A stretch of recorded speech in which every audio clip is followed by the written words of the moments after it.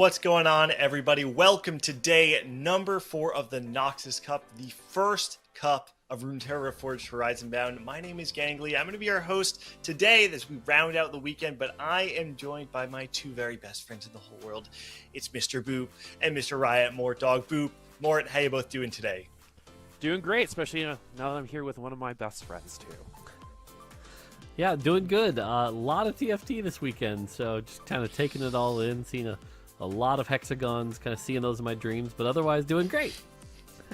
It has been a long road for a lot of the players that are going to be competing this weekend. But before we go too far, I do just kind of want to take a step back and talk about where we are today and how we got here as we pull up the format of everything that's been going on Noxus Cup related. Now, today we are on day number 4 of the Noxus Cup. But to get here, we had 3 other days of competition, starting with 128 players competing on the first weekend of competition, going all the way down to the top 32, who met up with 32 competitors yesterday.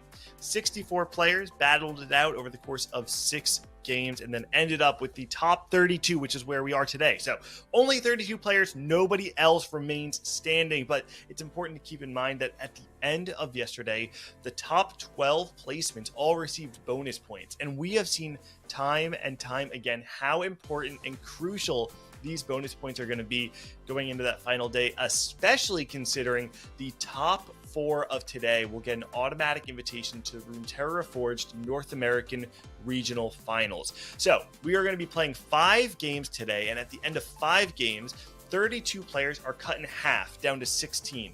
They'll play one more game, 6th game, and after that we cut in half one last time to the top 8, where they will play the final game of the day, the 7th game, and from there we will be able to crown the top 4 to find out who's going on to regional finals and who's going to be watching from home. It has been absolutely insane to see the last day of competition alongside of today, and what we have right now in front of us is the players who did not unfortunately advance to the 4th day of competition. And I say all that, Boop, but the what's actually just come out is that Asa, the top player of this list, who probably was feeling heartbreak of losing out on tiebreakers, has now gotten called in from the bench, has another opportunity to play because of a last-minute dropout. You have to feel pretty good if you're a player like Asa. Oh, 100%. Remember, we actually talked yesterday about what opportunity, meets preparation might look like. And this is it, right? The clouds opened up and you got an opportunity because someone else wasn't, is not going to be participating today. You get moved up and now you have to make something of it. And if there's anyone that can do that, Asa is definitely on the top of my list on someone who could accomplish that. Yeah, I mean, we saw it with YMDN yesterday, right? Getting the waitlist off the first weekend and then now ends up with bonus points going into today. We've seen it in set 8 where Malala made that crazy run from waitlisted after getting knocked out day 1 into that top 8.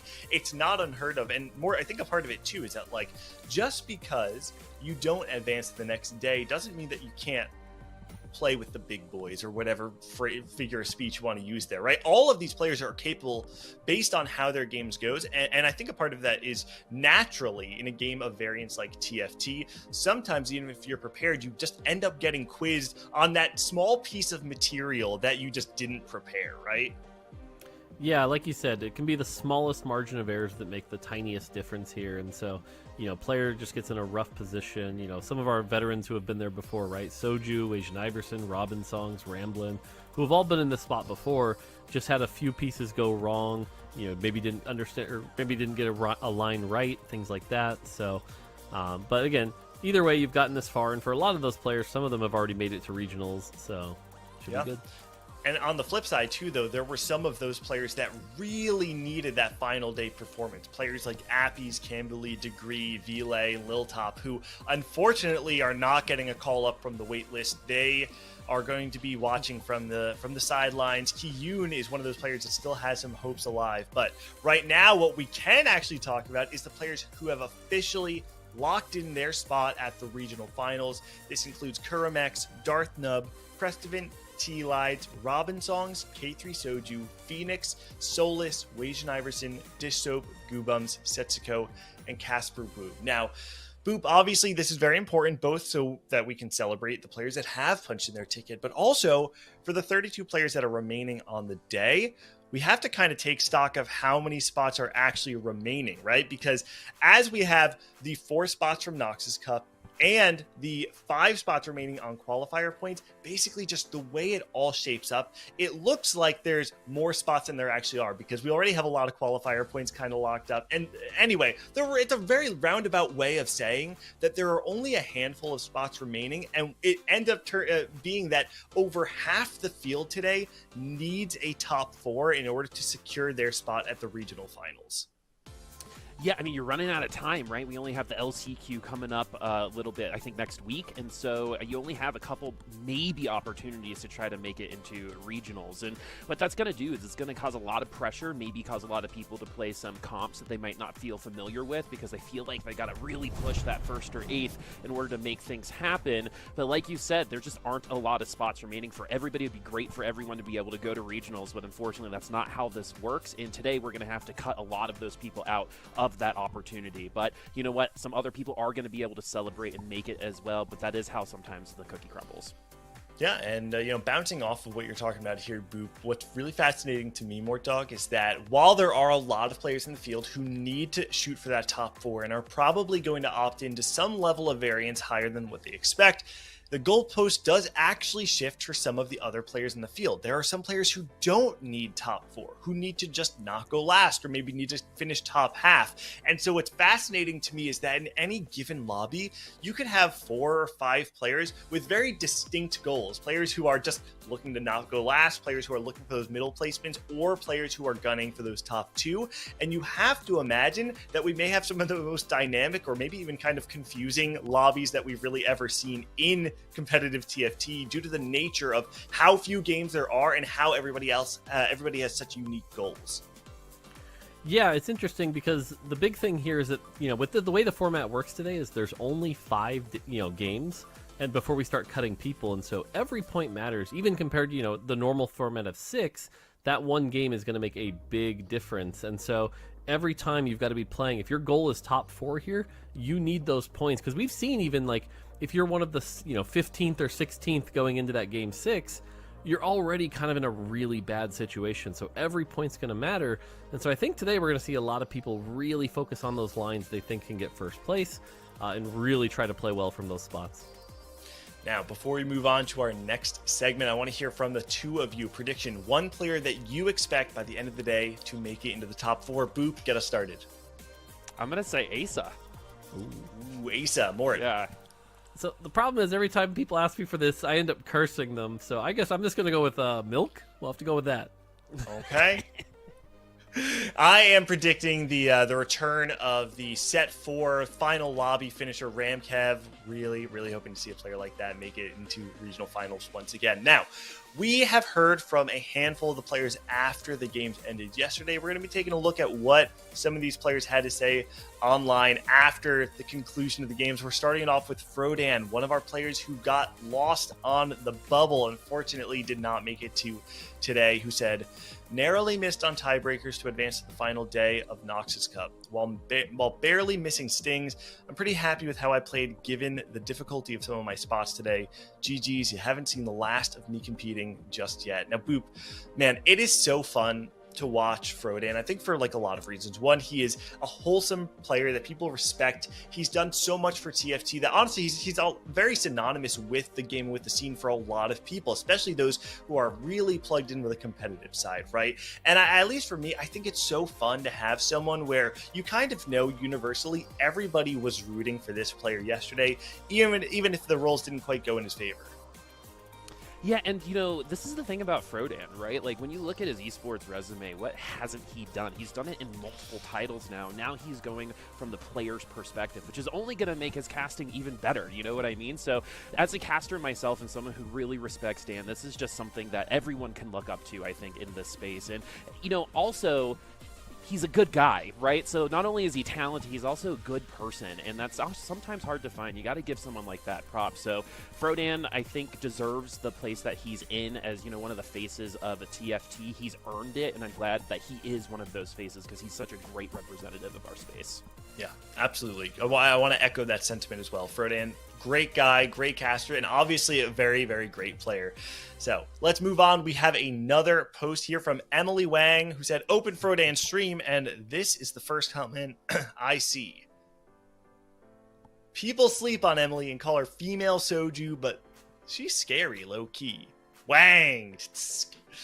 You guys will soon fear me and dish soap equally, Emily says. I will become the FPP, the female perfect player. Now, Mort, Emily is one of those players that has had a turbulent road in competitive TFT. She has had some low lows. She finished 64th, I believe, at the Freljord Cup, going dead last in the second weekend of competitive play, but also, quite frankly, is a beast. And she's had some really high highs, and it feels really cool to see her in this second weekend making a deep run in the final day. Do you believe in the path to Emily becoming the FPP?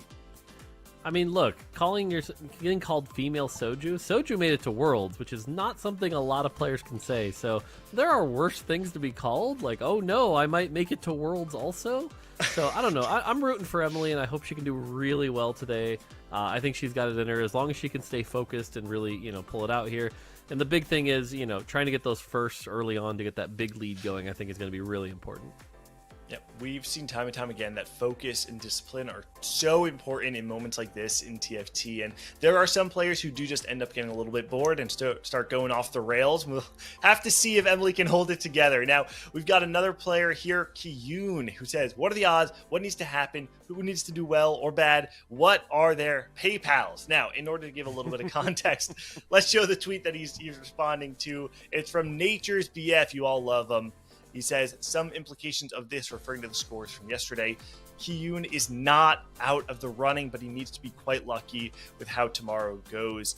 And then Natures goes on to talk about some of the other players in the field. Wajan Iverson, who is on that bubble of qualifier points, which is what we're all talking about right now. How Kiyun is on that bubble of whether qualifier points will get him into regionals. Wajan Iverson looks like he's sitting pretty. DQA, though, another one of those players that's sitting on the outside looking in. And what's fascinating here, Boop, we talk all the time about these players being in control of their own destiny, right? Mm-hmm. Kiyun yesterday basically needed to just not bomb out of the tournament, right? And I think we've seen this so many times at TFT where it's like, just don't go 8th, just don't go 8th, just don't go 8th, just don't go 8th, and you always go 8th, literally every time. And so you have to feel a lot of pressure, and quite frankly, it has to feel a little bit horrifying if you are Kiyun now watching this day play out, because you're no longer in control.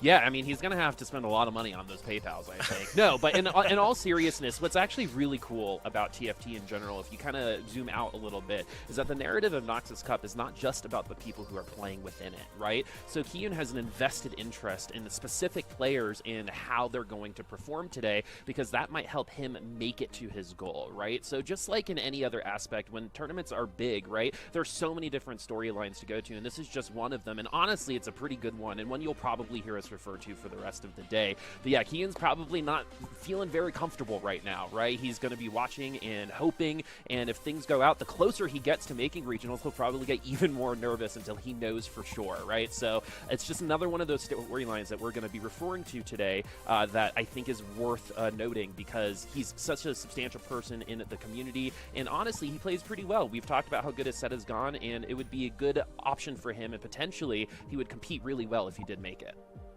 I want to reiterate something that you said there, which is that the storyline of TFT is not just the players competing today. I think that's such an important, beautiful point that it's really important to recognize that, right? I mean, there are so many people on the outside looking in right now. DQA, Connors, me, Kiyun, and on top of that, all the players who have already qualified. So we'll have to see how all that plays out. But, Boop, Mortdog, I'm going to say goodbye to you, and I'll see you in a little bit for game number 2 on the day as we bring in our next casting pair.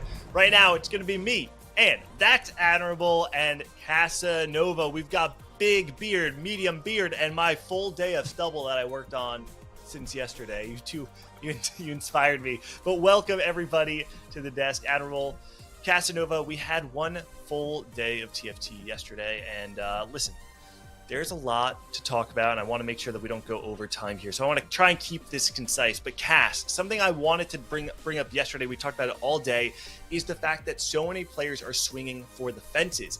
And in addition to that, we have these bonus points, right? Going into today. I want to just make it clear, 8 of the 12 players who earned bonus points from yesterday are in need of a top 4. If I had to put my money on the players who are going to get that top 4, you have to imagine that it's a pretty safe bet that those bonus points are going to come into play. Yeah, I mean, who I'm looking at immediately is Roby Van Knoop, right? He's got 3 bonus points coming in. This is somebody who almost made it to Worlds in set 8, right? Just barely lost out in the LCQ to make it to Worlds. Was just 1 placement behind. He ended up getting 2nd place, and historically, LCQs, the top 2 made it, but this one, only top 1 made it, so Roby barely missing. He's been a player in North America who's been good for a long time. He's always kind of close to those top results, but barely missing out on those big finishes, and now he's got 3 points coming in. He's always been great at capping boards, so if he has to play that first rate style, I think Roby's a good person to bet on when we end up in those kind of tournaments. And on the flip side, Nathan, there is one player in this field who really needs to just not go 8th. We saw yesterday with Kiyun. This time around, it's Liquid Replay, who is really just looking for a 28th out of 32 or better. That's one of those things where it's like, you know what, you have a safety blanket, you have to feel good, but also it's a little horrifying when you know that all the odds are in your favor, and if it all comes crumbling down, it starts to crumble down very quickly.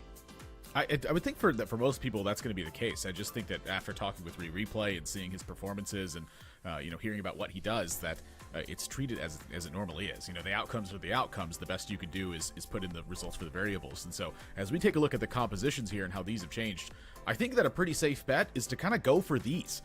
We've been seeing these compositions really stack up and work pretty well. If you just need to not go bottom 4 of day 4 here, why change up your gameplay and do something crazy? We're talking about how many players need to make it into top 4. They're going to have to be playing risky play styles. There's a reason that style is called first or 8th. It's because some of the players are going to go 8th. If they're automatically finding themselves in those bottom 2 spots, do exactly what you do. You're going to be not finding yourself in those bottom 2 spots. You're going to be finding yourself 3rds, 4ths, 5ths, that sort of style. But honestly, if you can go 5th for the whole day, that feels like a great result, all things considered.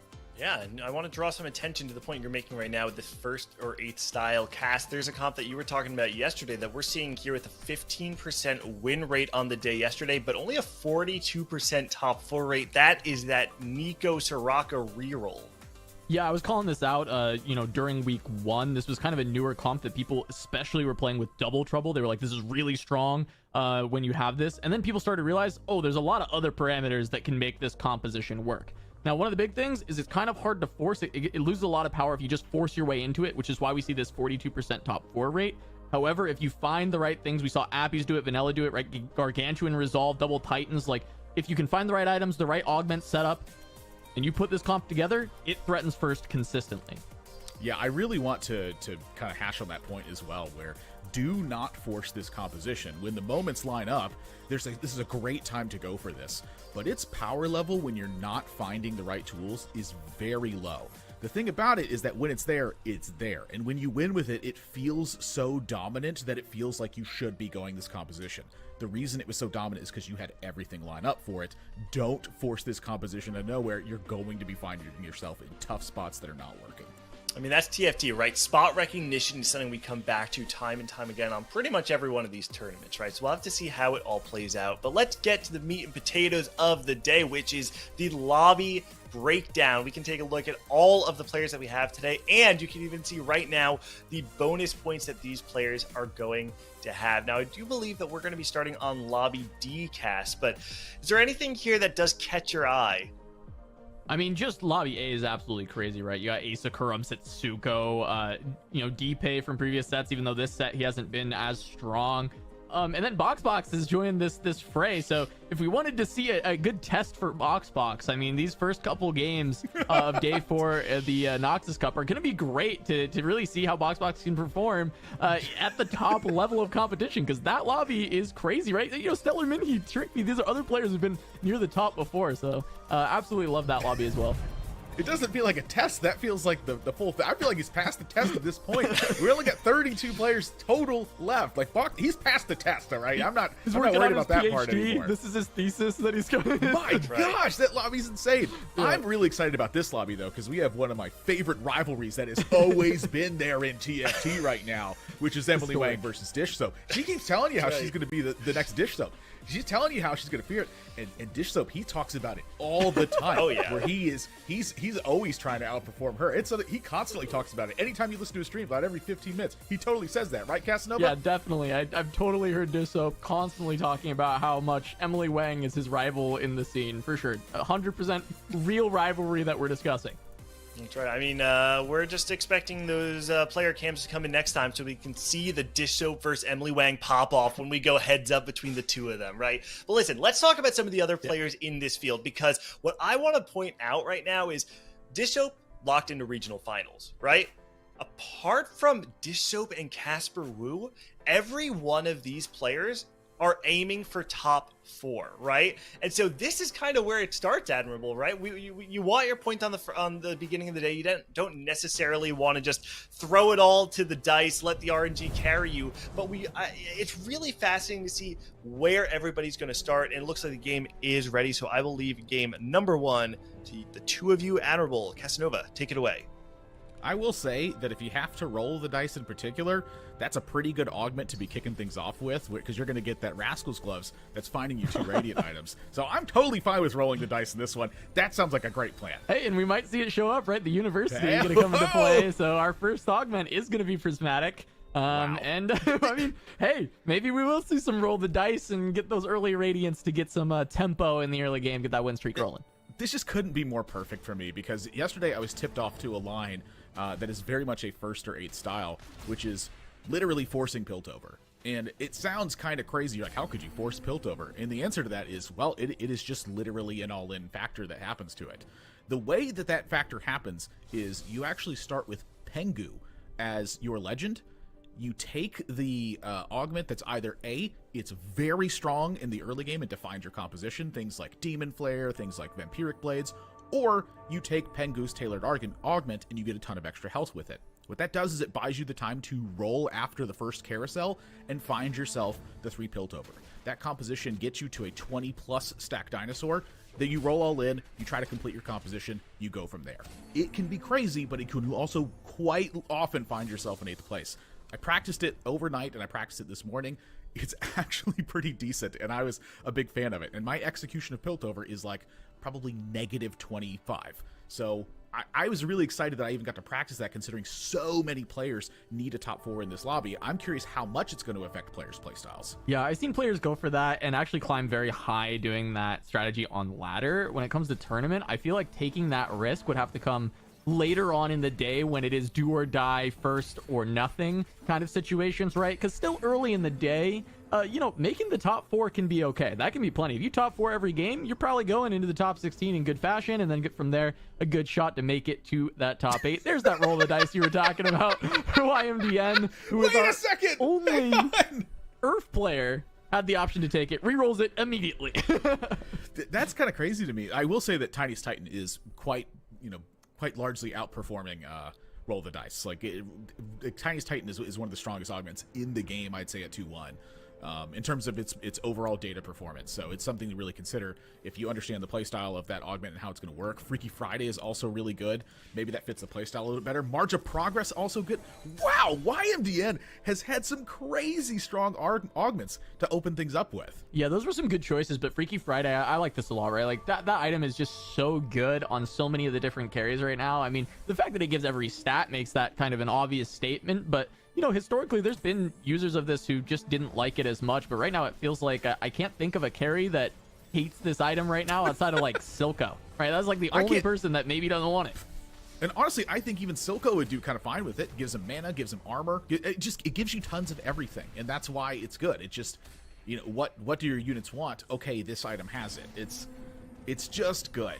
I honestly, if I could replace every single one of my items with the Infinity Force, you would probably just win every single game that you had, or be top 4 in those spots. Either way, I'm taking it. YMDN got into this tournament off of a dropout in day number 3, and has found himself now in the top 32. Looking at learning TFT's spot, I'm feeling like he's learning it pretty well, because I am liking what I'm seeing here. It's a golden ticket and a Graves with the Titans. I'm seeing double, I'm seeing quadruple, I'm seeing octuple at this point. There's 3 double troubles in this lobby. There's me, first or 8th, Casper Wu, Dish Soap, all on double trouble. Nico is the primary line for this. I don't think it's going to support 3 players trying to go for that double trouble Nico, so we might see some creative double troubles that we've not seen much of show up, because that's what happens when there's a prevalent double trouble line. When someone gets it, they just go in that direction. They just go towards the Nico, but now there's 3 players that might be contending for that. Yeah, it's a really cool one to me, because I think that there are multiple lines you can go, but how willing are players to actually contest each other in this? The Nico line is very strong with it, it's very apparent, but so is Rogues, and I've even seen Noxus have a lot of success as well, where you reroll for Cassiopeia, you reroll for Samira, and you find yourself with an enormous amount of damage in your backline that focuses on mowing down a single target. So I'm kind of curious to see if each player is going to try to contest each other, if each player is going to go certain one, or if one of them is going to, take the bailout and go, I guess I have to go a different direction with it. I'd be really curious to see that. And over at Robo Van Knoop's board, we're seeing 2 tomes on the opening here. What do you think of this, Cass? Yeah, Bruiser and Slayer. I mean, this is pretty solid combination. Going towards the vertical Slayers, play towards your late game Mordekaiser. We saw the success of Mordekaiser. Yes, it was mostly with Noxus as the trait, but also 6 Slayer is a very strong way to play him. And that Bruiser will link up with the Rek'Sai that you play within the Slayer line as well, to just at least get you that 2 Bruiser online, give some extra health to your team. So this is a pretty solid combination. I wouldn't say it's looking like one of the strongest combinations, but it's very reasonable, and they do link up together, which I think is exactly what you want when you grab both the tomes and pop them early. Yeah, sometimes you kind of have to look past one of your tomes as well. One of them is just not going to fit, or it's not going to work very well. It's kind of like the power of 2 of them, in my opinion, is that you're not always going to get perfect stuff off of this. And so when I see a Slayer one, another one I think about is just Demacia. You have a really easy way to get 4 Slayers in play with what you have there. It's not that Demacia has trouble with that, but Demacia can also stack up and find themselves even something bigger at some stage in the game. So I'll be curious to see if that's even on the consideration for it. Sometimes you're not always going to get the perfect roll, so you have to figure it out in the meantime. So when you look at the items here, I'm seeing a Pandora's items come up that can really change a lot of things. Emily Wang with Birthday on that one, so that you're just playing for tempo off that one. I feel like that this augment can be really powerful, but also can be really not. Oh, it can certainly miss, right? But at least, no matter what, you are getting that 2-star unit. So there is power, and you get the tempo right away on that level up. So it can always make the level up, worthwhile, right? Every time you push a level, you are going to get stronger because you can play a 2-star unit, right? Even if that unit isn't what you want, it's still a 2-star unit, and you're, leveling up just makes you stronger baseline. It's just going to happen, which is why it's such a great tempo augment. I'm seeing 20 gold. I'm seeing 2-5. I'm seeing Birthday. I feel it in my bones. I don't really know why. I feel like baby. Go to 0? Go to 0 and play the unit. I mean, if Emily thinks that she cannot win, that is an option, right? She wants to hold on to this streak. She's at 100. She's streaking. Feels like her pool is weak enough for her to win, so she decides to not go for that level up. Of course, that would just completely hamper her econ for a large portion of this early game. So if she can win without doing it, it is infinite better. And it looks like this win should come through. Gets through the entire front line. So Emily's still strong enough to win. Has 20 gold, full streaking, 1 more win, and she gets to full streak into Krugs in this game. Taking Birthday, that's exactly what you want. I'm feeling like something of a big note is when you see the player's legend, when it turns into the target dummy very quickly from the spectator point of view. What that means is they're actually scouting across boards. So Emily, I think, is looking pretty closely at all the boards there and making sure she doesn't have to do anything crazy to keep a streak going. Because when you have that Birthday augment, it's important, I think, to just keep that streak going. The moment it steps away, you lose a ton of value, I think, of what Birthday Present is trying to do. So you have to be aggressive, and you have to recognize your spots. It's very, very attention heavy with how the augment's performing. Me First or 8th here, very much living up to that right now. Selling away everything. Oh, Dish! Oh my gosh, Dish Soap! Dish got him! Oh, Dish Soap! Dish Soap found it. Holy Says, hey, smokes. I'm down to sell everything. I think Dish said, I see you're playing Rogues. I'm playing Nico Soraka. Here's my 1 Soraka. I don't need anything else. Wow. I'm just going to go for the lost streak and stop yours. And Dish is able to do so. So Dish Soap going to get that lost streak into Krugs and barely takes a loss because Me First or 8th only had 2 units on the board. So it's a good loss at that. Emily takes a loss. Oh, Emily didn't get the streak. Ashmu turns around to a 3 streak at 98. Emily leveled and lost. She was at level 6. Ooh.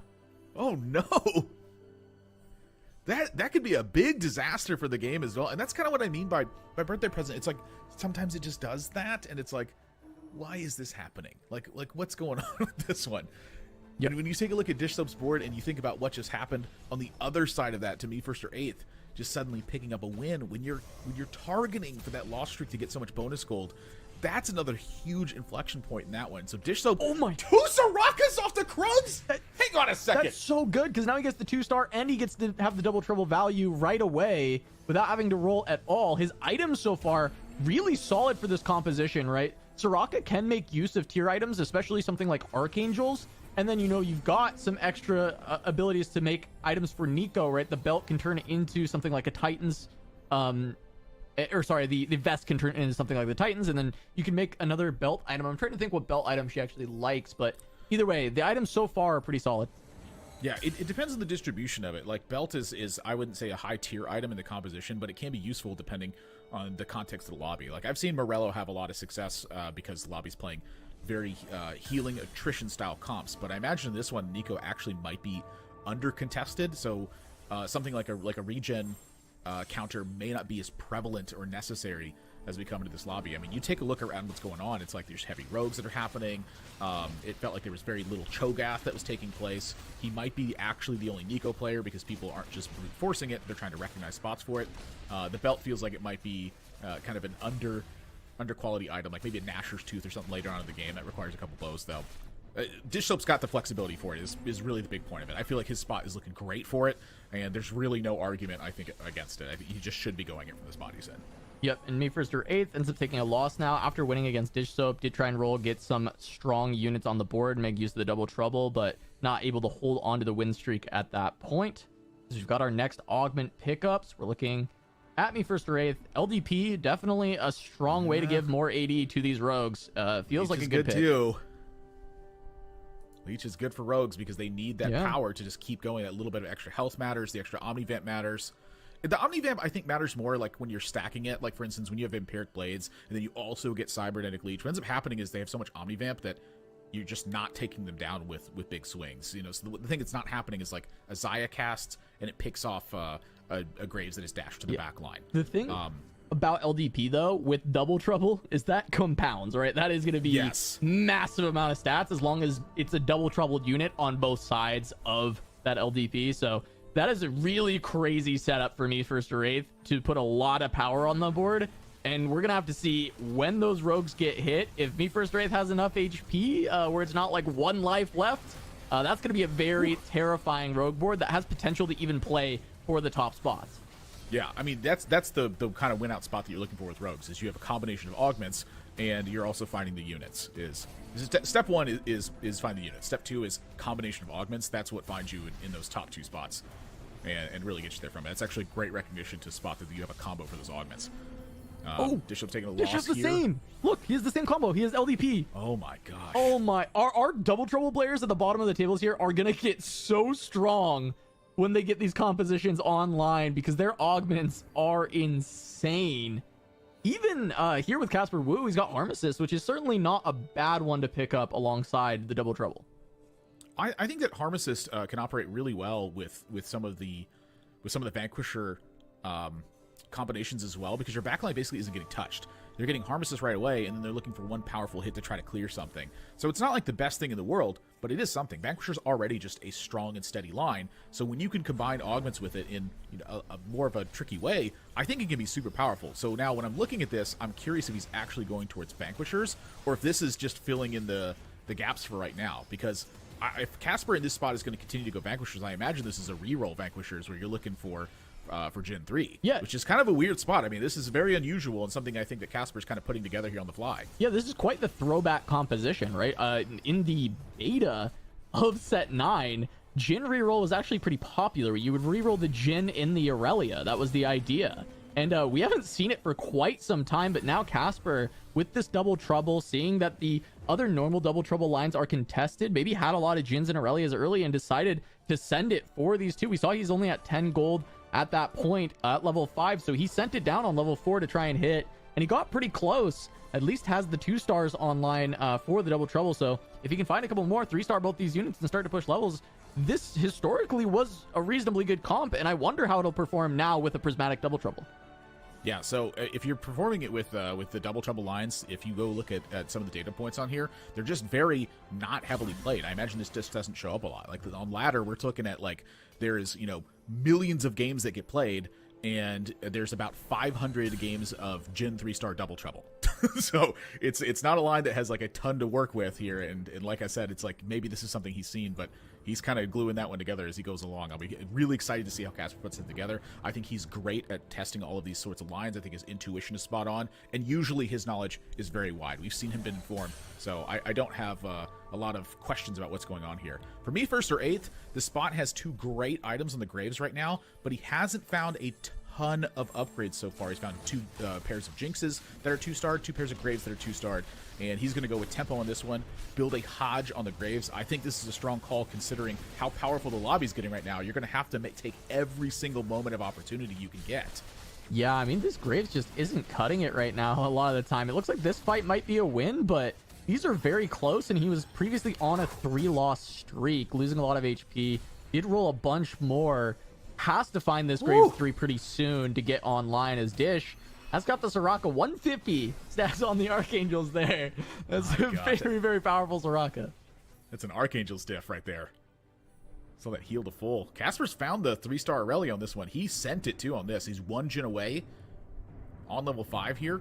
Yeah, he does. It's to me, it's quite clear that he understands the line. He's even going to continue to roll into because 0. he sees the lobby improving even more. Like, this is, I think, the right call for this one. I don't think the success rate is super high here, but it's got a high payoff when it does succeed. And I really think that's the difference between seeing players who are strong at executing these kinds of lines and seeing players who succeed very often doing this. They end up on the top of the spots, is they understand when they should be taking these enormous risks for something that just has a serious payoff to it as well. Oh, this is going to be very tough. Dish Soap is contested by Learning TFT, but Learning TFT has golden ticket. So the units are likely going to be heavily in favor of Learning TFT finding those quickly, whereas Dish Soap had a very good setup with the augments, but might have trouble 3-starring Nico and 3-starring the Soraka because the units are contested by a golden ticket player. Yeah, I'm curious if Nico is going to be something that they're super focused on the other side versus finding a lot of Invokers. The Jeweled Lotus, I certainly think, gives you a lot of incentive for, kind of just taking that line in general. But it could be a different line. They could just be putting things together at the moment here. The fact that they're at 6, at level 6 with low gold tells me that they are looking for those Nikos as well and just perhaps haven't found them yet. Yeah, there's the 2-star Nico. They had a Nico with the Titans already. They had the pair, and they just picked up one we see on the side there. So I think it feels likely that that's going to be a commitment towards that composition. But as you said, might look to fill out the Invokers a little differently, recognizing contested with Dish Soap. So maybe 3-starring some units that maybe you wouldn't be chasing regularly, but you know that you're going to have an easier time hitting while contested. Yeah, Karma can be a great choice for that. I've seen Karma absolutely pop off when she's 3-starred early enough. And the way that this lobby is shaping up, it looks like just as much power as you can get right away might be the ticket to not finding yourself in a bottom 2 spot. We're seeing some players go out some pretty crazy lines to try to get things done. Casper finds the 3-star Jin on the sidebar there. That's a huge find for him. I feel like if it wasn't here right now, it probably would have been doomed. Ashmu's going to keep rolling on this one. Finds an Ahri, but Ahri is of little use right now. Finds the ward. That's a big There one he right is. there. There it is. Double RFC for this one. One of them's a Radiant RFC. Ashmu's board just went up about 6 times more in power level, I think. Oh, yeah. I mean, we saw the stats at the start of the day, right? 65% top 4 rate, close to 20 to 25% win rate with the 5 to 7 Noxus Mordekaiser, right? We're already set up with the early Noxus. Ashmu probably has a couple of stacks already. Has a Radiant RFC alongside a second one, but the Radiant RFC is crazy for this unit. So just finding one more, big AP item for the damage and then 2-starring that Mord, and Ashmu is going to be insane as Me First or 8th going to take a win over Casper. It looks like the Double Trouble Rogue's doing a little better than the Double Trouble Jin. Yeah, Ashmu's board still finding a loss there, but it was against YMDN, who I think is actually one of the more powerful players in the lobby right now. Social distancing offered as well for this. Harm Assist offered, United Resistance, Total Domination. There's so many good things here, but I think the thing that was really lacking for Ashmu was frontline. We saw the Mord get collapsed on, and that was really one of the big differences here. Get Mord the time, and usually he's going to find the damage for this. So I think that the call could have gone a lot of different ways here for Ashmu. They're going to settle on the front line. resilience, and I think that this could be a big payoff for him. Maybe he's even recognizing that, hey, you know what? I probably can't win this lobby with the power that's going on right now, so let me just try to climb myself up as many spots as I can. 60 HP is not a ton to work with. Your economy's not great. Your items look pretty good, but they're not fantastic. Like, you know, you're not going to screenshot this and send this to your friends and be like, hey, look how crazy this spot was. You don't even have a pair of boards yet, so just to take whatever you can get, I think, at this spot. I think for Ashmu, recognizing that you're not in a first place position is probably a pretty good call. Oh, and Dish Soap found that the Bastion augment, I can't remember the name, Morning Light, is that what it is? Yeah. Being able to pick that up for this comp for the Nico, but realizing that, hey, Nico's contested, and so he's actually put the normal Nico items onto a Shen, who is still going to get a lot of value out of that AP, and the Titans to get big shields, and focusing mostly on the Soraka. I'm sure Dish is going to be looking for Soraka items first, has that 3-star, and that's going to be the main carry, and then you just focus on the tankiest front line imaginable, which right now is playing 2 Shens. Yeah, well, the other thing that's happened here, too, is that Morning Light has opened up just a different line. You know, this is benefiting all of your Bastion units. You don't need to have Nico suddenly to have this line open up. Actually, one of the more powerful things you can do is now start taking your Shen and move into some Targon units if they're able to show up. Like, levels actually might be the more powerful thing that Dish Soap can take right now. If Nico's contested as well, that's a great find because now you can stop going that way. You don't have to get the Nikos in place. It really is little opportunities like that make huge differences. Most players there, they're going to see Morning Light, they're going to take it as well. You're playing a Bastion line. But I think a lot of players are going to still continue to focus on Nico, and I think that's one of the big differences that makes Dish Soap stand out. He just seems to know everything already. Like, I'm able to sit here and look at data while they're doing this. I'm seeing it a couple seconds ahead of time. I get a 5-second buffer from Casanova saying something. They're playing live right now, and they're scouting around everything and trying to cobble this together while they're in a competition, okay? It's a lot easier for me. Well, and meanwhile, I mean, look at Emily Wang put together a 4 Vanquisher, 4 Juggernaut board with LDP and United as the 2 combat augments alongside Birthday Present. That's pretty solid. Emily's got a great board. She's HP leader right now. If you look at her board strength, 56 gold in that board compared to the next highest at 44 on Dish's board. Emily's in a really solid position, and you know, usually Vanquisher's a very contested line. All these double troubles, all these reroll comps has opened up Vanquishers, and yes, it's contested by YMDN, but Emily has found 2-star on both her carries. She can just push levels now. It's also not contested by 5 players in the lobby right now because people had distinct lines. Vanquishers is powerful because it's a great line to default to. But everyone has direction already. It's like, I guess I'll go Vanquishers. No one else are buying them right now. This is fantastic. Something I want to point out, though, is the gold count of the players in the lobby. You notice that nobody has like 50 gold and they're trying to just go all of a sudden. Everyone has spent their gold. Emily got to spend it differently because of Birthday Present. Leveling up is a big incentive. For everybody else, though, this is 30 gold or less. They're having to get more powerful because that's what everybody is pushing. If you're sitting around saving up your gold, you're going to be saving it for next game. Yeah, it's the aggressive reroll comps just pushed the lobby tempo so much. Everyone had to catch up to these double trouble rerollers. Woo! And there we go. There is a rogue 3-star Jinx in this spot with the double trouble and the LDP. Sharing with the Graves. This is an incredibly powerful Jinx. Yeah, I think that other people are going to be sharing some of the Graves here as well, because me first or 8th here is probably going to start sending some folks there. This is a very strong board to go up against right now. Unified Resistance is going to make it a lot harder. There's also an LDP on the other side. This is a fight here, but let me tell you what, Graves looks like he's taking negative damage right now. Yeah, I mean, look at the Neela trying to jump around, get some shields. It's not quite enough, but the Graves holds on. The bleed takes down the Xayah. And I mean, this does go to show the strength of Emily's board, though, because Need First Wraith just hit and hit hard, right? Rolled to 0, has 2 3-stars online with the double trouble LDP, and it was a 1-unit loss, and it was relatively close. Xayah bled out. She was able to kill off the unit that was fighting her. If she just had a little bit more HP, a little bit more regen, she might have been able to take it to Graves at the end. So Emily still has item slots to fill out on those carries. There's a lot of strength that can be added into that comp. I don't know if you looked around when we were scouting some of the boards here as well. It is crazy what players are putting together right now. Like this, this is the kind of lobby I love, when people don't have time to just sit around and they have to go, and they're like, I have to go right now. It's like a lot of this got decided early on because of augments, but for the players that didn't get decided on, they're having to spend all of their gold and make it as strong as they can, and you're like, what do I do? You just don't have the time to think. You have to go. So it means you have to know. The preparation was everything.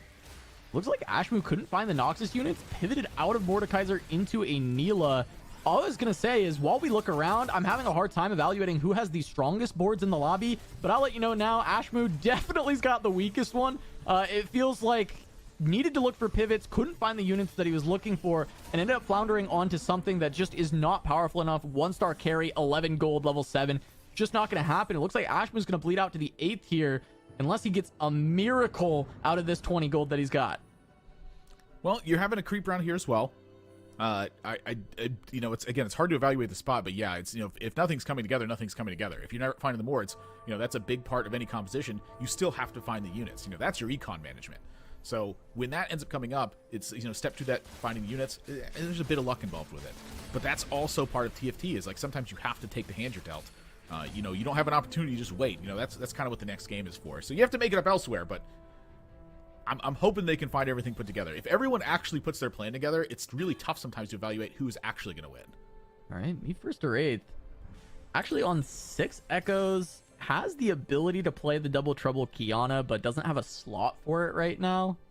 Trying to figure out what would be the best level 7 in, right? Is it going to be another Echo or another Kiana? Probably another Kiana, right? It's the 3-star Kiana you're giving these stats to. Yeah.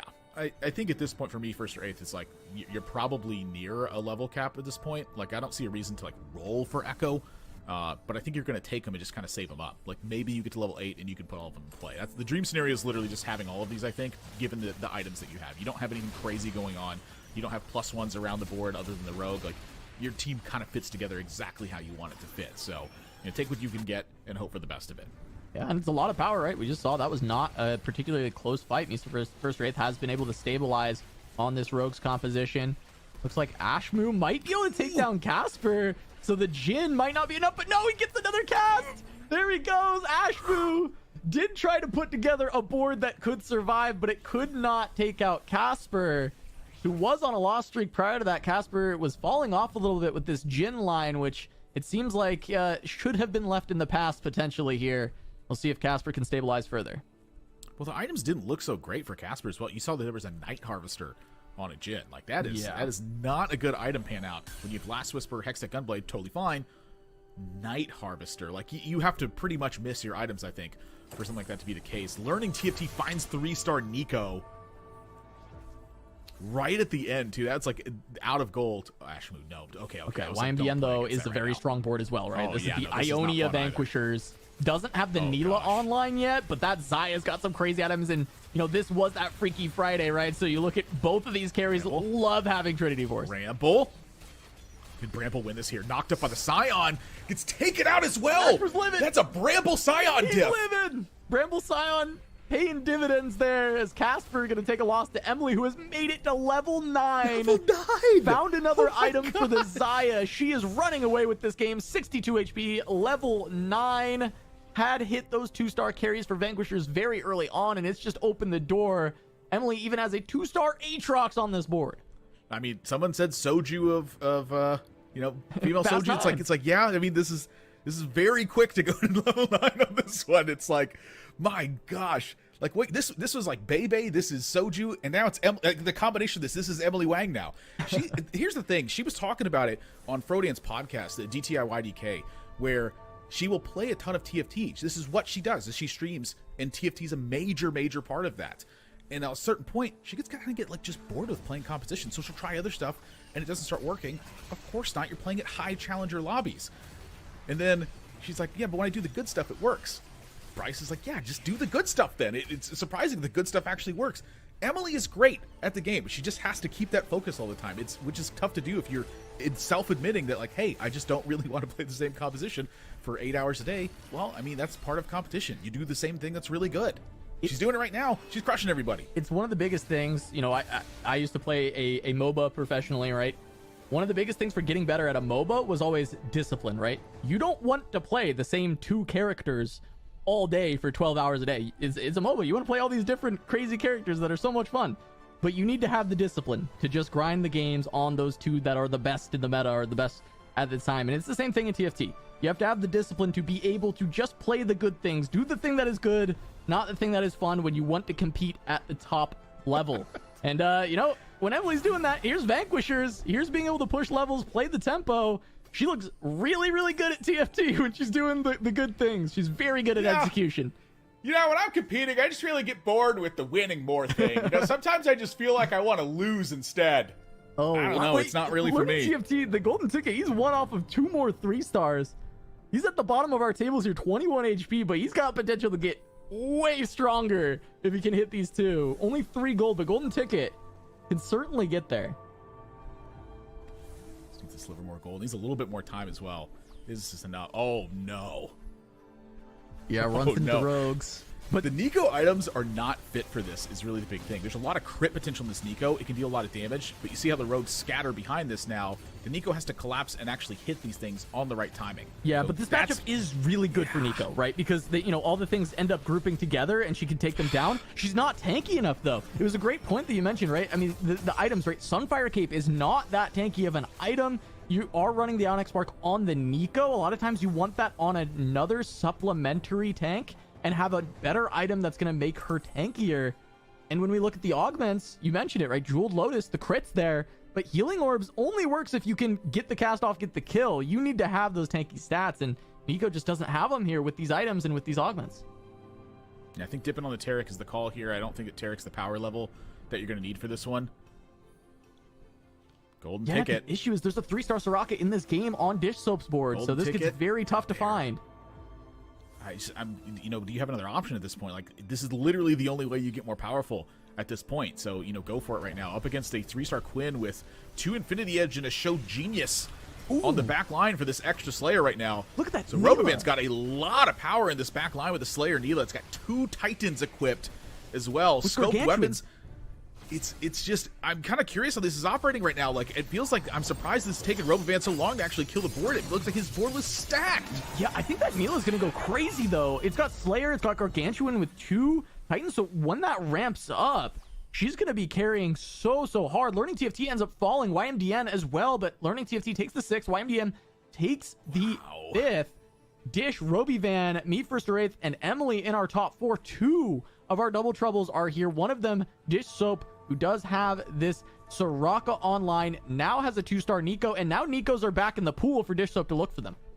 Yeah, I think that Casper got pushed into a weird line with what he had. I think he took something that was completely uncontested, that he knew was okay, and got outpowered by the rest of the lobby. The power level of this lobby right now is super high. This is one of the things that I think has been really tough about this set to grasp, is that almost every single one of your teams feels powerful, but no matter what can happen, your teams can just keep getting more powerful, and other people can outscale you to huge degrees where you're kind of left wondering, like, well, how did that happen? Like, I felt like my team was pretty good. And that's pretty much just what's happened in this lobby so far. Everyone has got a super stacked team. Yeah, I mean, we're looking at Me First or 8th on an 8-win streak right now. I mean, we talked about early game. This is the way you can get a setup for rogues to win a lobby. You've got the LDP alongside the double trouble. All those doubles are troubling right now as he runs into the other double trouble player with LDP, that is Dish Soap. But Dish Soap has significantly less 3-star units. We'll see if that Soraka can live, but Graves is on top of her right away. And this 2-star Nico, while having phenomenal items, probably will not be able to stand to the damage that this Graves can pump out. No, he cannot. Dish gonna take a big hit, gonna fall very low. He's got a little bit more time to try and roll down and find maybe another 3-star to balance this out, as finally Emily Wang has been dethroned from that top spot of HP. Honestly, given how like weak Dish Soap's team is, all things considered, this is pretty good top 4 so far. Like, he doesn't have 3-star Nico. His items on Soraka, they're not bad, but they're kind of, I'd say they're kind of scuffed for what Soraka normally wants to have. This is like long distance pals, double trouble, morning light, really bringing a lot of this team together right now. It's kind of recognizing that all of these augments work together, because he recognized this line pretty early on. The double trouble really brought this home pretty easily, I think. But even without double trouble, I think he could have found himself in a great spot with, morning light on the second augment instead. There was a lot of different ways it could go. So the double trouble spelled out the rest of this line. He was contested by another player. I think this is a pretty great top 4, all things considered, because he started slamming items really early on and was like, let's make the most of it. Yeah, I mean, let's see. This fight is very close against Emily Wang, who has gone to level 9, has a 2-star Aatrox, 2-star Heimer. Fight's still pretty close, but it does look like at the end of the day, Emily's going to be able to push through there. Soraka's getting some big heals out, but the Mana Reeve's still around from the Ahri. It's going to be plenty of damage there as well.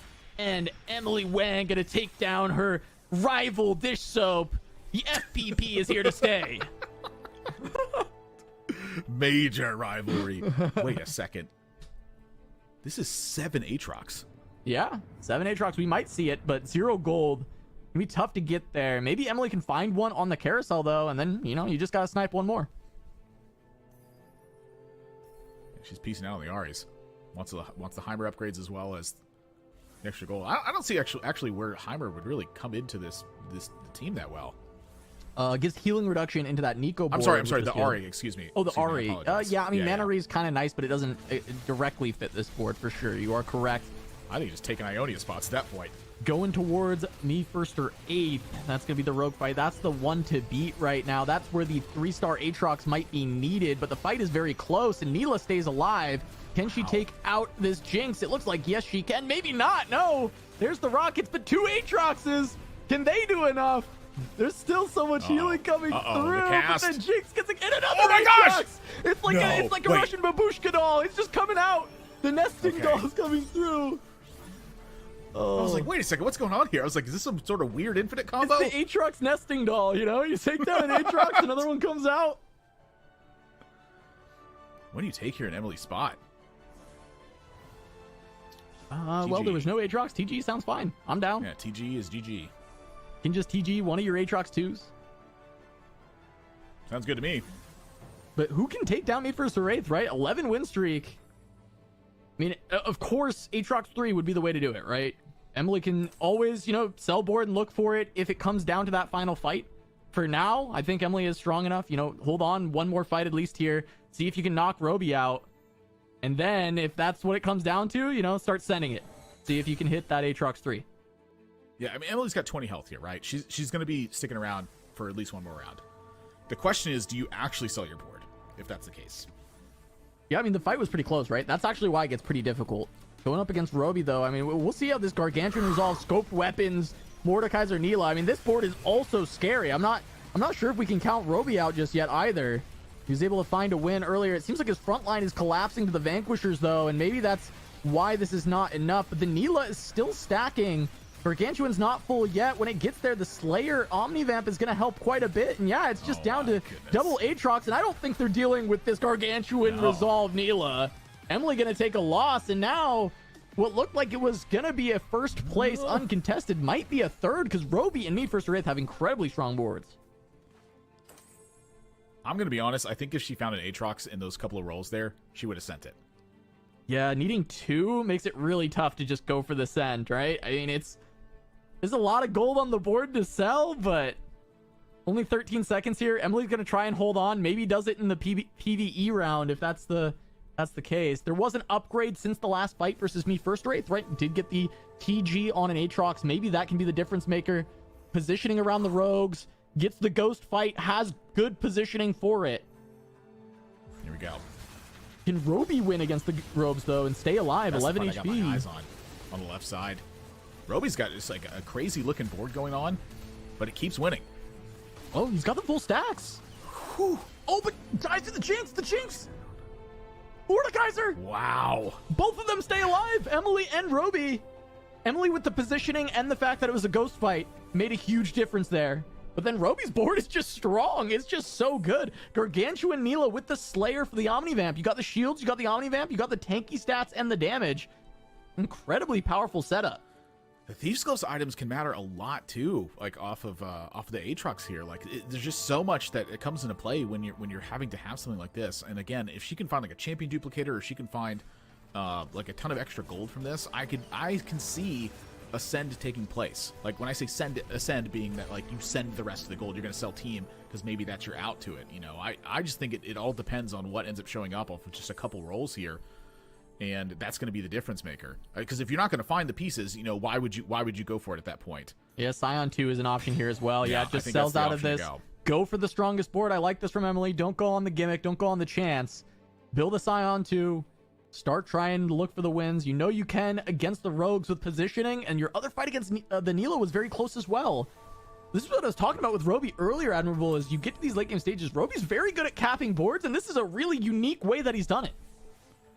He just sees the game, and it's something that's really different with when you have that thought on it. My eyes are on the right side right now. Yeah, me It's the ghost board versus the non-ghost board. This one is currently the non-ghost board. How much of a difference is there? A lot of rogues hanging on just by the skin of their teeth right now. Heimer turret, Neela's still alive with the Heimer turret as well, so that's going to buy a ton of time. Yeah, the healing reduction actually massive in this spot, and Emily holds on, wins the fight. Roby does as well. Everyone's still alive. 7-2, 3 players remain. What is going on? This is just a crazy nail-biter of a game here. And so Emily, really low incentive to roll. Like, what can you even find that does anything at this point? You're just kind of hanging out. So positioning is everything right now. Yeah, I mean, we saw the positioning against the Rogues last time. Now, considering the fight against Roby, fought the Ghost, then fought the real board. Now has to watch out for Roby. This is the Slayers. It's going to be the fight. Emily set up the positioning for this. This was the plan, but you have to split your carries because of LDP, which can hurt a little bit with the focus fire. We see it's a very close fight between the two. Sion gets the knockup on both carries, delaying the stack of that Gargantuan. Heimer grenade follow-up. The stacks are almost there, though, and finally, Neela goes down for Emily while still alive for Roby. Xayah, can she put out the damage? It looks like she cannot, and it's just down to an Aatrox, which cannot do enough, and Emily will go out in third in this game as Roby Van Knob has found this very unique Gargantuan scoped weapons Slayer Neela line. It is crazy to me that 7-2, 3 players were alive, and it was still that close at the very end. Like, that is crazy that it gotten put into place. So for Emily there, getting to 9, secured a top 3 spot. The crazy units on board, that secures a top 3 spot. But frankly, the augment power level is so much different for the other 2 players. They have 3 augments that are contributing to combat. Emily had 1 that was contributing to tempo. The tempo is supposed to buy you that advantage. That's why she was top 3. The other 2 players, pure combat on the augments right now, and they're going head to head. Yeah, and I mean, there's a 3-star Echo. I don't know when this was completed, but that is even more power for me first or 8th. Just comes down. It really is this Neela, right? Gargantuan Resolve is so massive when you get to slam 2 Titans. Neela is the last one left very early this time around, so it might not be enough. But look at the healing from the Slayer, the shields, a couple more autos, but the Jinx has it. Takes her down, and now it's just an Aatrox to get cleaned up. And me, first or 8th in this one, is gonna go first. Wow. The power of double trouble in this lobby was massive. The power of combat augments in this lobby was massive. And this is one of those differences that gets made when everyone has their lineup shaped pretty early on and they know how to follow through on the lines. Everyone has to spend all their gold, and the game starts going very quickly, except for the players whose compositions are dominant versus what the other players are doing. Can I just say that if I made it to 7-2 and went third, my day would be ruined. So good on Emily Wang, because you know what? This is where the rubber meets the road. This is her chance to show that resilience, but so much went on in that game. I want to point out that in that top 3, all 3 of those players were in that grouping of players who need top 4 to go to regionals.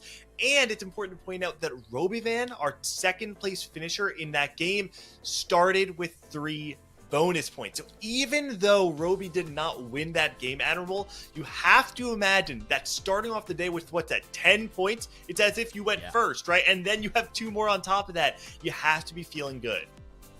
Yeah, I mean, honestly, I think that if you're just in this lobby in general, I would feel pretty darn good about what happened there, despite the results in it, because I think that everyone executed their line pretty well, and they recognized their spot pretty well too. You know, I feel it for Ashmu a little bit there, because it looked like that the roles were just struggling a ton.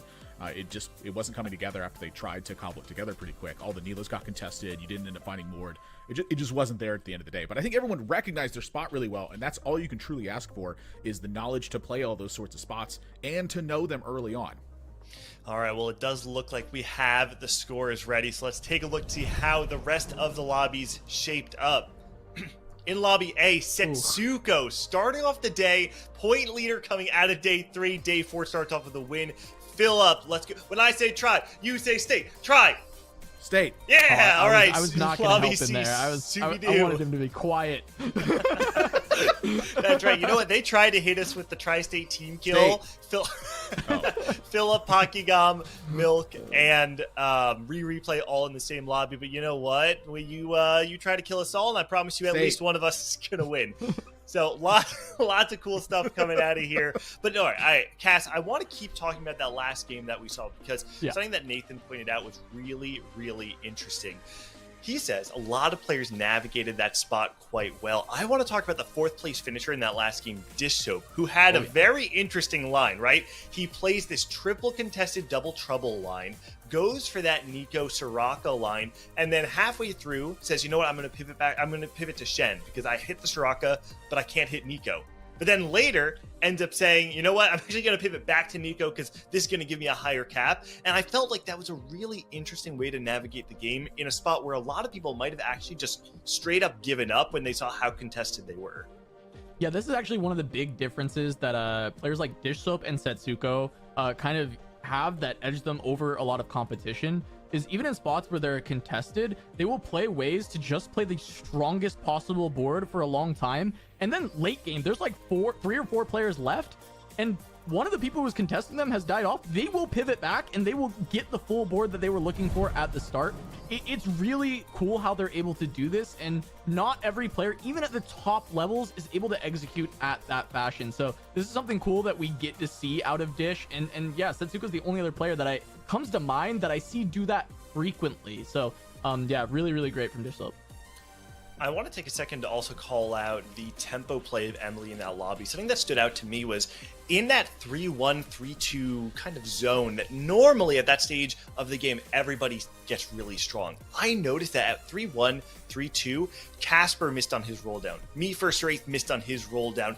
Dish Soap missed on his roll down. And because Emily was not actually punished in that inflection point of the game, that 3-2 through 3-5. She was actually able to hit level 8 really quickly. Admirable made a great call out that the board value was 12 over anybody else at 4-2.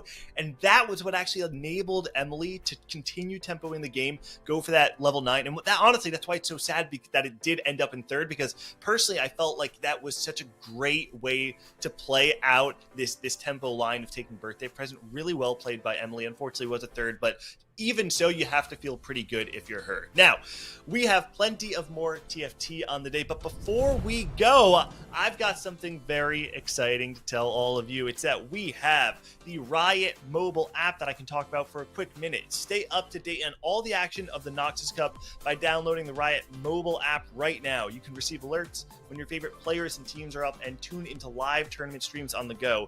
You can keep tabs on the scores and turn on spoiler-free mode if you want to catch up on games you might have missed.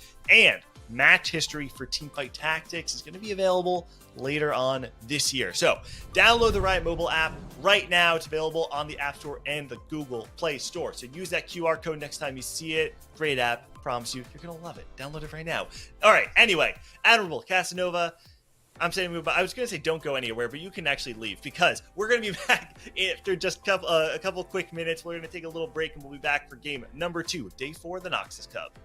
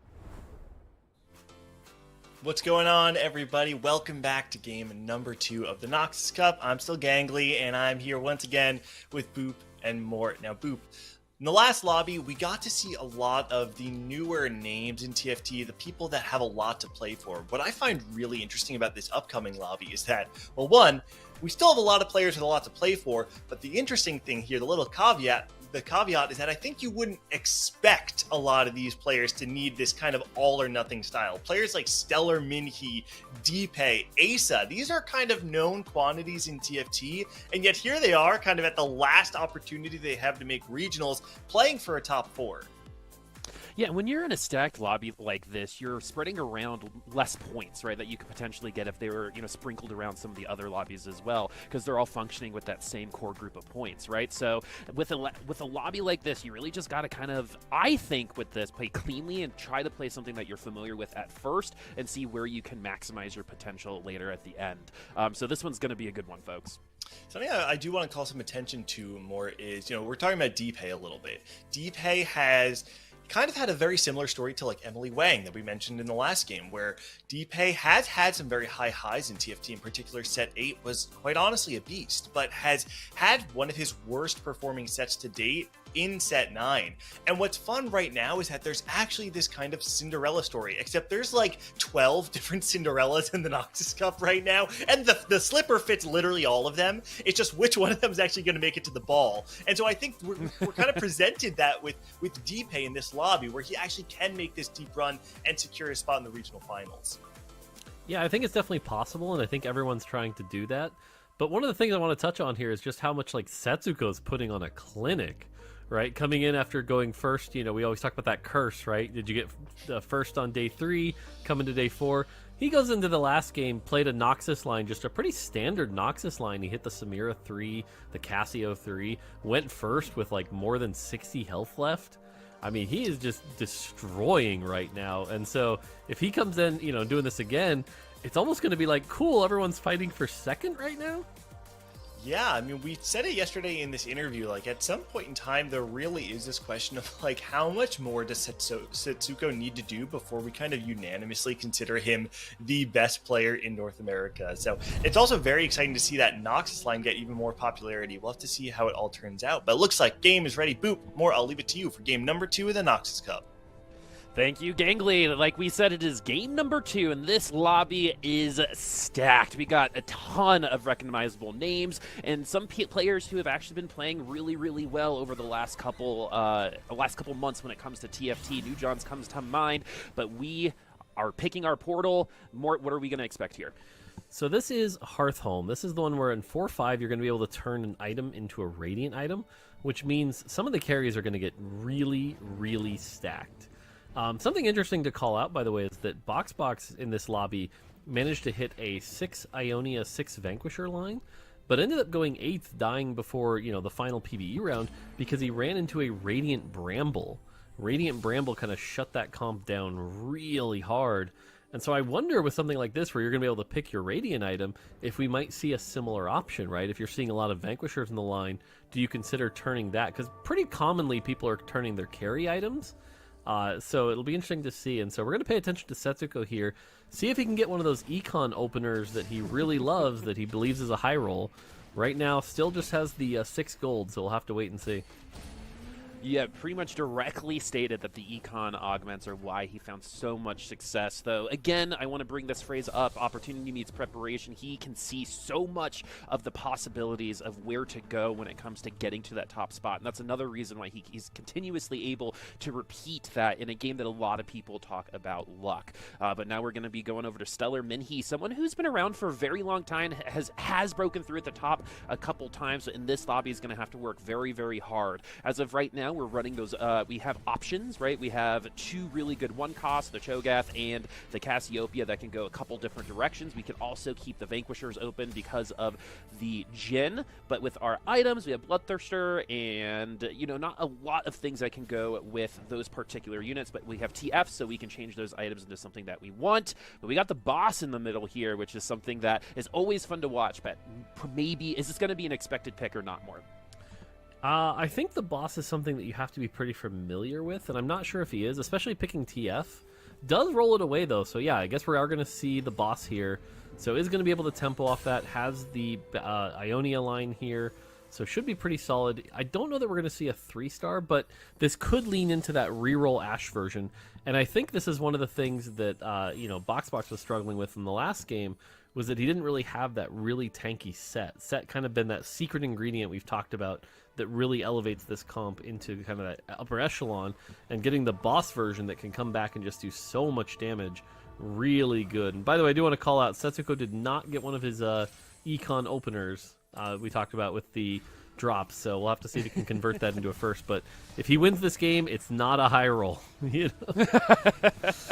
It is all skill. Setsuko, I think one of the best narratives in all of TFT is he officially the best person in TFT, at least in North America. I think you could also, if you know all of the players that play in Europe, for example, you could probably make the assumption that he's at least top 5, top 3, maybe top 1, depending on who you ask. But it's that repeated success, right? It's happening every single time. It seems like he's always coming in on these final days with bonus points as well. So the fact that he's able to recreate all of this over and over again from, honestly, some good spots on different spots in a variety of different spots, he's going to be doing pretty well today as well. So we're looking around. We have Demon Flare for DPay, which is a very good comp from yesterday. Did very well in terms of top 4 potential, but we're looking at Setsuko right now. We've got the Noxus emblem, so this could be a repeat from the last lobby, right, Mort? Yeah, I mean, he literally might just be running it back here, right? We've got a really strong start here.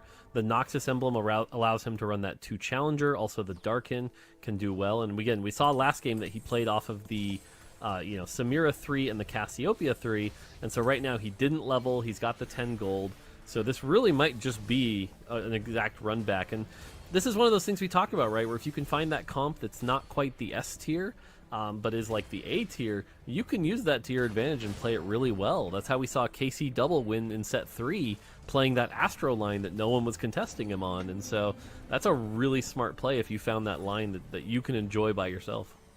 A deep cut callback, more. That was so many years ago, my friend. The nostalgia is strong, however. But the one person who probably doesn't like seeing Setsuko going this direction is DPay, because we're going that Swain, so we're going to be contested on that. We're going over to BoxBox, who I think a lot of people assumed would have done a little bit better in that last lobby. Hit those emblems. I think had 3 emblems and then an augment to get to 6 Ionia, and then didn't win a round once we actually locked that in. So what was kind of like the difference? We leveled up to 7 at 3-2, which was pretty early. So what was kind of BoxBox's mistakes that he could potentially rectify on this particular lobby?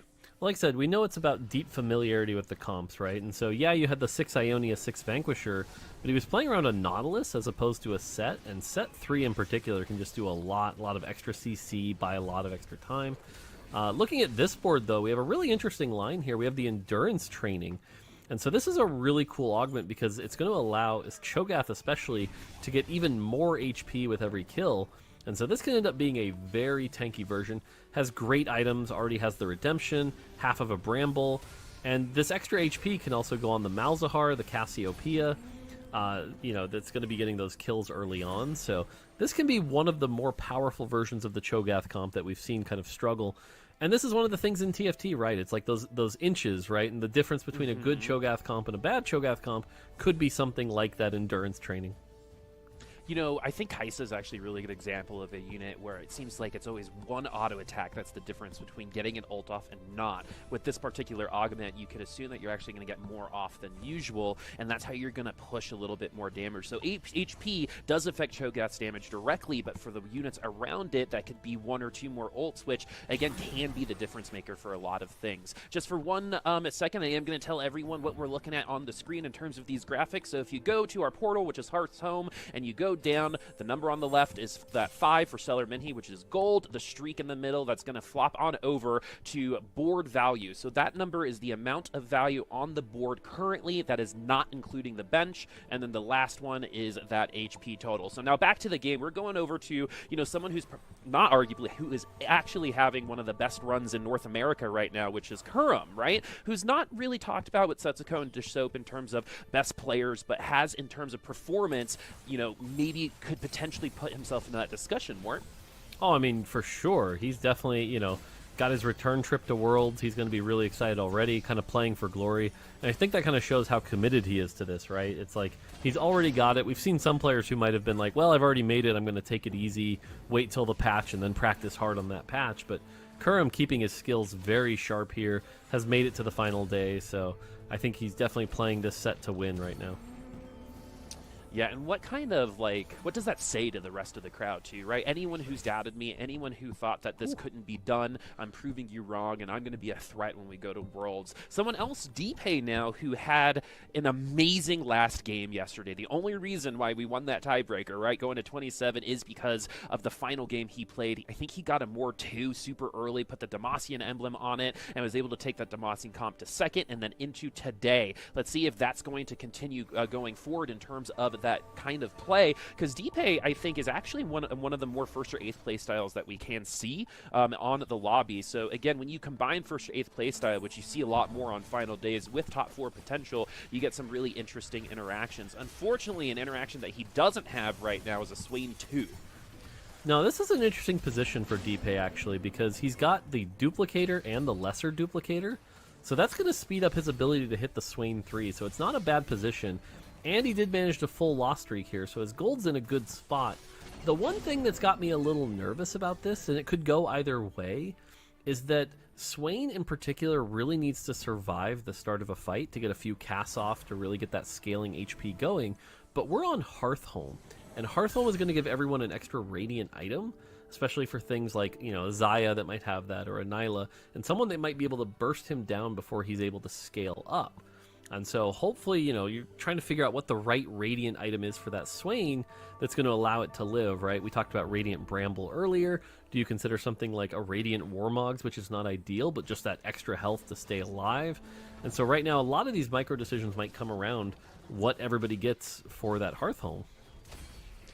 And everyone knows that it's coming, too, so we get another champ duplicator, the big one this time around. But we know it's coming, so some people might be adjusting their play styles, maybe, you know, putting those items on a little earlier, get some value out of that, then finally get the Radiant version a little bit later and start win streaking from there. In terms of those Radiant items, are there any, like, particular comps that you think are going to benefit more from more of the Radiant items in the pool than maybe others? So a common one that's actually been talked about is Radiant Dragonclaw. Radiant Dragonclaw gives a ton of extra health regen and basically makes you, you know, so much MR that magic comps really struggle to take you down. So for example, Boxbox's situation, if he can get that Radiant Dragonclaw going, that would be a comp that really benefits from it. That's probably the biggest swing of ones that I can think of. There's others that are like, you know, you can generically get Radiant Guardbreaker or Radiant Giant Slayer that are all pretty good, but none of those are necessarily as swingy as just getting like one really key counter item like that. All right, so we're going to be running along with Boxbox once again, seeing these bruisers take out those frontliners, stacking that Cho'Gath, and trying to get this comp to scale into the late game. We've seen a lot of people hit this Cho'Gath 3 pretty early and rolls all the way down at level 4 because of that one cost potential. Picks up a couple of the units he needs, but doesn't actually complete them just yet. Yeah, hitting to 0 here is interesting, and the augments aren't going to be much help here. We're going into silver. So you're not going to get a big swing. You're not going to get your econ coming back. Definitely not taking late game specialist as your level 4 with 0 gold. But, you know, Tiny Titans might buy you a little time. Oh, Misconnections is perfect, actually. I take it all back. That is a big swing. I kind of have to imagine we're taking that. Hits the Cho 3 anyway. Is going to be looking for this Malzahar 3. And should be, yeah, one off the Renekton now. So we're just trying to find that. So that was a pretty much best case scenario here. There's the Malz 3. We're one off the Renekton. So that was good here. And so now it's a question of getting some of these items that you're looking for, trying to get your damage. The one thing is that Malzahar 3 is much worse of a carry than Cassiopeia 3. So that's the only thing about this comp that has me a little worried. But otherwise, if you can get, you know, again, the Dragonclaw like I talked about, and maybe either go the Radiant Bramble or the Radiant Dragonclaw, I think the Dragonclaw ends up better here. You've got that endurance training. These are going to end up with a lot of health by the late game. Yeah, and if anyone was wondering why BoxBox was going 1 by 1 on the orbs, if you took too many of them, I don't think they would have converted, right? So you're just going 1 by 1, so you can clear the bench, get your pairs going, and then you can figure it out from there. But now BoxBox trying to reverse fortune. Unfortunately, had a rough game that last time. Had what traditionally could be considered a very good comp, but unfortunately, even with the emblems, even with the help from the RNG, it did not get anything going for him and lost into 8th place. So interestingly enough, if you look at the gold, by the way, DPay rolled all the way down to 0. And despite rolling all the way down to 0, has this Pandora's Bench. He's looking for these 2-cost 2-stars that he could re-roll into Swain, but only has the Swain 2. We didn't see a big swing here. Indexing very hard onto this, and so this is definitely one of those first or 8th plays we talked about, right? If this works, if we see some early Swains, this will be one of the best plays ever, but it does have very low odds of succeeding. Every time these 2-cost rolls, there's basically a 1 in 13 chance of it hitting the Swain, give or take, based on how much are out of the pool. And so it's pretty low odds. But again, in this point in the tournament, this is actually probably the correct play to make these big, bold plays that you would not normally make on ladder. And that's just the difference between tournament and ladder play right now. Yeah, DPay made some very bold plays in that last game as well, and we're seeing these sorcerers in the back trying their best. We do take a couple units down, but with that roll down, we're still going to struggle. I wonder if this Neferi is going to turn into a Swain and get a little bit of a jump forward, put a little bit of the gas on down onto that pedal. But BoxBox still with 3 tier 3 champions because of that augment. Looking around here more, anything popping out in terms of anything surprising, or are you surprised to see? You're surprised about something that you're not seeing? Nothing too surprising. The things to call out here, Stellar got the Vanquisher Heart, so that's going to power up that comp a decent amount. Trick P, though, with the double social distancing, so you're already doing the restrictions, may as well get the benefit twice. That feels pretty good as well. And then New Johns took the 3-2 emblem, which is always really risky, and it looks like it got Gunner, so that risk might not have paid off. We'll have to see what that one became, but taking that one on 3-2 is always very risky. All right, so we actually are able to get another tier 2 2-cost unit that could potentially get you to that Swain. I mean, if best case scenario, both of those turn into Swain, and we get a Swain 3 literally on the next round, DPay would absolutely love that. The chances of that are probably not that great, but it could happen. It's not 0%. As we go into this round, looking on the other side, we still got some Bitha Sejuani in the trying to protect those Vanquishers in the back lane. We've got the Hextech Gunblade on the Ashe, an item that we like to see on a Xayah, which might be where this is going, but let's see how the boss is going to do after getting some abs working out in. Yeah, and you can kind of see it once the Swain gets going here. If you can get one more cast, got a big cast, but it wasn't quite enough here. But this is going to show you why we're going to need that Swain 3, right? Just that extra damage, that extra survivability. Just not enough damage here. DPay on a lost streak here with no gold. This is really at the mercy of Pandora's Bench, and so fingers are going to be crossed for DPay. Can we see some Swains here? Unfortunately, no. Nope.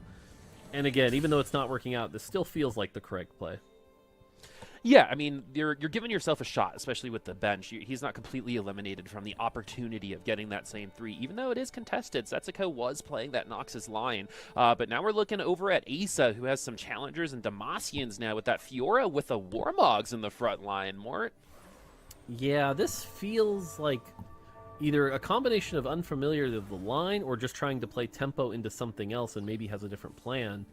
But Fiora with these items is going to be okay in this mid game, but right around 4-2, 4-3 as people spike really start to struggle a little bit. And so we'll have to see, what we can convert this to. These items are definitely looking like, Deathblade and Last Whisper really good for something like a Quinn that could be very good, or something like a Xayah would also be really good. Maybe trying to hit those and transition into those, but it's a question of how quickly can we do that here. Now we're looking at BoxBox here. Again, you see half the cloak for that Dragon Claw. That endurance training Cho'Gath is just getting very, very large.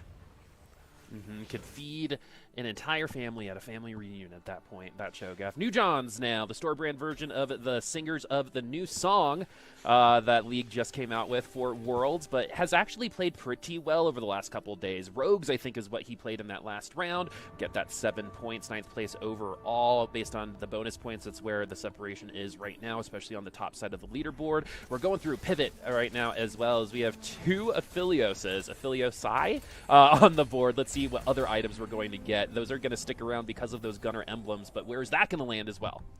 Yeah, interesting here because, you know, they took the 3-2 emblem augment here, which is, again, really risky here, but does find the Aphelios, so things working in his favor here. Has that Gunner emblem. This does have the potential to hit 6 Gunner, which 6 Gunner is one of the very powerful versions of this that does a lot of work here. It's funny right now, though, because we have this Aphelios 2 and not much else. Rolled past the Jinx and Graves. That was interesting. Maybe some nerves kicking in here, really trying to find some frontline. Might be trying to go Zon. A very interesting roll down here, but again, has that Aphelios at least, so maybe that'll keep him alive for a little while here. Yeah, a lot of people saying that Aphelios is pretty underwhelming, but maybe in this particular package can do pretty well, especially here in the mid stages of 4-1. But once we get to stage 5, that's where the Aphelios is going to start getting challenged, especially in that back line. Multicasters on the other side for DPay now in that or Sorcerers for DPay in that back line. Still unable to find that W, is falling very fast in terms of HP total. Trick B trying to race him down there as well as we finish that out. Trick B also losing. So in terms of this lobby separation, 90 at the top with Box, and 22 for Trick P on the bottom as we get to our last augment. We're never going to get a prismatic together, but here's a gold one. Yeah, we're definitely the silver and gold casters here. New John's looking at parting gifts, Martyr, you have my bow. You have my bow, always a safe option, especially with this Gunner comp. Gifts of the Fallen camera rolls past it instead, though, actually, and takes Gifts of the Fallen here, which can be pretty good. It's going to allow that Aphelios to scale up as people go down. The one thing is, this augment's really good if you manage to have something like a Gunblade or a Bloodthirster, not so much with just pure damage, and so I'm not really a big fan of this choice from this position. We'll have to see if it can work out here. Moving over to Kurmex's board here, has the Nico 2, has 5 of them so far, not too bad. On this Ice Hex, it can be really strong. Has that Soraka 3 to keep it up alive for a long time, and the Rejuvenating Flames, that augment is going to keep that Nico alive even longer, so this Nico is just going to be a pain to take down. Yeah, the number one resource that this Nico provides, especially to that backline for the Soraka, for example, to start healing and doing that damage is time, right? It takes so long to get through that Nico. It's going to be even longer because of that Ice Hex as well. And look at the Hodge, too, and the way that the ultimate works. You go into the group, you use that damage, the Hodge along with the Soraka. That's what you call synergy, Mort Dog. It certainly is, and so a lot of power there. Moving over to Setsuko here, and Setsuko feels like he's right at home here. This is very similar to the last comp we saw. The one difference is last time we saw him win this with the last lobby, he had a Samira 3 and a Cassio 3. This time he does not. He's just got that Mordekaiser, and Mordekaiser 2 on 4-2, 4-3 is going to feel pretty good as well. Has some of those Swains, which is maybe making DPay a little sad here, but otherwise nothing too crazy to call out. Yeah, I like the items. Unfortunately, we don't have any range extenders, but without that second bow, making that Nashers is a great option. I believe Mordekaiser one of the best to use it. And Guardbreaker seems to be just a very good standard item. So much shielding in this particular set is already going to trigger it right there. And look at all that damage already. Because the HP totals are so small right now, that Mordekaiser going to be doing a lot more in terms of what it can effectively take away HP-wise. That Hodge almost gets another unit, but it's going to get taken down eventually. So Mordekaiser 2 at 4-3, not quite enough against those Vanquishers. Ooh, look at this fight. We've got the Swain with the Demon Flare, but the Cho'Gath just doesn't quite enough burst. Finally gets a Sorcerer proc, though, in that overtime. Oh, barely ends up losing the fight. And so, yeah, DPay now at 14 health really has been praying for those Swains, and Pandora's Bench just not giving him what he needs. No, sometimes I feel like when you hope too hard, the game is like, nope, not going to do it, right? You got to have like a little bit of balance when it comes to your self-fulfilling prophecy, right? 14 HP, super low, but he's not the only one down there. 23 for New Johns, 22 for Trick Pete. Trick Pete did just win the last 2 rounds, so we do see some stabilization there. And looking all across the board right now, we are starting to see our forest cost units start popping up, and we're going to start seeing them interact with these reroll boards, like with the Cho'Gaths that Box is running. Moving back on over to Asa, and here we go. We have our Radiant items now. Yeah, I was going to say, this is the big turn, right? 4-5, we get our Radiant item that's going to allow us to pick whatever item we want to be Radiant now for the rest of the game. And so a lot of people are going to be making some big decisions. Goes with the Last Whisper. It's a good choice. It's going to apply that armor shred for the rest of combat. Gives a decent amount of AD and crit, so it is a very good item here. And so right now we're seeing a very unconventional Fiora build here from Asa. So I think a lot of us were maybe, or at least I was expecting him to pivot and maybe try something else, but sticking with it and doing well. And on the other side, we can see the Hand of Justice, the Radiant Hand of Justice on the Nico for Kuramex. And so as we be looking at all the different boards, we're going to have to see what other Radiant items we're seeing here. And unfortunately, this Fiora build applies that armor shred, but is it going to be enough to get through? It looks like no. That Soraka healing just being way too much here. Here comes the big burst. Fiora trying her best, but it's, a Nico backed by a Soraka, and it's just not enough. And Asa's going to fall here. Has 76 gold, so pretty healthy, but Box going with the Radiant Redemption. That one, like I said, I feel like if you go the Dragon Claw, you end up in a better spot. We do see the Swain 3 finally from Deepay, though. Pandora's Bench finally did what it needed to. We've got that Radiant Bloodthirster. This is another one where, again, the Radiant Bloodthirster is going to give you that extra Omnivamp, which is decent, but it also indexes on AD, which is a little wasted on Swain, but not as much as you'd think, because Demon Flare does scale the AD auto attacks, not just the spell. So it ends up being an okay choice here. Yeah, and anything that's going to provide time to that backline, right? Sustain is very, very important for someone like Swain, and any additional casts, especially for the multicasters in the backline, that Vilcause and that Twisted Fate is going to give them an opportunity to do a little bit more damage. But we already have some access in the backline, but look at all that damage already. Jesus Christ. All right, Deepay. They have a family. But maybe you can win some money for yours at the end of this tournament because of this Demon Flare Swain. The Gunner is also going to take another dub, so the bottom side of the leaderboard is definitely starting to stabilize. And look, all of a sudden, we got Box at the top at 90 HP, and the rest of the lobby is starting to get closer together, as expected by Stage 5. Yeah, we saw the Demon Flare, just how powerful that can be. Mostly just kind of eliminate the board by itself here. Looking at Ace's board, though, again, we've got this Fiora. Are we going to see the transition here, right? Because, again, we know this is pretty atypical of Fiora, but he's clearly got a plan here. Are these going to be items that end up on Nilah? Yeah, it looks like we're going to be moving into this Ionia Vanquisher line that we're expecting has a lot of gold to work with here.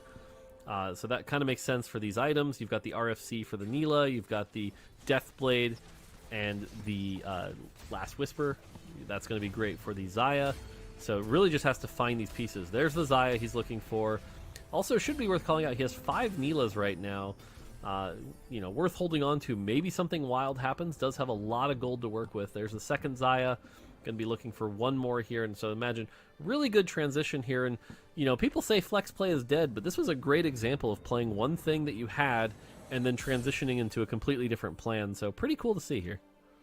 Yeah, and Asa's pretty well known for that, in my opinion, as well. So he's able to see just so much more of the board, right? I think a lot of us kind of tunnel into what's on the board and what's in the pack, but Asa's able to see so much more than that. And we're going to move all of that over to that Xayah. So I think what happened, right, Mort, was he just kind of landed on a Fiora too. He had one on the, on the board, probably picked up 2, put the items on, and it was just like, all right, this is, temporary, right? Something that is a very common piece of advice that I hear a lot of people give beginner players is don't develop relationships with their units, right? Yeah. You're like, oh, I got a Fiora too. Oh, it's now that's going to be my carry. I got to commit. This is a really good visual on why that's not the case.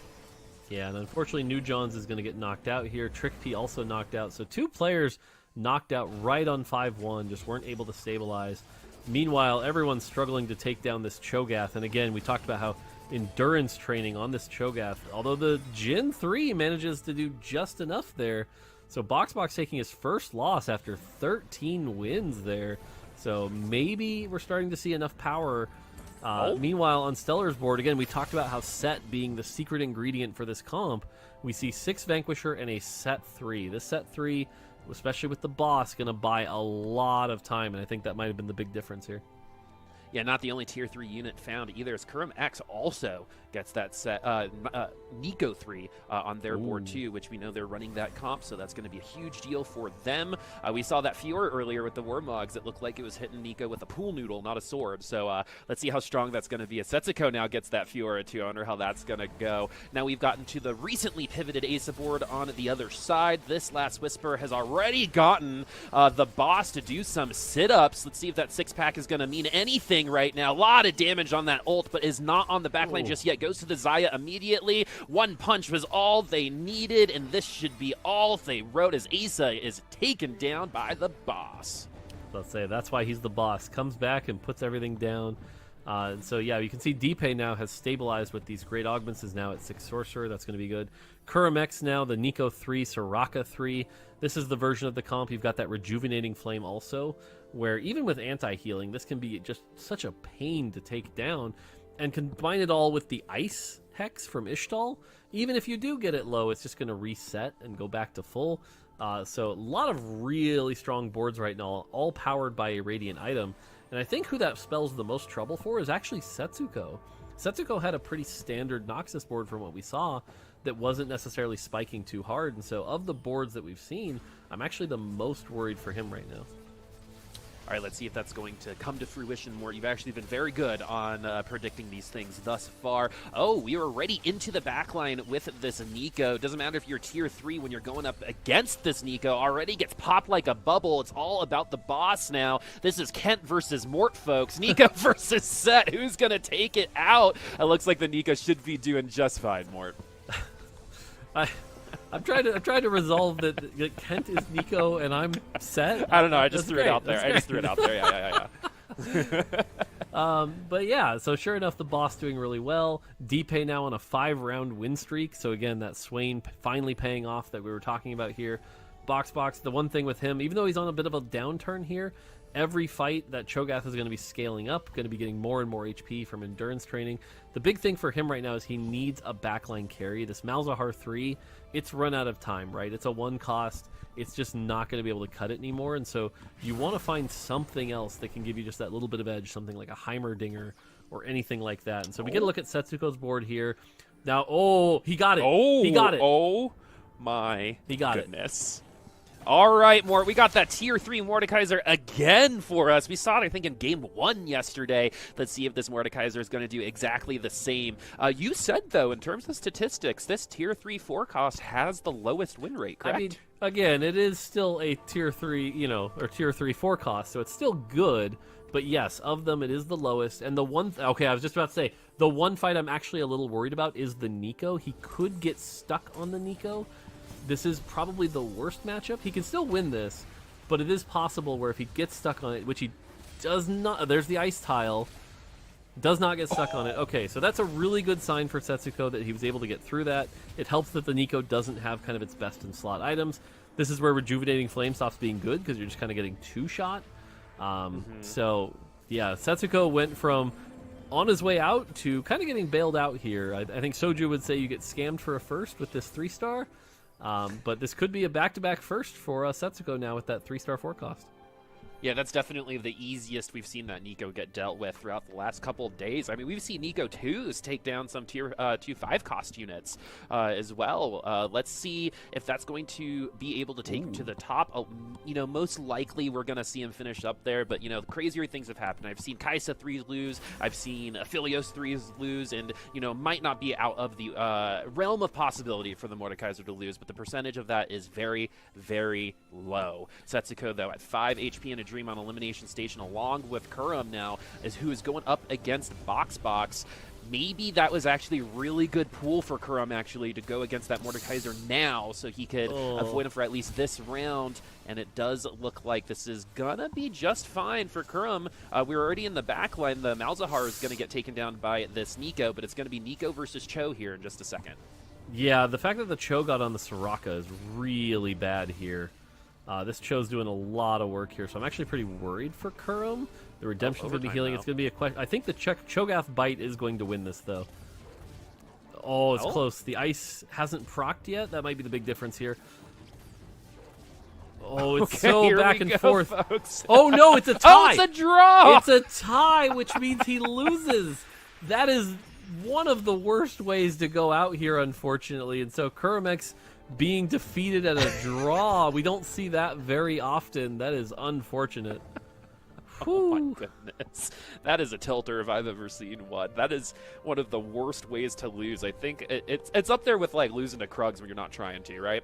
Oh, wow. I don't remember the last time that's happened. A draw? Eliminating someone in a tournament.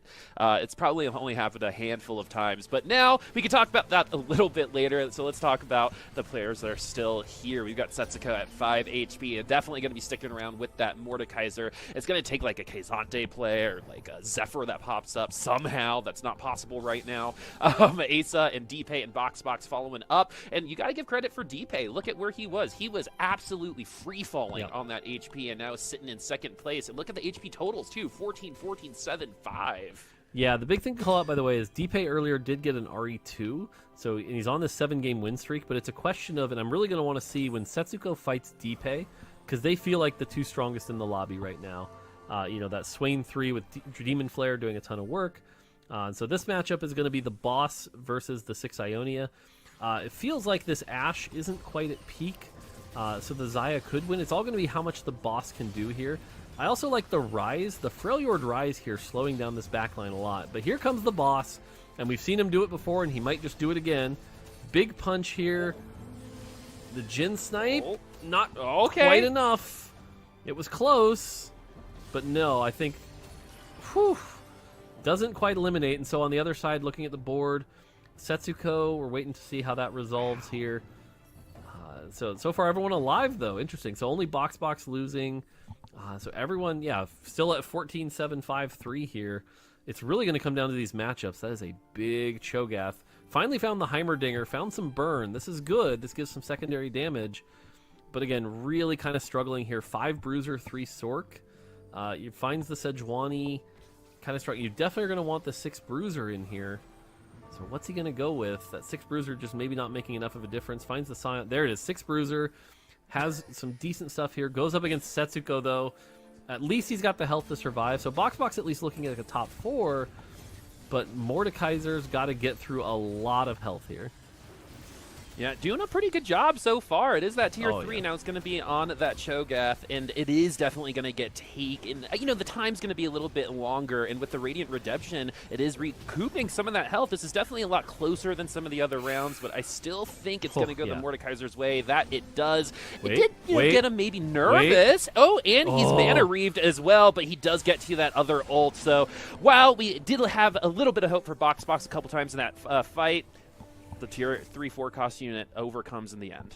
Yeah, there were some close shots there, especially during overtime, where if Mordekaiser hadn't got that shield quite out and Malzahar with that Archangel stacked had cast at the right time, might have lost that fight. That was looking a little close here.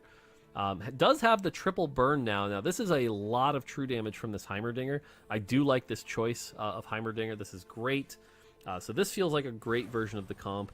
If you can get this to a Heimer 2, that's going to be even more solid. But now we're at the situation where, again, I want to see here it is, the Deepay versus Mordekaiser 3 matchup. Let's see how this goes.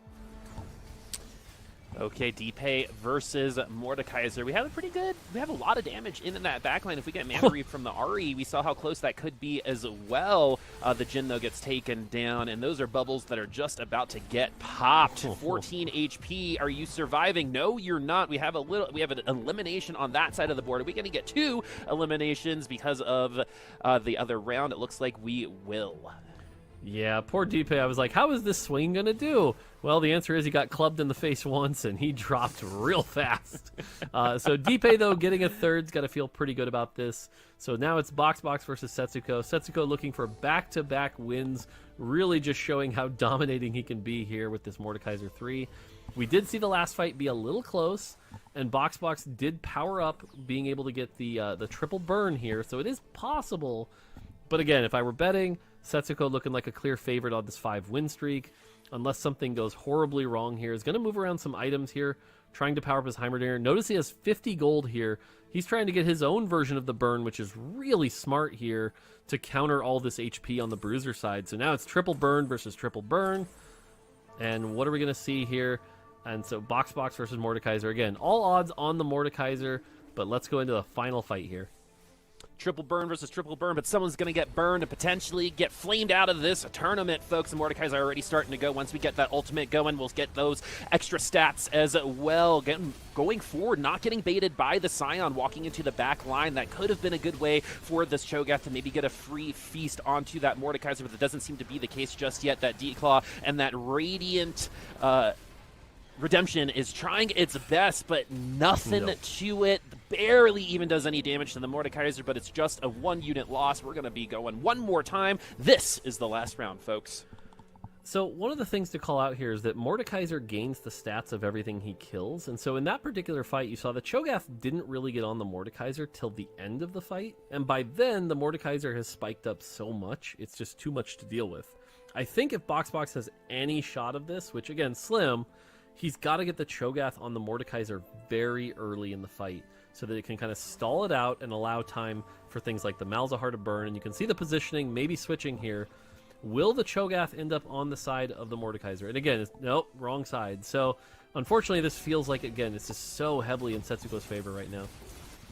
Yeah, it definitely has felt more, I say this all the time, it feels like a coronation rather than a question on whether we're going to see this Mordekaiser 3 win out. Usually when you see tier 3 4 costs, one of the only ways that you can compete against it is getting one yourself. This Cho'Gath, unfortunately, just not good enough, and then it's going to get the stats taken away from it as well. Oh, we get Cassante, though, going to try to make something happen. I like the idea. You assume that's probably going to be one of your outs. I like the desperation attempt, but that is going to be it. Just an attempt. Man, incredible showing from Setsuko once again. There's quite a few things to talk about here. The first thing I wanted to kind of hone in on is that Box is playing more 3-1, he's playing endurance training, right? He rolls down to 0 on 3-1 for this Cho'Gath. When I saw that play initially, my first thought was, oh man, this feels like a little bit too tempo. Like this feels a little bit more top 4 than it is first. And Box going 8th in the first game does need this first. I realized by the end of the game, though, I hadn't quite considered the impact that endurance training actually had on this board. Can you kind of dig into that a little bit? Yeah, I mean, so the big thing is endurance training is going to give you 18 extra HP every time you get a kill. And in order to get a kill, you need to be powerful enough to do damage. And so it's going to be really imperative that Cho'Gath be at 3 stars. It's one of the reasons why Cho'Gath reroll in particular, people are willing to go all the way to 0 for it. Because once you have that, there's not much in that point of the game that can take down even just a Redemption or just a Brambleclaw Cho'Gath. And so that's going to be a big swing here. Now, Box in particular rolled it all down, actually was a bit far away, but did get a bit of a bailout there with the misconnections augment that gave him everything he needed. Got the the Cho'Gath, the Malzahar, and one off the Renekton that came very quickly after. So really good augment there. But yeah, that's why you really want to hit that on 3-1 or 3-2 as quickly as possible.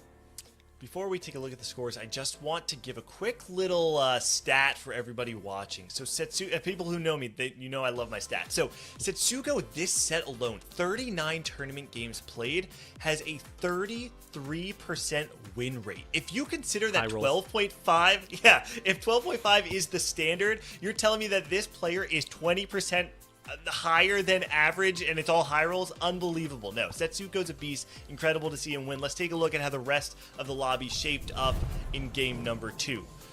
Now, we saw Lobby A in our last game, Setsuko and Box taking the top 2. In Lobby B, Philip with another top 2 alongside Niamo, who took that game. In Lobby C, Jukyu and Liquid SV. And in Lobby D, Boop, Emily Wang taking a first place to round out that 3rd place finish that she had in the first game. Yeah, I mean, Emily, I'm just going to say it. Emily is one of the most wildly inconsistent tournament players I think we tend to have. But, someone else that was kind of like that before they started really punching up is Prestevent, right? So we've actually kind of seen something like this happen where we saw someone who had the potential and then eventually they started reaching their potential. And I think Emily could potentially be doing this right now. If we continue going on here, Emily's already set herself up to compete for this top 4 spot with a 1st place and a 3rd place so far. So you got to give it to her. She's doing a lot better and is fixing some of the mistakes that we have noticed her make in the past and doing great so far today. Yeah, I want to give a quick shout out right now to this player in Lobby B, Philip, who did have 2 bonus points going into the 4th day of competition and has started their day with 2 top 2 finishes back to back. Here's the thing. Normally, 2 games does not feel like it's that big of a deal, but the fact that the goalpost for some of these players is top 4 actually does mean that these early games actually have way more impact than you would normally expect them to have. You feel that way as well? Oh yeah, no, I mean that's what these 4th day formats and these cups are always wild to me, because you can't really get a single 8th because all of a sudden you're just kind of like out of it. It's really tough. Whereas like before, you go 8th, 1st, 2nd, etc., you end up with like a 4.0 average. You're good to go. 4.0 average is not cutting it today. All it's going to do is make you go, sweet, I got 14th. Woo! And so like 14th is not really the goal here. The goal is top 4. So yeah, it matters a lot, and every game is just like the pressure's so high. Yeah, and it's so crazy because all things considered, 14th out of 156 is unbelievable. But that's what makes it, that's what's crazy about this tournament, right? It's all about context. Because right now, 14th is essentially last to 17 out of the 32 players in the field. And keep in mind, even though there are all these players playing for those top 4 spots, another thing to consider is that players can still qualify for the last chance qualifier coming up next week through the qualifier points. It's kind of a whole nother can of worms that we haven't really talked about on broadcast all too much. And I think as we get later on in the day, that'll start to creep up a little bit more. But listen, everybody, don't go anywhere because we're going to be back with more TFT action in just a couple minutes, so we'll see you then.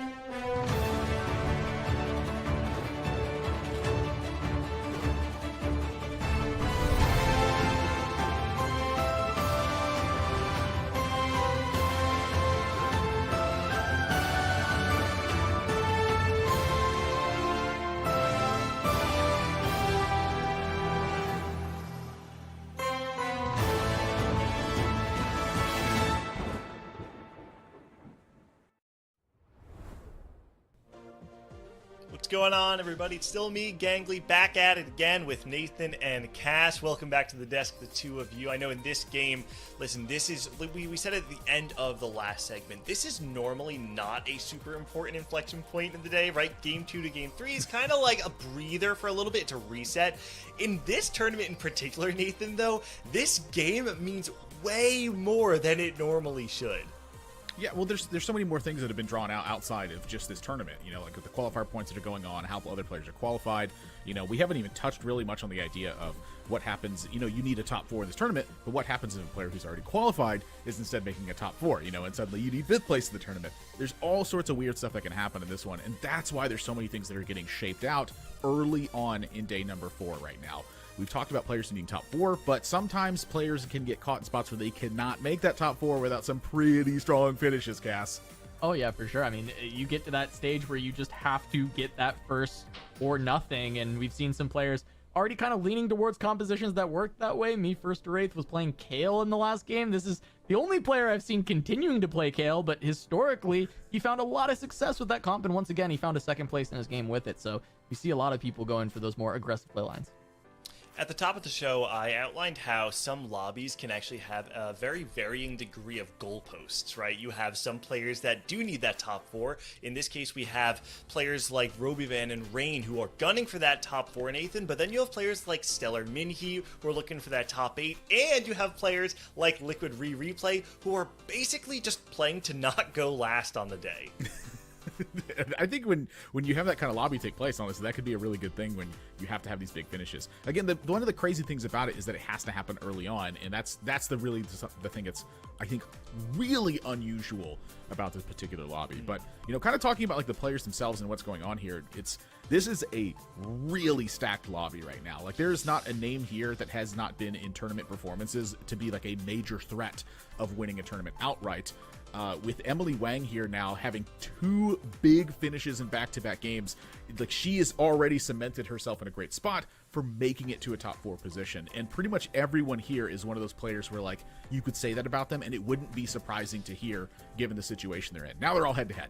Yeah, you make a really great point, Nathan. Something I hadn't actually considered just looking at the names up front. Like, you don't tell me that this is the Noxus Cup, but you show me this lobby and ask me either what tournament are we in or how far into a tournament we are in. Like, this is a regionals caliber lobby. Every single player top to bottom. I mean, I would say the only player I think we may not have actually seen, and maybe Emily has actually made regionals in the past. I'm struggling to remember off the top of my head, but every single one of these players is capable of making this place at the regional finals. We'll have to see how it all shapes up. Anyway, we're ready, so I will leave it to the two of you. Cass, Nathan, take it away for game number 3, day 4 of the Noxus Cup. All right, thank you, Gangly. Admirable, we're jumping in. Cardinal, Arcology, Shuriman Bazaar, and the Summit. A pretty split here, but Roby trying to one guy the Summit. We've had it happen a lot, but Jack gets it with the Bazaar. We're just gonna have a lot of items floating around in this lobby. Yeah, I mean, I'm okay with items. I like lots of items. Items help you build items that make your things more powerful. Yeah, so I want more of them. We're just going to the building blocks of TFT here. Yeah. In TFT, you buy units, right? So you get a shop, and then in that shop, you'll pick up units and try and upgrade them. TFT is a game that you access through the League of Legends Riot client. So to clarify on the point, Emily Wang has been in mid-set finales. She's not been to regionals yet. But honestly, if you really want to spell it out, mid-set finale is like a mini regionals. It's pretty close, I'd say, to like the same exact thing. So that's like one of those things, like you win that or you win regionals. They're both big accolades on your resume there. So she's been to a couple mid-set finales, hasn't been to a regionals yet.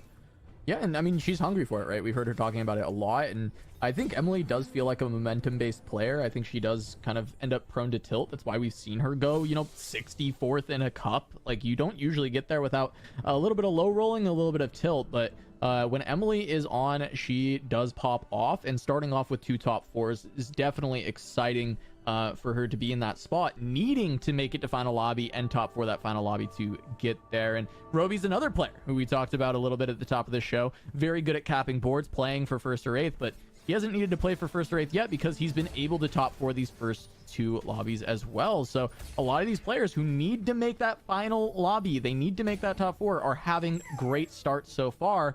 Whereas on the flip side, Rain needs to have a great game here because this is a cut after 5 games, not 6, whereas 3 is usually the halfway point. You can turn things around. This has to be a very good game for Rain. Ooh. And you notice Goobum's coming up right here away with the Urf as the legend. And secretly, I think Urf might actually be one of the best legends right now if you're well versed to play multiple different lines of play, where you could just pop it right at the start, kind of like his Goobums has done here. Finds an Ionia spat. This one of the reasons why Urf is so powerful is because you have 2 lines that really are lines that you kind of default to, which is an Ionia heavy line, or it's a Vanquisher heavy line. Both of those are lines that you can default to, and they're pretty safe to play. It's one of the reasons why Urf is so powerful. The next one, though, is that almost every single chase trait right now is pretty darn powerful. I'd say that Bilgewater's probably the toughest one to navigate because it's not necessarily a high mid-game payoff. When you hit like 5 or 7 Bilgewater, it can get some stuff done, but it's not ridiculous in power level. All of them, though, if you can manage to make it to 9, are pretty darn powerful. And so with Goobums having a treasure trove of knowledge right now, I think it's great for him to pick Urf, find that big upgrade, and then even at a Prismatic Augment going into 4-2, you can get an even bigger upgrade. If you defaulted to Ionia or Vanquisher, the 4-2 Prismatic from Urf will give you a Spatula as well. You could perhaps have a +2 to either of those lines. Yeah, I mean, carrying on with that, right? We talked about the stats at the start of day 3, whereas the Ionia emblem was a massive difference between the 2 Vanquisher lines. Funny enough, the stats on it kind of flipped yesterday, but I'm not sure what caused that, right? We might need more sample size to figure out exactly what was the reason that emblems did so poorly yesterday versus on week 1. And so we'll continue to see, you know, what can be done with these emblems. Is Goobum's going to be able to cap this a really great 6 Ionia board? Can he take it even further, right? He is an Urf. Maybe we get a Prismatic later. He gets a Spatula from the, you know, the big grab bag, or the final grab bag, and or Urf's grab bag, whatever it is. Yeah, that he can actually put together another Ionia emblem and maybe go to 9. But at the very least, he's going to be contested here. Replay is on the boss. That is a Hodge slam, though, so we might see the reroll side of it come through. Yeah, I've been seeing a lot of like the different kinds of styles for playing the boss, and I'd say that the one that players tend to default to at like the mid elo lobbies are 3-starring boss. And this is kind of a really different space to be in, because when you're 3-starring the boss, it means that oftentimes you're either rolling at 6 or you happen to roll into it while you're trying to get everything together at level 7 and rolling for powerful Vanquishers.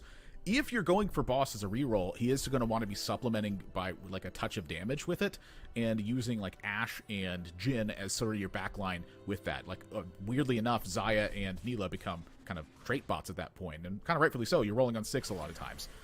If you're going to 7 and trying to put together the powerful Vanquishers, though, he's just a very powerful tank that you want to supplement with that, and then he comes in at the end and deals a little bit more damage. I think Replay is going to know exactly what to do with a line like that. With Milk here, we're seeing that TF has been a popular legend this weekend as well, and I think that this one's kind of spelling itself out right now with the tier and a jeweled gauntlet, with a Pandora's items as the first augment taken. Yeah, well, I was going to say, of any lobby to reroll this set in, a lobby with Milk might be the best, because Milk has been favoring the multicasters quite a bit, and we may see him, you know, we see him once again on the TF. He can go for the blue buff, the JG, gets the Twisted Fate online, starts rolling that down.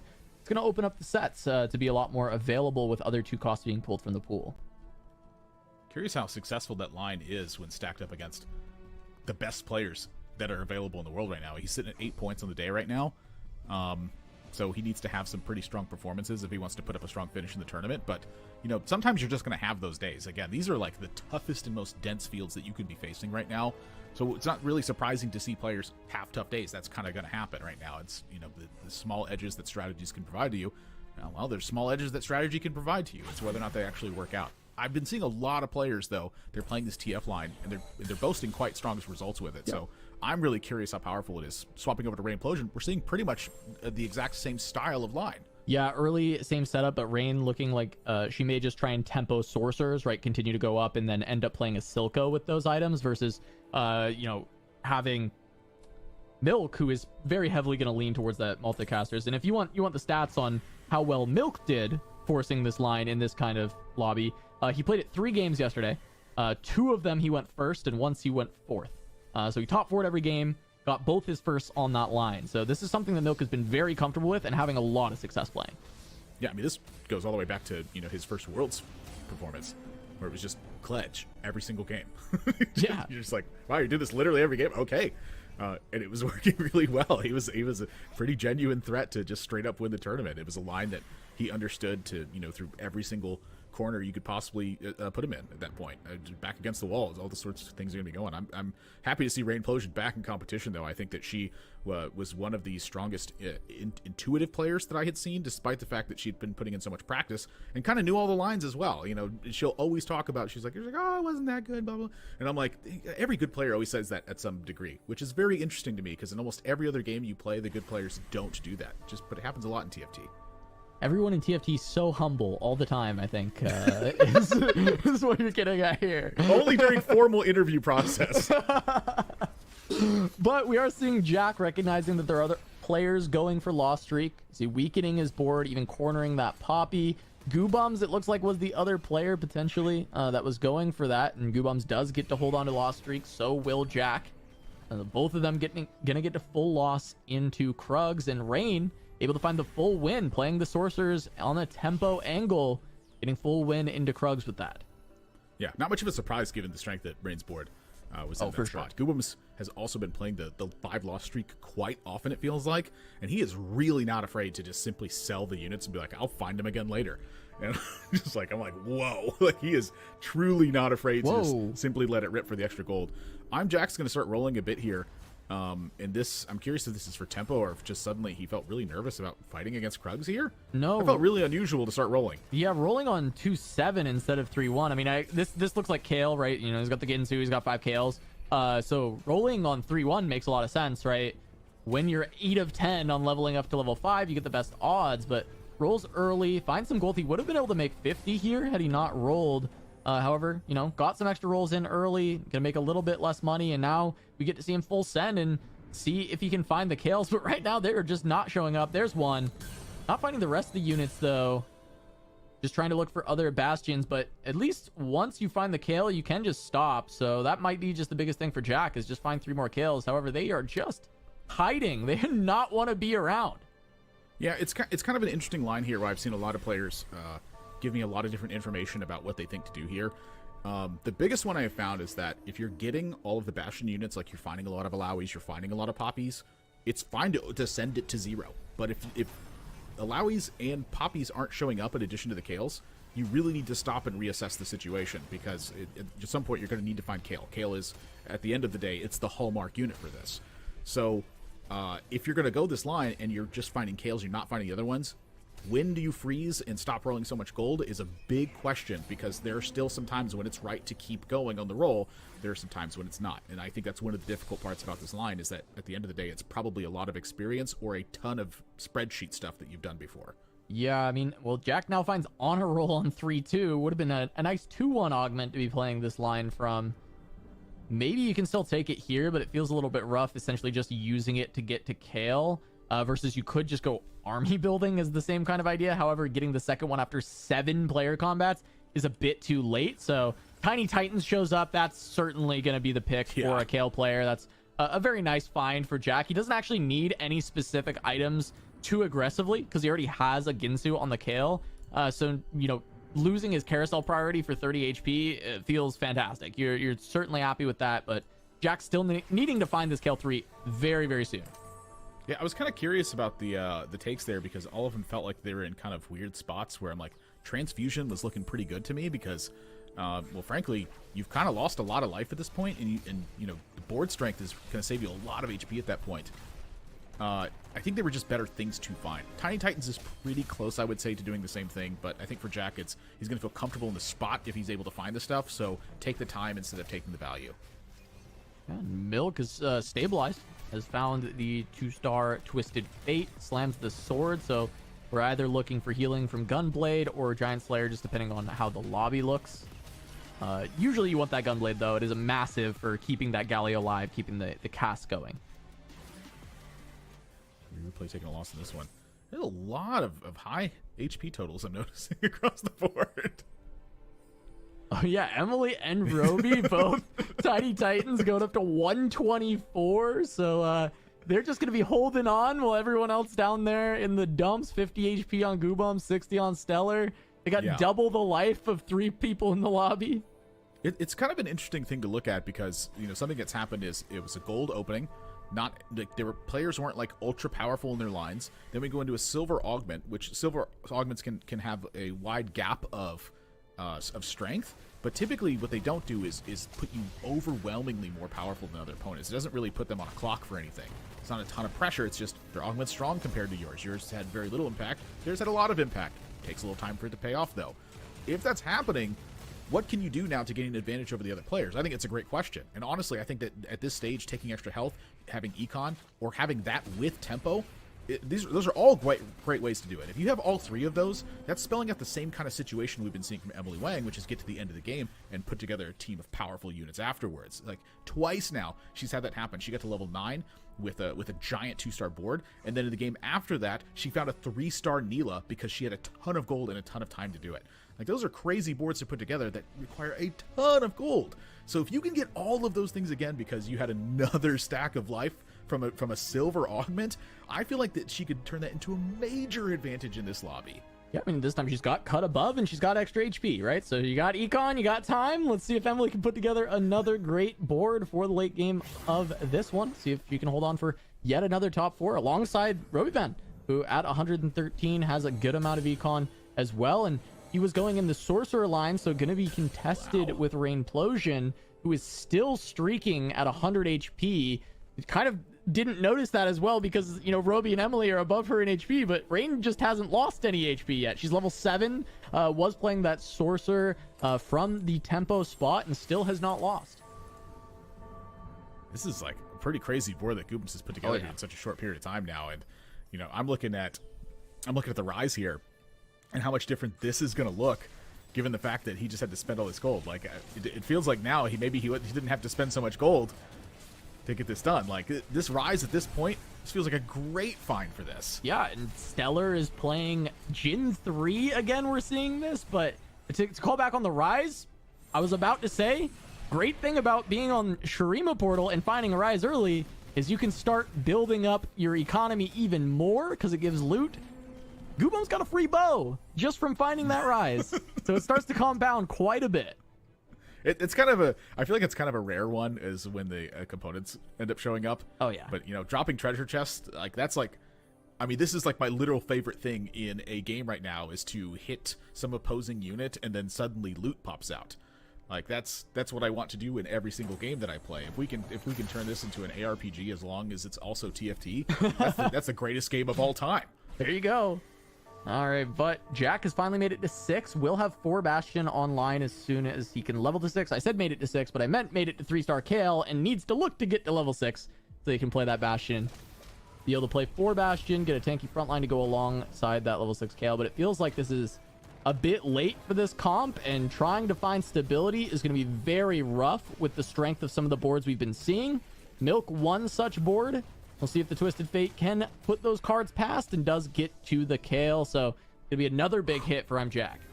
Yeah, 1 unit kill here is definitely... Oh, 2 unit kills. Thank you, Bramble. 2 unit kills there is definitely not what you're looking for. You're hoping you can get a few more than that. But honestly, I would say that like 25 to 45 HP is not uncommon for this style of spot here. Now, granted, he took an augment that gave him a ton of extra HP. So this is way far behind, I think, that what you're normally at in a spot like this. But I think this is salvageable still, and I don't think it's necessarily uncomfortable. I think that it's just one of those spots where you're like, ah, dang, I hope I can find myself in like a 4th or a 5th place here.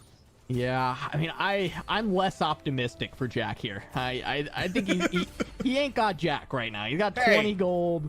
He's Jack. He's got 9 health left if you don't include the 30 from the Tiny Titans, which, you know, we do include the 30. It is relevant. It's there, but it just means that that's how rough these fights have been. That's how strong the other boards are that they're hitting him that hard.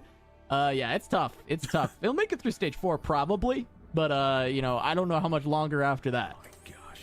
I don't know if Stellarman he's finding the exact same Mordekaiser through all of these shops right now, but it felt like he would have had about a Mordekaiser 6-star by this point. Like, my gosh, it was just every single shop.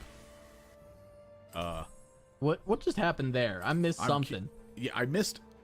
That was a weird point of play. For a moment, I was like, did he sell the Shen? No. But last second he sold something to pop the items off for the Shen, and I didn't see what the unit was, and that's I guess what I'm wondering. But that's all right. Either way, it's popping items towards the Shen. Now he's Replay with Replay's items are not looking good for what's happened here. That is not a host of items that you want to see on that. So we'll see what the augment can change any of that and what it can change in that spot. Yeah, that was not looking good. I don't know that I love Crown Guard for Set, because the idea is like Set gets low, does the sit-ups and gets a bunch of AP, right? So getting AP from the Crown Guard after it delays Set running away doesn't feel phenomenal. I guess it gives you some of the same stats you're looking for, but yeah.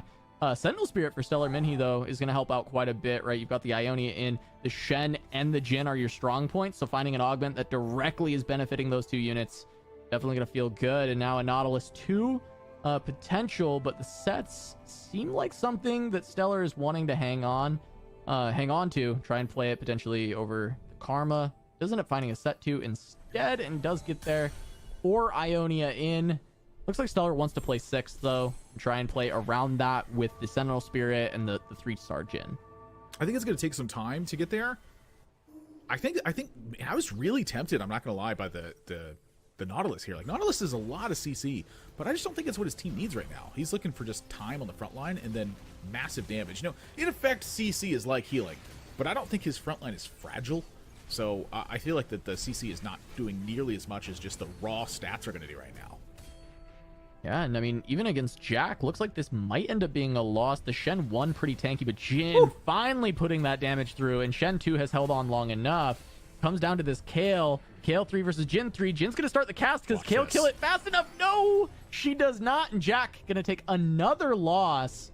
Minhe and Jack kind of contending for this 8th place spot right now, and we'll see if either of them can stabilize enough. There's just something about Jin's ability that is so satisfying to me. It's like he just lines up like forever. It's like when I'm playing an FPS, it takes a long time to get the shot off, but if you have that much time, you can land it. Yeah, he's just very slow. He's like aiming his mouse cursor with like the arrow keys on his keyboard instead of using a mouse. A second. And then you're like, I didn't even know you could play the game that way. Like, somehow you're accurate, but it just takes you a minute. Milk gonna be the contender in this line right now. So Milk's still looking for the 3-star stuff on that side. Like, how are you feeling nervous for Milk's spot right now? Like, this is still he's honestly pretty far away from hitting a 3-star TF here. I mean, he's 3 off. He's got 50 gold. He's on level 6. He's actually been able to maintain a really good amount of HP, wins another fight here. I think Milk's spot is honestly fantastic. He's been able to comfortably slow roll at 6 and still win rounds, kill a lot of units, right? He's still at a good HP value. He's at 56. But remember, in this lobby, multiple players did take Tiny Titans, right? So Emily at 58 above him took Tiny Titans to be there, right? Jack would be dead 10 HP ago if not for Tiny Titans. So Milk's HP is actually pretty solid when you think about it with that in mind, because he's been able to take an augment that was not Tiny Titans and has that advantage of having this extra item. Yeah, I'm curious, what's happened to Emily's board here? It's saying that she's in level 7 with no gold on a 6 loss streak. Like, what happened? Yeah, I'm curious if she was rolling for Quinn 3 would be my thought on 7 and got close, so she sent it and then didn't hit. Because I did see Demacia, it was Petrosite picked up for Emily, so trying to play around a Quinn and play around Demacia and just maybe not finding the units because the Deathblade's coming through from cut above. That certainly can lead towards that style, but yeah, I'd be very interested in seeing Emily's board and just what has come of that, because as you mentioned, 1 gold level 7, that doesn't seem like the spot we saw earlier. And now on board with Rain, who's been able to use this tempo to move from Sorcerers into a Strategist board, able to find an Azir with that Nashor's Tooth, and also finding a Rise to go alongside this, maybe find even more Econ extra items, and eventually going to find something to replace this Malzahar and get those beautiful items onto it. I assume that's Silco, because we just looking at those items, that is perfect Silco items, or an Ahri if you hit that at level 8. It's something that uses blue buff really well. That's what you want these items on right now. Malzahar is like, we're not in stage 2.5, early stage 3 anymore. And Malzahar's here because nothing else has showed up also yet. Notably, its strategist comp could go on MF if Rain decides to play around Misfortune at all. That could certainly be a good holder of those items. Yeah, you were spot on with it. It's just it's rolling for Demacia stuff, and you just don't have the Quinn yet. So that's pretty much spells out that entire board. Yeah, jumping over to Milks. Milk's still Yeah, at he's close. 50 plus gold right One now. away, he'll send it. I'm pretty sure he'll send it now. He's one away. You just go for it, get the tempo of How hitting. far?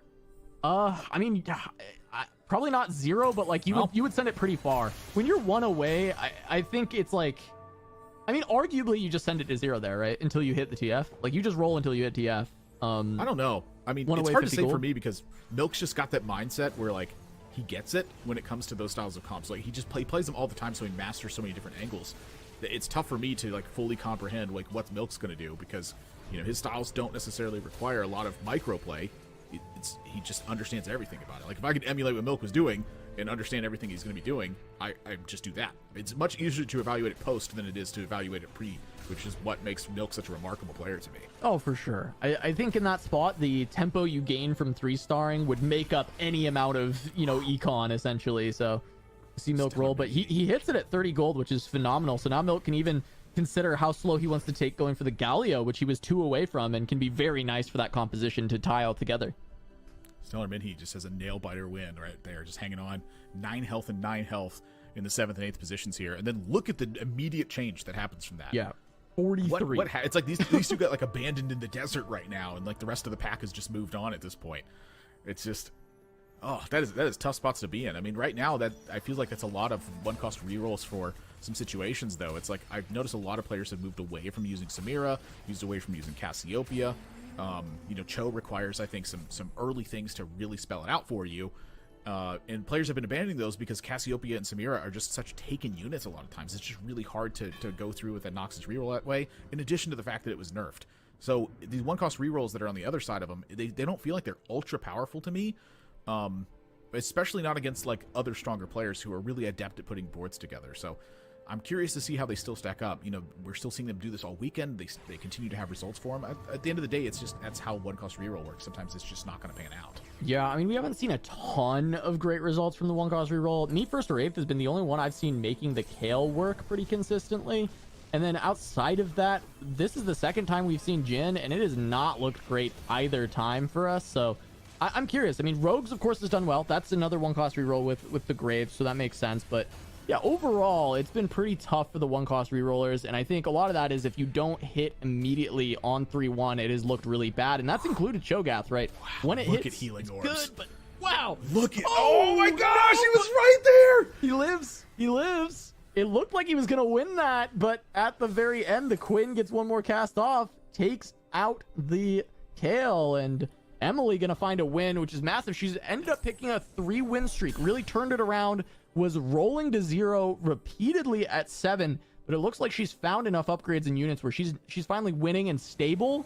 It's just a matter of how long can she hold on to her HP now when these other players are starting to spike at level 8. Yeah, so this is the other side of example for replay. I'm playing the boss, is that he slammed what he had, and Hodges what he had early to supplement the fact that he had a very powerful unit early on. Since then, he's added 2 tank items to the boss, left it at 2-star, gone to level 8, and completed the board. Like that's the other side of how to play the boss. Frankly, I prefer him as a tank, just in terms of pure strategy. I think it gives you a lot more flexibility than sitting at level 6 and trying to press the button to reroll all the time. It's a good line still, but it has a lot more risk to it. Replay is going to avert that, I think, as much as it can.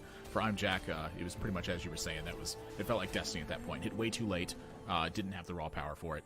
The rest of the lobby's kind of connecting, and the rest of them are strong. Yeah, I mean, I don't think Stellar's long for this world either, but he's made it to level 7. He's on a 3-win streak, so we'll see if he can hold on for another placement.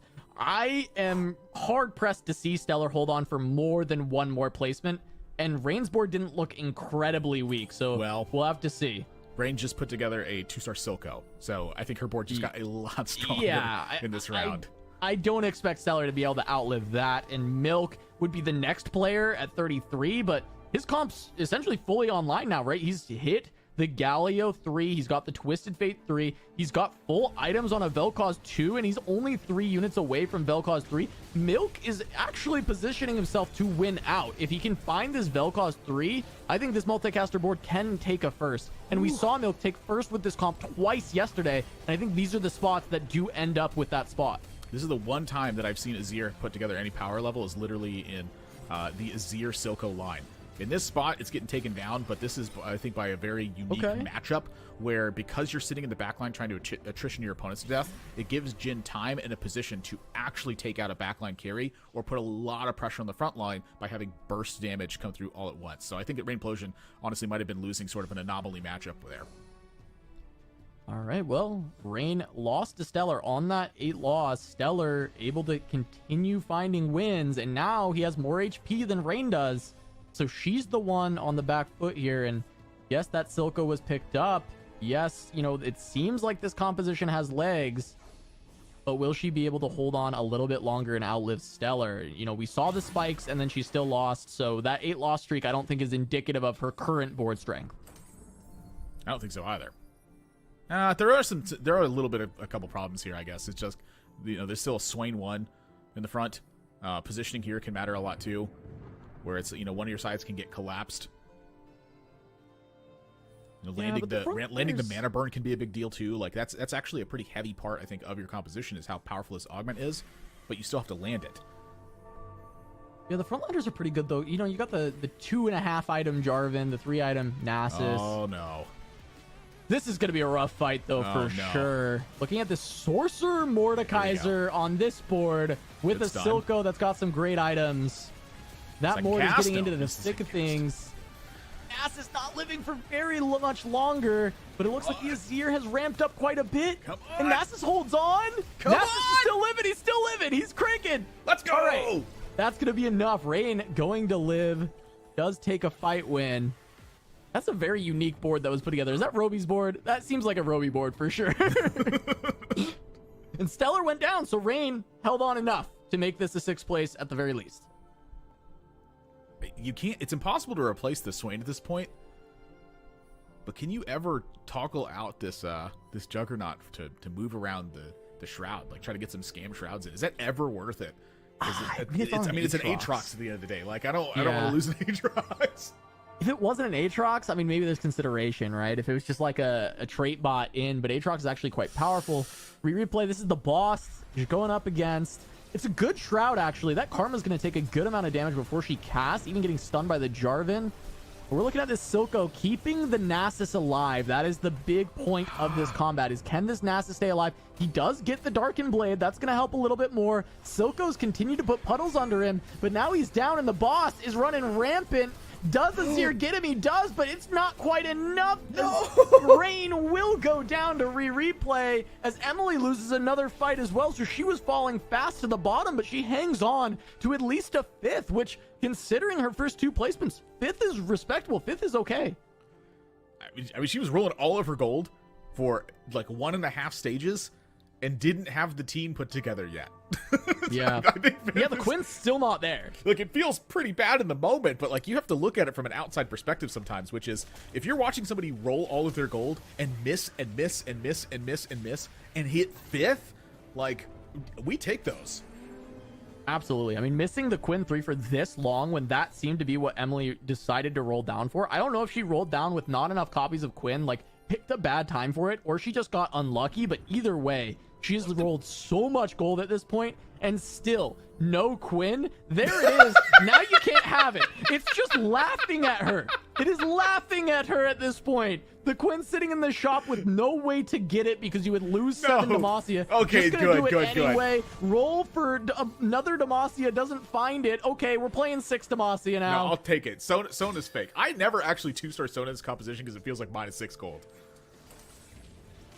I just feel that way. I hate it. This 3-star Quinn, hold on. I mean, 2 Death Blades. It's a lot of damage, but the lineups come through because the front line's already gone. No, okay. Yeah, it's just too late. Yeah, it's way too late. You take this 5th and you are happy for it. It's like that. The whole purpose of that line is that people don't typically contest Quinn, so there's a lot of 3s in the pool for Quinn. So you take the Quinn, you hit 3-star with it, and then you level up to 8.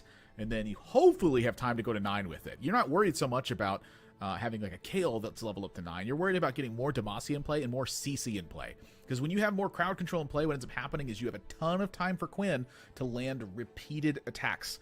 That gives her time to snipe backline units, to put a lot of pressure into clumped units, and to pick up wins that you normally wouldn't have had because you frankly just didn't have enough units in play. You're taking advantage of the fact you have 7 Demacia and giving a lot of extra armor and magic resist to the team. Yeah, well, look at Goobum's board here, Admirable. I know you've talked a lot about getting the vertical Vanquisher online. Well, how about both? How about Vanquisher and Ionia for Goobums? Taking one of the most powerful comps in the game right now and taking it to some heights that we don't get to see too often. Usually the 6 Ionia version is like a lot better, but 6 Vanquisher version is also crazy good. Well, you know, Goobum said, okay, I'll play both. This is like kind of the dream scenario, but honestly, that's like what Earth provides you the ability to do sometimes, is that if you spike a good Earth emblem early on, it's like, well, of course you go that line. Why wouldn't you? And honestly, when it gets explained to me that way, I start thinking about it and I go, wow, that sounds pretty good. Like, why wouldn't I play Earth? And the answer for that is familiarity, because sometimes you don't get handed this line and you have to do some weird stuff that you're not used to. That's literally what all this practice and stuff is going into. Like, that's exactly what they're trying to do with all the practice and preparation. You end up playing something weird like double Titan's Resolve Slayer, Gargantuan Resolve Neela. As someone like Robyvan has played in this tournament. But that's familiarity with using those tomes. And, you know, Roby is on another strange line with Sorcerer Mordekaiser that has got him into this top 4. And if we look at it against Replay, that Sorcerer Mordekaiser is doing some good stuff. It looks like it might not be able to win that fight. It's very close. The boss gonna be able to run over the rest of these sorcerers. I don't think Silco wins that 1v1. But that's still Roby taking another top 4. That's 3 for 3 of games so far. Able to do it, unless, I don't know, no, boss wins that. All right, cool, bet. There we go. He's the boss. Roby got another top 4 though, and that's what's important. He's been playing some very creative lines with these emblems that he's been picking up through his augments. Even while playing Poro, he's taking a lot of emblems through those augment choices and has found a lot of success with it. Yeah, this has been like a weird lobby to me, hasn't it? It's like it feels like so far that every single spot, it's like 2 players were just really far behind the rest of the field, and like that's been the time, like the entire time so far. Like, look how much gold Goobum's had right now, and Milk is sitting at a healthier life total on level 7 with just a very powerful team off of a line that he knows he's going to play. And who's behind that with 2 HP left? Replay, who's trying to figure out how on earth they're going to put together some rounds and outlast a 33 HP and a 32 HP player when you have 2 HP left. Every single time it's been feeling like this with 2 players getting knocked out. The rest of the field's just miles ahead. Yeah, I'm looking at Goobum's Ari. If he can 2-star that with a Vanquisher emblem and 2 items on it, he even got Sorcerer in with that Taric. That's going to be an absolute horrifying Ari. That's going to feel like old Ari before she got nerfed at all. You know, just when it was find an Ari 1, win the game. It's going to start feeling like that Ari. if you can upgrade it. Yeah. There we go. Replay going to fall to Milk. This is, you know, that multicaster setup, but we did talk about it, right? Milk was able to grab first place 2 times with this line. He played it 3 times. He went first 2 out of 3. Once again, finding the line, 3-starring Vel'Koz, 3-starring the TF, and 3-starring the Galio. I think these are the conditions to get first with this comp. He's even chasing Sona. I feel like Milk's in a great spot for it, but Goobum's comp is kind of an anomaly. This is a lot of very strong things that you don't see in a normal game of TFT. Yeah, I mean, you'll see 6 Vanquisher, you'll see 6 Ionia. When you have both of them, it's too powerful, and that's one of the reasons why this line is so good. Like, these are 2 different things you default towards, and you're hitting them both. When you combine the 2 of these, it's monstrous. 6 Vanquishers are already powerful, 6 Ionias are already powerful, but they're typically not just automatic first place compositions. The 2 of them put together is where it's a big threat, and it's the burst damage that's all coming in at the same time. It's really whoever's frontline cracks first is who has the big advantage there, and that's where I think I probably tip the hat towards Milk at that point. It's 2 blue buffs with a lot of damage packed into 1 unit that's under the threat of a spark as well. So it is a Dragon's Claw on the other side, but like, look what's happening. The frontline crumbles, all of a sudden Milk gets through to the back line, and that's too much. Yeah, the D-Claw still shredding through, and because, as you mentioned, the 2 blue buffs means that your casts come out instantly, whereas Goobum's damage needs a little bit of ramp time, right? And that's the big difference here, is it's who strikes first. Milk strikes first, Milk finds that win. But we did see that Ari live for quite some time, and if it was a 2-star Ari with the Vanquishers, she might have been able to take down that backline on the cast. So that's the big thing I'm looking at, is can Goobums hit a 2-star Ari in this spot? Because I think that can actually make the difference in this fight. There's a couple things that could make a big difference here too. I mean, he's got some big pairs of 5-cost units, but This is kind of like the level 9 things. You have to still connect these. So connects the Jhin. There's Ahri. Oh, is he gonna put those onto Aatrox? No, is getting the blue buff on.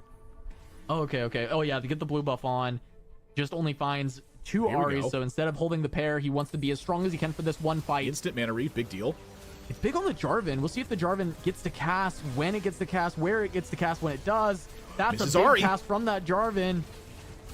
Ahri cast, but it's not enough. Kuban's going to take a massive hit. Milk going to find his 3rd win of the weekend with this multicaster's composition that he has been forcing pretty frequently, playing that Twisted Fate Legend. You know, going into that game, I wanted to dig into the numbers a little bit to kind of understand the lobby. And something that I noticed is that in this entire tournament remaining on this day, there are 4 players who I would consider true 1st or 8th players, Nathan. And what I mean by that is that if every placement has a 12.5% chance of happening, right? Anyone who is above that means they kind of lean in that direction. Emily Wang and Milk are 2 of those 1st or 8th players in the sense that they both have a very high percentage of both 1st and 8th. Not just that they lean towards a 1st, you know, like Setsuko having a 35% win rate. Yeah, technically the numbers say he's a 1st or 8th player, but he's got a 2% 8th rate, right? You got to leave out the last part of the sentence there. Exactly. Setsuko's just a 1st player. There is this moment, there's an inflection point in that game where the 2 of you actually discussed it quite a bit, and I felt like that was so representative of what those numbers say. So it's 4-6, and you go to Milk's board, right? And you kind of have this discussion of, is he going to send it or is he going to like wait it out, right? And ultimately he hits the TF really early, Nathan, but I kind of stopped when I was watching that moment and had to wonder, I actually don't know if Milk does send it there, even though it does kind of feel like the correct play because Cass made a really great point. Tempo there does streak you super long, but it does feel like Milk goes 1st or 8th so often that he's kind of willing to opt into that risk more than other players in the field.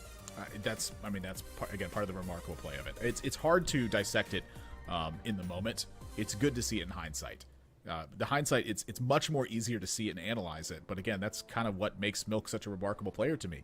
We see things like position, we see like heavy transitions, we see big swaps at the end of the game. Players who possess these things are very strong, and honestly, like Setsuko is a player that you're going to often see that from, is having major transitions of boards, putting together a bunch of 2-star stuff. There's 9 units in play, repurposing all the items, everything comes together, and you're like, this was 30 seconds. You watch a player like Milk, and he's like evaluating roll to roll on what to do, and you're like, this is just night and day on the players. But then both of them have, similar LPs. It's just Milk is truly a phenomenon and an enigma, and I don't really know how to analyze it at the moment. It's just you gotta watch him. Well, you speak of the devil, Setsuko. We mentioned his name, and here he is one more time. 3 first places in a row. Setsuko taking 1-1-1 with 3 bonus points on the day. I mean, this is actually disgusting. And quite frankly, for all those players who are looking for that top 4, I guess we do have to see exactly how that plays out. But it kind of looks like Setsuko is finding his place in the top 8 right now. Looking at the other lobbies, though, we do have Casper Wu and Technology in Lobby B. In Lobby C, Liquid SV and Pokegam taking the top 2. And then in the lobby, we saw Milk and Goobums. But the most exciting thing about this right now is that we don't have to just look at these lobby scores. We actually have the overall scoreboards ready, and these are the numbers that are going to get really exciting because there are a lot of players in this field cast. Some of them are looking for that top 4, and some of them are just looking to not go 8th. What stands out to you here? I mean, honestly, the impressive thing to me is like Philip and St. Vicious keeping up with Setsuko, right? With Setsuko having 27 points, 3 of which are coming from the bonus points, which means Philip is only, did Philip have bonus points too, though? He did. He had 2 bonus points. Okay, so he had bonus points too. So even then, it's tough to keep up with Setsuko at this point, right? 27 points is insane. I guess other than that, I'm looking down. I see, Dish Soap, Kurum, Replay, all on the bubble on the lower side of it. So trying to keep up. Whereas we have a lot of people who need to make it to that top 4, actually kind of pushing for it, right? Roby, Emily, me 1st or 8th, right? Deepay, a lot of these players that need to make it in. Asa, they're all towards the top of the table. They're fighting for those spots, and they're doing a great job of it. Yeah, I kind of wanted to make the point here as well with like we mentioned this like right at the start of day 3, which is a lot of players' focus right now is diverted away from Noxus Cup. They're not fighting for a regional spot. As a result of that, all of these players who have a chance to get to a top 4, and they're fighting tooth and nail for everything because that's their one shot to make it to regionals, this is a great time for them to strike because there are some players that are just not 100% at the top of their game. Setsuko's definitely not that kind of player. He's just 100% focused all of the time, no matter what. And he's like, oh, a competition. To him, it just feels the exact same as playing TFT. Just a little bit of delay between your games. It's honestly, like, it's crazy to say, but it doesn't feel surprising that he has three first place in a row. But at the same time, it also doesn't feel surprising that there's players who are keeping up with the best players in the world right now because there's just that little bit of an edge. Precedent dropped out to focus on Super Server. There are players who have a lot of attention diverted that way, or they're just like, this wasn't a huge tournament for me. I don't need to make regionals. I'm already there. And they're seeing advantage because of that. And take the advantage. Anytime you get, like, if I roll a good augment, I'm taking the good augment.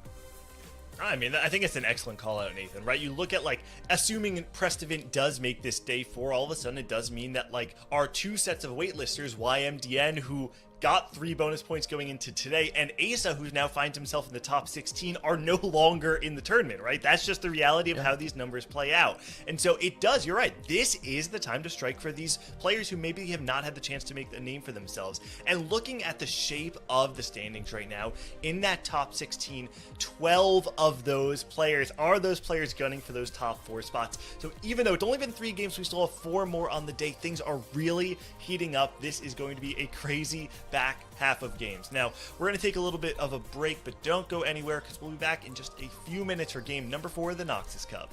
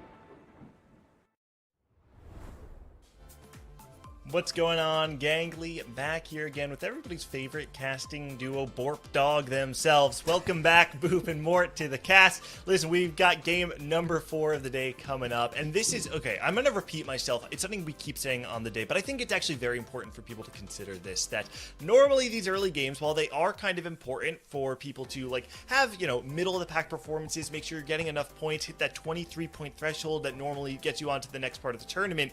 The difference here, Boop, is that you are running out of time if you are these players that need that top 4 to get into that top 8 cutoff and even then get into that top upper 4. Yeah, I mean, like, everyone knows, right? We've all played a comp, right, where we needed a really strong front line so our back line can ramp up their Rage Blade or something out. They're doing the real-life version of that right now, where they've just got to ramp up now. Now is the time. Again, we talked about this yesterday, that some players have a hard time knowing when to press that gas pedal down, turn that ignition, and go. Frodan was someone who did that yesterday with that Piltover comp, and it almost got him into the weekend, the final day, which was today. So again, you're running out of time, you're running out of resources. If you're not going to make a move, right, that might happen, but you have to intentionally break that pattern for yourself and actually try to make something happen, right? If it's not working out for you, do something different and see what happens. Well, some people may be going for that back-loaded scoring strategy that you're talking about, Boop. But one player who is absolutely going for this front-loaded scoring, Mort, is Setsuko, coming with 3 bonus points and then starting off the day going 1-1-1. The real question is, how many econ openers did this guy have? So I know the game we watched, he did not get an econ opener. All he got was a Mord 3. Right, So yeah. still a high roll. The other 2 games, I'm not sure, but clearly he's doing something right. I know last game he had a Nico 3 on 4-2, so maybe he is just high rolling. I don't know, but again, coming in, he's definitely breaking the curse, has 27 points already, so clear favorite right now.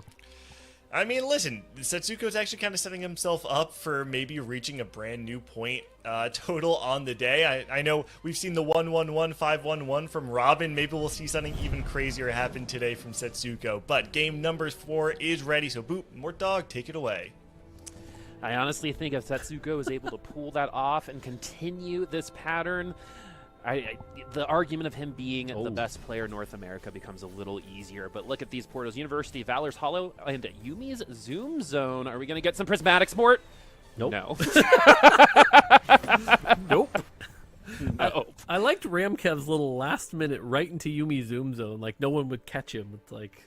I know, right? And then It's not Setsuko like doing it's just the in front of your face. Setsuko doing the bunny dash, trying to figure out which portal he wanted. So, but this is the one that's going to allow us to play with the new support items. So things like Zeke's and Chalice and Zephyr have now moved into this category, as well as a few new support items. So it'll be interesting to see what everyone picks as far as these support items. Do they lean back on some old favorites, or like Shroud, or are they going to pick one of the new ones and see how those can do? Yeah, it's always interesting when we get to these portals because these are items that are hard to access. You have to either pick complete augments for it, but now since everyone's going to be working with it, super excited to see how each player intentionally chooses, because intention is the #1 thing in TFT that, like, you want to have, because you lose it when, again, you're trying to react too much. So if you want to set the tempo, if you want to play your own game, you got to play with a lot of intention, as we got a lot of units here on the board for Setsuko. I think Setsuko just got an econ opener, so this might be a bit of extra gold. This might be, the thing he was saying that he believes is very, very strong here. You can tell he's got those extra units, so maybe we're going to see another Setsuko, because again, if we believe his interview yesterday, this means he's playing from a really good spot. He's got a lot more options, so we'll have to see what he does here. Does he try to hit 10? Does he play around something else? But I believe he's about to be down an item and up a little bit of extra gold. Let's see if I'm right. Nope, never mind. Actually, it might just be a standard opener here with the 6 gold. So never mind. No econ opener. He will not be, that. But looking at these augments here, built different, probably not going to get taken. Scoped weapons, definitely a popular choice. Shimmering Inventors could also be a play here if he has a Vi that he could hit, because we know he has the Oriana. So definitely some options here. I mean, if we're going to be pushing for another win, Shimmering Inventor seems like that could be one of the options, but Scoped Weapons can also take you there. We've already seen him play Mordekaiser a couple times, I think, today. When it comes to Scoped Weapons, Mordekaiser definitely one of the units that benefits from that the most, and that is going to be the choice, but let's see what the direction is going to be, because on the bench right now, we have direction, right? We have the Jhin, we've got the Cassiopeia, we've got the Alawi as well if we need to splash a Bastion, but right now we're just going to play what we consider best on board, which is our tier 2 unit and a couple challengers. Yeah, and so definitely Scoped Weapons is kind of marking his hand here, right? He's got the challengers in for now. Didn't level, so kind of playing to a bunch of options here. And we've seen him do this a lot, trying to keep those options open. But we know, Neela or Mordekaiser are definitely going to be those plays. And on the other side, Ramkev taking that salvage bin, giving him a full item to get the IE Last Whisper. So a really strong start with that Samira. So Ramkev will be really happy with that, at least for stage 2. Ooh. All right, so we're going to get some tier 2 units here.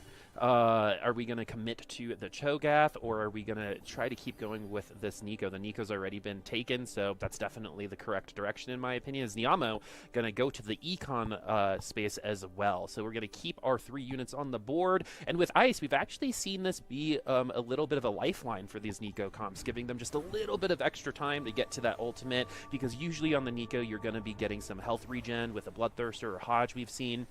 Hextech Gunblade as well. Let's see how this matchup's going to be, and it's going to be pretty friendly. We're definitely going to see some takedowns in terms of units, but where is that going to go? The freeze has already gone down, but no, now the backline's already been taken, so I eat my words. That's not going to happen, as this Nico comp should be doing just fine. Are we taking the Castin down when more auto attack gets to the ult? The answer is no. One auto attack is all that Castin needs, and that is a wipe for that round.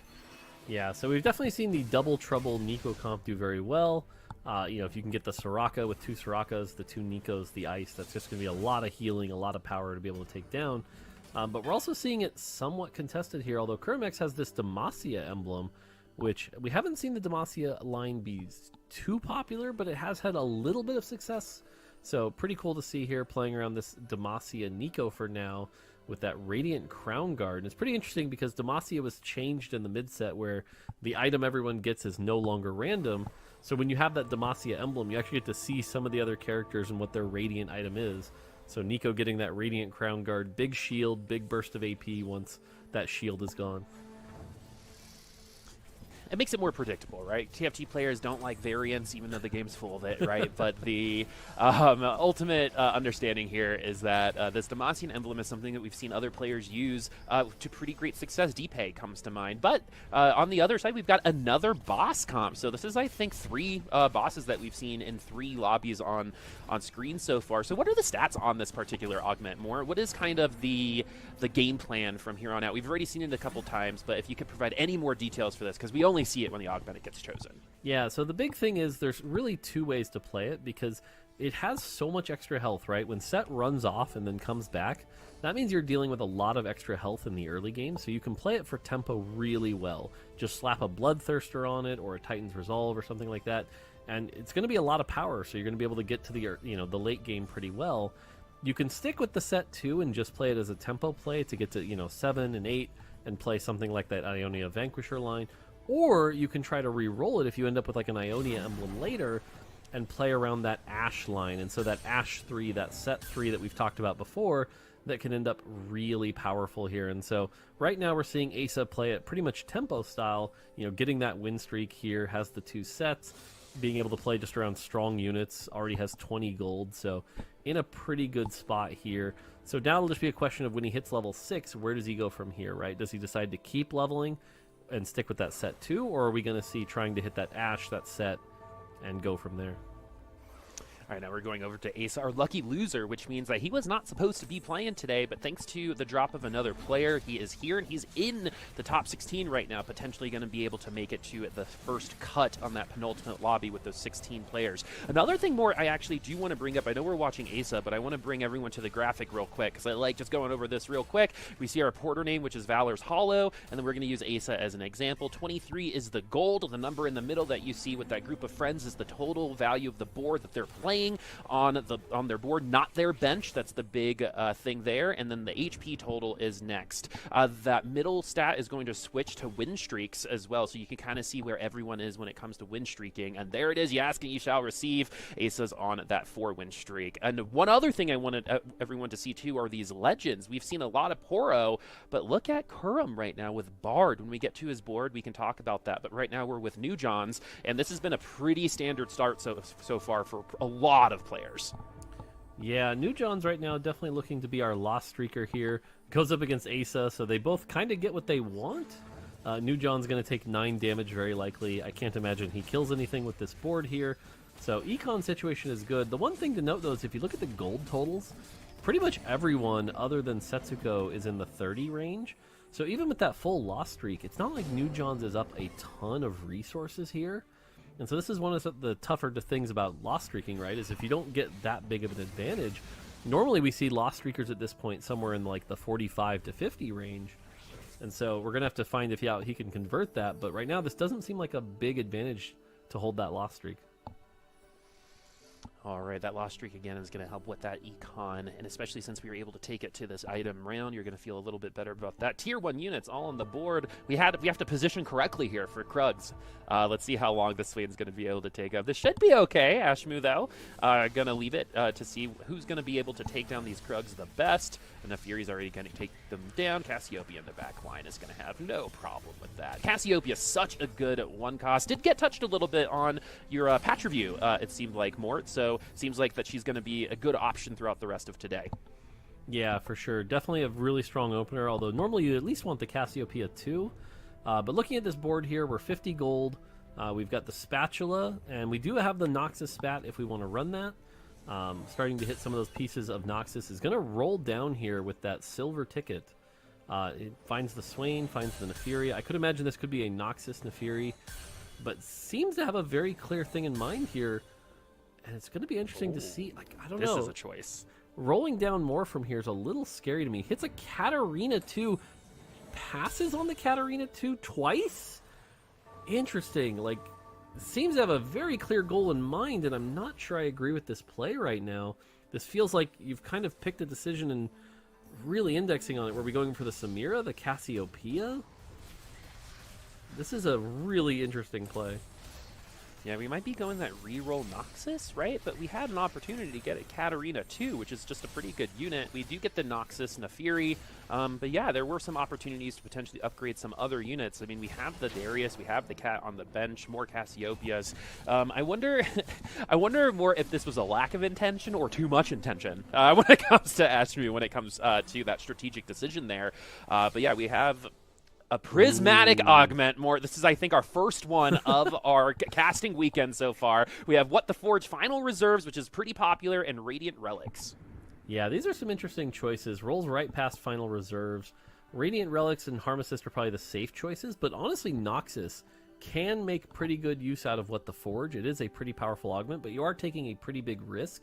And for someone like Ashmu, who, the points, only has 5 points, you kind of need to make a 1st or 8th play here, otherwise it's kind of doomed. So decides to not do that, though. It ends up just taking a Radiant Thieves Gloves here. So I don't know. There might be some tilt going on here. It seems like we're just having a very clear image of what we want to do, and it's not coming to fruition, unfortunately. And so I think we're just playing the reroll Samira, the reroll Cassiopeia, and really hoping we hit it. And if we don't, we might be looking at another really low finish for Ashmu. Yeah, I don't want to make an assumption, but we are the last place player on the day so far, so it just seems like maybe this has been the day for Ashmu so far. Let's see if we're going to be able to right the ship on this one. Play a little bit of spoiler, because Ashmu definitely looking like he's not going to make those penultimate lobbies, but if there's like a couple things in TFT that are always true, right? Usually the person who interviews the day before doesn't do that well the next day. Caster cursing is real as well. But yeah, let's see if Ashmu, the last thing that, is kind of always for sure, someone who's eliminated from advancing will end up winning a lobby and taking points away from another player who could potentially advance instead. We're moving over to Dish Soap. Someone we actually haven't, we've seen him on stream so far, but is in 22nd place. So, expectations might not be reached so far, but if there's a player that's going to be able to press that gas pedal down, it's going to be Dish Soap, as we see our items right now. Yep, so now we're at the part where everyone gets a support item here, and looking at these choices here, Obsidian Cleaver would have been a pretty good choice, but unfortunately you've already locked in the Last Whisper. So it goes with the Locket. Now, Locket got an adjustment when it became a support item. It gives an HP shield as well as armor and MR, which means it can actually be used on things like bruisers. So some pretty good options. Goes up against a Zephyr, though, and I like this Zephyr play here, especially up against these Ishtal hexes, so you know where to Zephyr. So pretty good heads-up play there. The Jinx trying to do as much work as it can here, but the Graves has been locked in play. Now on the back line with that Rogue, is going to be able to take down the Samira, and that's going to be a victory for Dish Soap. Yeah, the Zephyr, I think, is an item that a lot of people would have really liked. Some of our tier 3-4 cost units might have been delayed in their success because of something like a Zephyr. As we get to our 3-4 carousel right now, taking a look at everyone else, we got a golden ticket for Niamo, so we're definitely going to be seeing that reroll going, especially with Double Trouble. That's a great combo there. And so that could definitely start popping off. And could potentially also win this lobby. Looking at the itemizations across the board too, we have some good variety. We've got our Noxus comps, we got our Rogues, we got our Nikos, right? Common comps throughout the day, but in this lobby, I mean, yesterday we had so many Void players, and that definitely seems like it's not as popular so far. Yeah, the big things I want to see are Ramkev, who took that Ancient Archives 2 to see which 2 emblems he got. And then the other thing worth calling out here is Setsuko, we know, is playing that Noxus line that he's had a lot of success with so far, has that scoped weapons, and was able to find that RFC as well as that Ginsu's. So, if anything, we're seeing a lot of the players in this lobby, Ashmu, New Johns, as well as Setsuko, all playing that Noxus line, which might mean it ends up being pretty contested. And then, like you talked about, Golden Ticket with the Nico Double Trouble, that seems like the comp that has the most potential right now to be on a fast track to first place. Yeah, talk about a fast track as well. I mean, like, when direction's that easy, too, right? It's not only just a ban, but it's an opportunity for our players to have just one direction that they can keep going after. But that means, though, that everyone else can kind of react. But more in this situation, would it be good for the lobby to start taking some Nikos when they see them? Ooh, so this debate always comes up every once in a while, and it really depends. I think given the tournament standings, though, it's not really your major focus. The points aren't super in that big thing, and right now you're just kind of worried about yourself. I don't know. It feels like if you're doing that, you're mostly just helping Setsuko. So in this particular case, given the format, I don't think so. All right, good to know. It is a legitimate strategy. We used to see it with 5-cost units a lot, and people still will do it, especially during 1v1s. But we're seeing a little bit of it happen during the mid-game to try to stop some things. But this is a comp that, if you're able to hit, is absolutely going to destroy. We see the Jinx a lot with these Rogues, too. And it seems like a lot of people have been able to 3-star the Echoes pretty easily so far. But we've got the Graves, who we saw Rainplosion play with yesterday, get it super fast, was able to carry it to a victory over a very strong Demacian comp. So this Rogue comp can fizzle out as well, especially if we're not able to hit our particular units, but as of right now, it should look pretty good. I mean, it is 3 Rogue right now, which puts it in a bit of a weird spot here. We've seen the Jinx before. It's usually been with a Rogue Jinx, which has been a lot stronger. So here we're kind of struggling a bit. The Nico doesn't quite go down. The Graves is trying his best, is going to be able to get the kill here, so that's going to be good. I'm looking at Setsuko here, who was on a 7-round win streak, is now on an 8-round win streak. Is this going to be 4 in a row for Setsuko? It could be, and you're talking about legend status. Not the legends that we're picking in TFT, but legends in terms of the culture of TFT.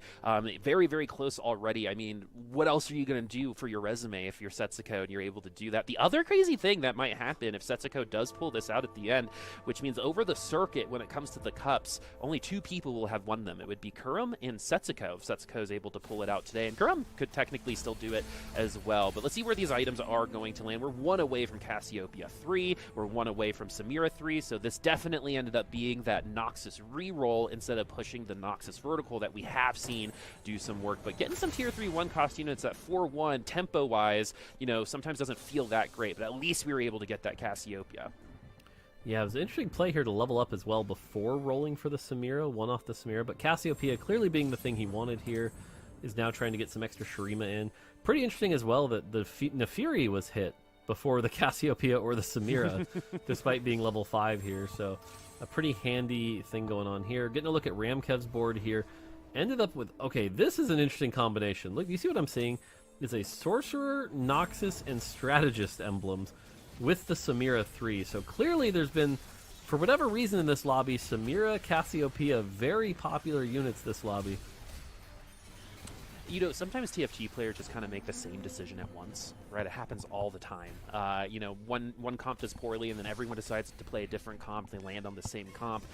But this Cassiopeia opener has probably been the most common that we've seen in terms of the one costs. It's provided a lot of direction. We've seen Hextech Gunblades, blue buffs doing a lot, and it's probably one of the best 1v1 units from the early game to the mid game. As we get another gold augment here, more Cybernetic Leech, library card, and Know Your Enemy. Yeah, so Know Your Enemy and Cybernetic Leech, both really, you know, sort of safe augments, going to generically combat power up your team. Portable Forge can give you that item. Library card, a personal favorite of mine here, but I like Library card here in particular just because it's another emblem on this board that will now have 4 emblems. We get another Noxus emblem, so we're going to be able to give our Crown Guard to Swain here, and we should be able to pretty easily get to 9 Noxus, assuming we're willing to level up here. But yeah, right now there's just, for whatever reason, we're in a lobby where people are contesting this reroll Noxus comp. And despite that, Setsuko now on like a pretty close to a 10-round win streak with this. Does use the salvage bin to break this apart and turn this into a Tactician's Crown. So I like that play, using salvage bin really well. Gets hit by the Zephyr on his Samira though, so that might slow him down a bit. It is still a very well itemized Samira, but that front line unfortunately is down. The Zephyr bought just too much time here, and Remkev still level 5, taking a bunch of damage there. Yeah, now everyone's got to remember to position for the Zephyr as well. Not something that they're used to doing. It's not been in the game consistently. Again, you have to pick an augment or get on Valor's Hollow to have access to it. So everyone's also going to have to remember that that's the case. When there's 8 people remaining, you're not going to have to do it as much. We can see it, and one helped win around there because of the Samira. But once we get to like the top 4 and we need to push for that win, you're really going to have to intentionally position. We're going to see a lot more swaps, I think, because of the Zephyr if it makes it into the top 4. We're back with Dish Soap at 40 gold, level 6 right now, sitting in second place. And looking at this, it looks like we're going to keep going. Look at that Mordekaiser, though, holding an emblem. Yep. When we've seen Mordekaiser not with that emblem do pretty well, and it should be able to push some good damage and get that backline access even earlier. Yeah, I think that emblem later moves to the Jinx 3 like we were talking about. So that is going to give that Rogue Jinx possibly later. Maybe using it for now to get some advantage from Slayer. Keep the Jinx in the backline to do some big damage here. Up against the boss, and we can see, you know, definitely Asa played this for tempo. We don't see a 3-star boss. These items are pretty interesting on that right now. Dish Soap able to get the win, and so looking pretty good there. Setsuko now up to 11 win streak, though. Again, if we're talking about going for that first place finish, an 11 win streak in the mid game is going to be a good step towards that direction. Has the Neela 2 with scoped weapons, if you look at those itemization. Really just needs the Mordekaiser 2 to really step it up. And has also got that Zephyr to really control his opponent's spaces. So Setsuko right now looking very primed from this spot.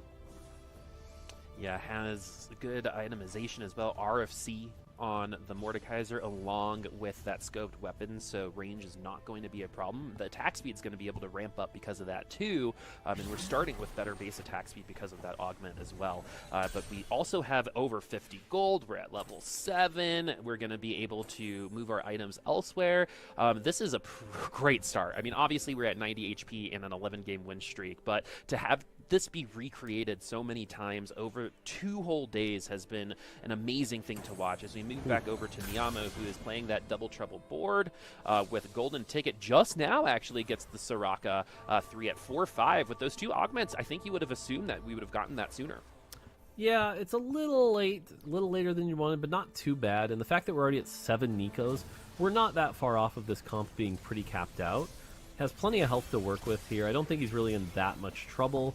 The big thing is the Nico 3, though, right? It is still a 2-item Nico, and Nico's all about thresholds, right? If you don't have enough damage to take her down, you know, you can't beat her. She just tanks forever, heals forever, it is what it is. If you do, she falls apart really quickly, and so you really want to get that Nico 3 with 3 items as fast as possible.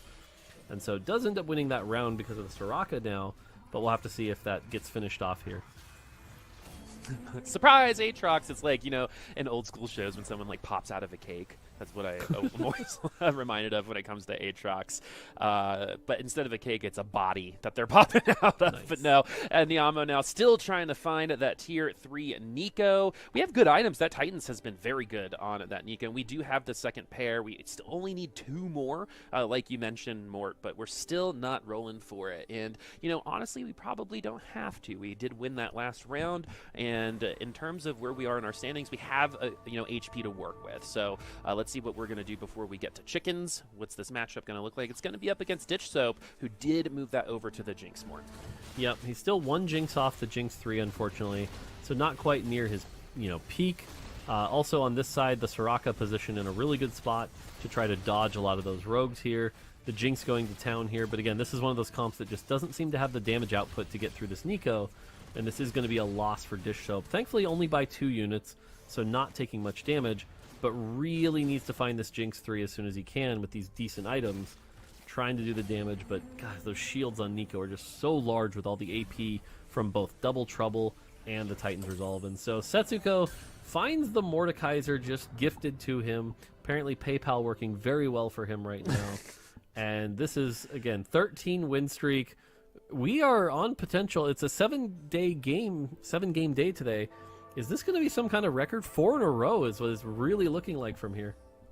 Yeah, I mean, just by attrition, we can almost assume a top 4 is in Setsuko's future here, but we can do better than that. We have with this particular comp as well. This scoped weapons Mordekaiser, getting Mordekaiser 2 this early. We also could technically remove and build a second RFC on the Mordekaiser if we wanted to, but it doesn't seem like that's going to happen. As we move back over to Dish Soap, since Setsuko's plan seems to be pretty clear when it comes to using that scoped weapons, rolls over the Jace 2, decides that he doesn't want it. We already have our 2 gunners on the board, continues to roll over past those Jaces. We're going to start selling them, and now we're going to pick our item. It's going to be a Bloodthirster, and we finally do get to that Jinx 3. This has been the unit that has held this emblem the most often when it comes to this particular comp. What is Jinx offering that other units aren't? So the big thing here is because you're rolling at 6, you need to find another 2 cost that kind of fits your comp. And Jinx gives you Zaun, so you can play with one of the Zaun mods, and it gives you Gunner, which is going to scale both Graves and her damage. And so the fact that it fits into that trait web so well puts her in a good position, but unfortunately goes up against this Noxus reroll, and there's just so many 3 stars on that board. The rogue comp really couldn't take off, and so that is going to be a loss for Dish Soap. And right now, Dish Soap has a lot of health, but could kind of bleed out into like a 5th or a 6th unless something strengthens that board.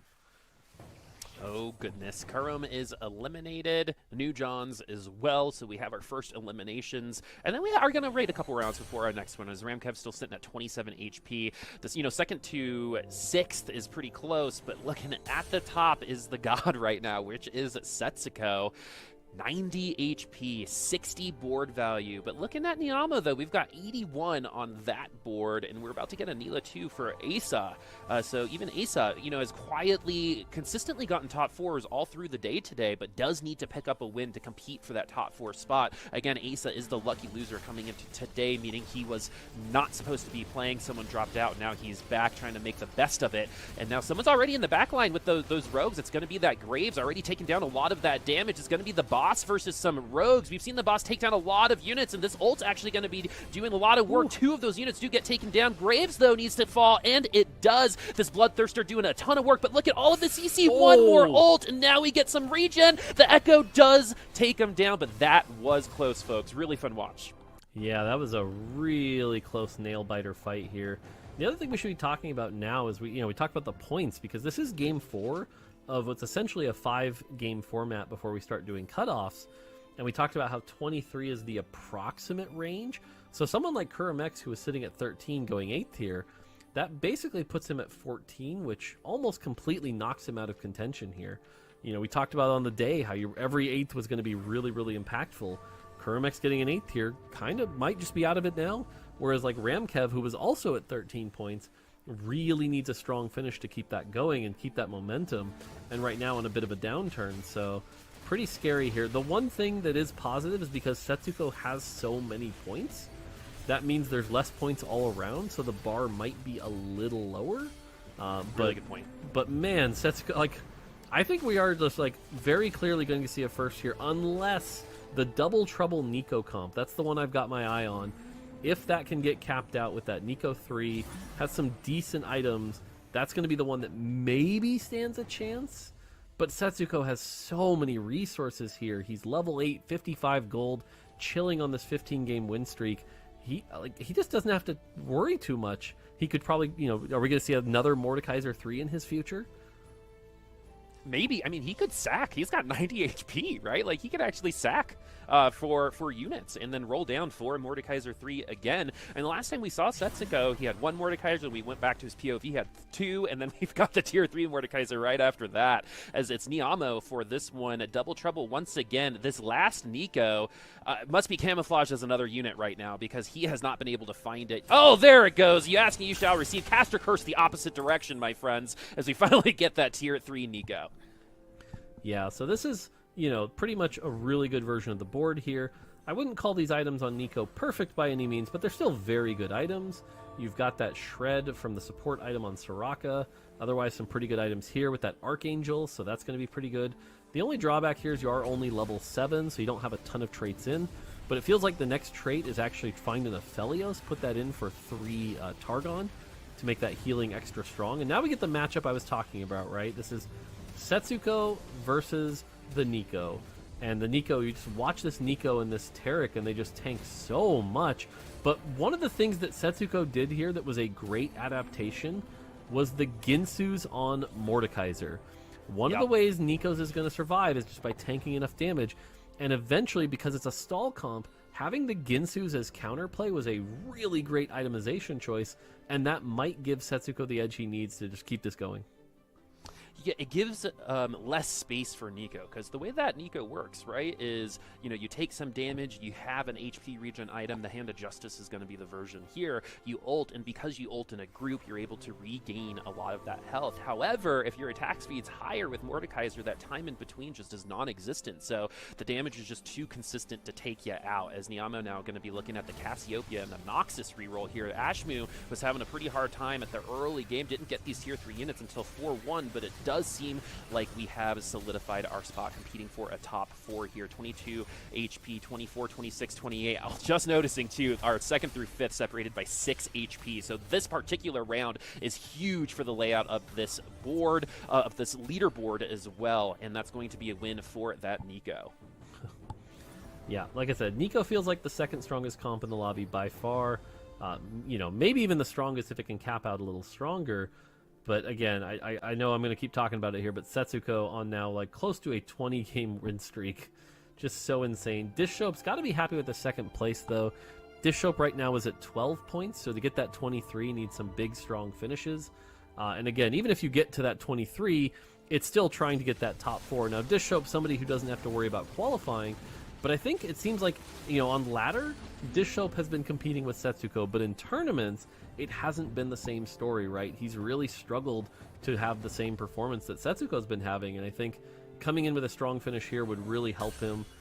He's gotten a lot of 2nd places, though, so it's not like he's that far back, but just one little edge would go a long way.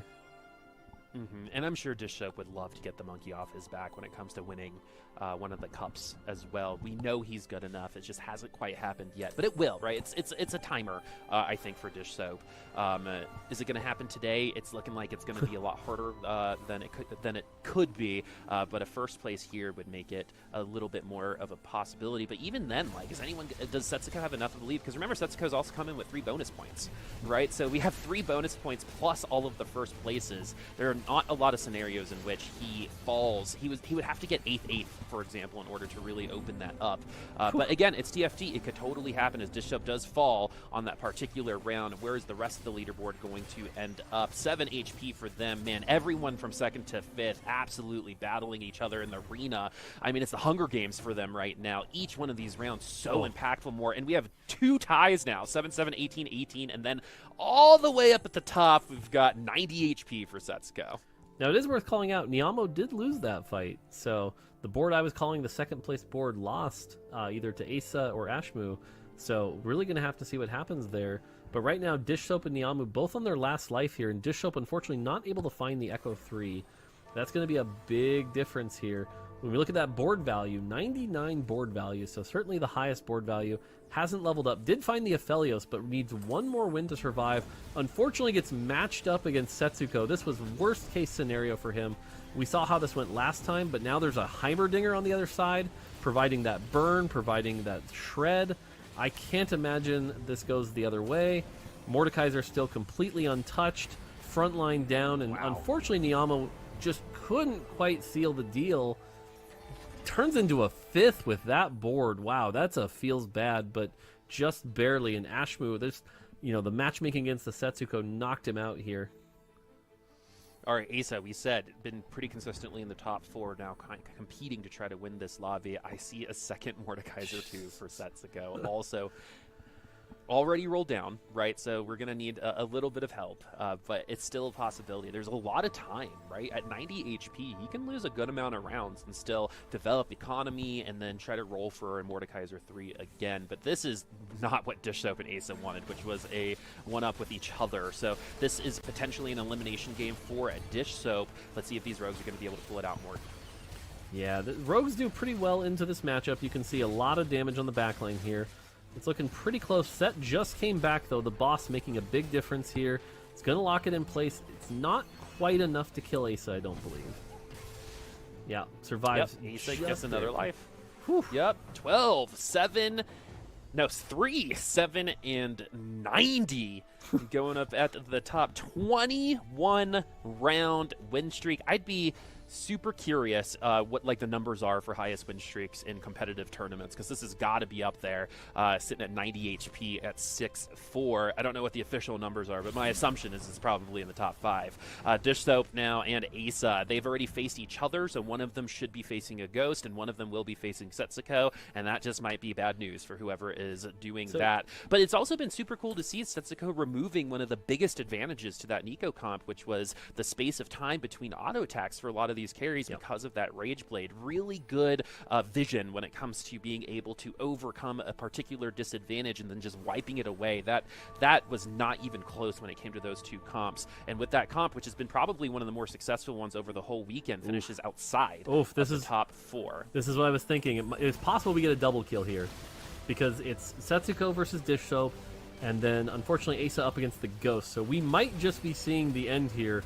as Noxus runs over both boards. And sure enough, the boss, we got to watch that boss health almost. Yep, that's down. I think that's exactly what we're going to see here, is Setsuko just dominating for his 4th win in a row. This is pretty close to unprecedented. This is amazing. 4 wins in a row. I mean, Setsuko's actually on the warpath right now, right? I mean, he's a step aside Robin Song, step aside Cottontail. I'm breaking a new record today. Honestly, it's actually pretty shocking to see it all back to back to back to back. I don't know if we've seen 4 first places in a row in competitive TFT in one of the Riot sanctioned events. I'm not exactly sure. But you know what? I want to take a second, because we got so wrapped up in the Dish Soap Emily Wang rivalry, we kind of forgot about the Dish Soap Setsuko rivalry. Okay, Setsuko is doing amazing, right? I'm not going to try and take that away from him, but I want to give Dish Soap the spotlight, okay? With a 4th day finish, right, making it to the final day, Dish Soap has actually accomplished the triple crown of Set 9. And what I mean by that is that he qualified for the regional finals in every possible way you could, by top 4ing the mid-set finale, by getting snapshots through ladder, and by being in the top cut of qualifier points. Setsuko is having an amazing day. But I want to give some credit to Dish Soap. The most interesting thing about that, though, is that there's only one other player in the history of TFT who has also triple crowned a set before. And Mortdog, do you want to guess who that player might be? I'll give you a hint.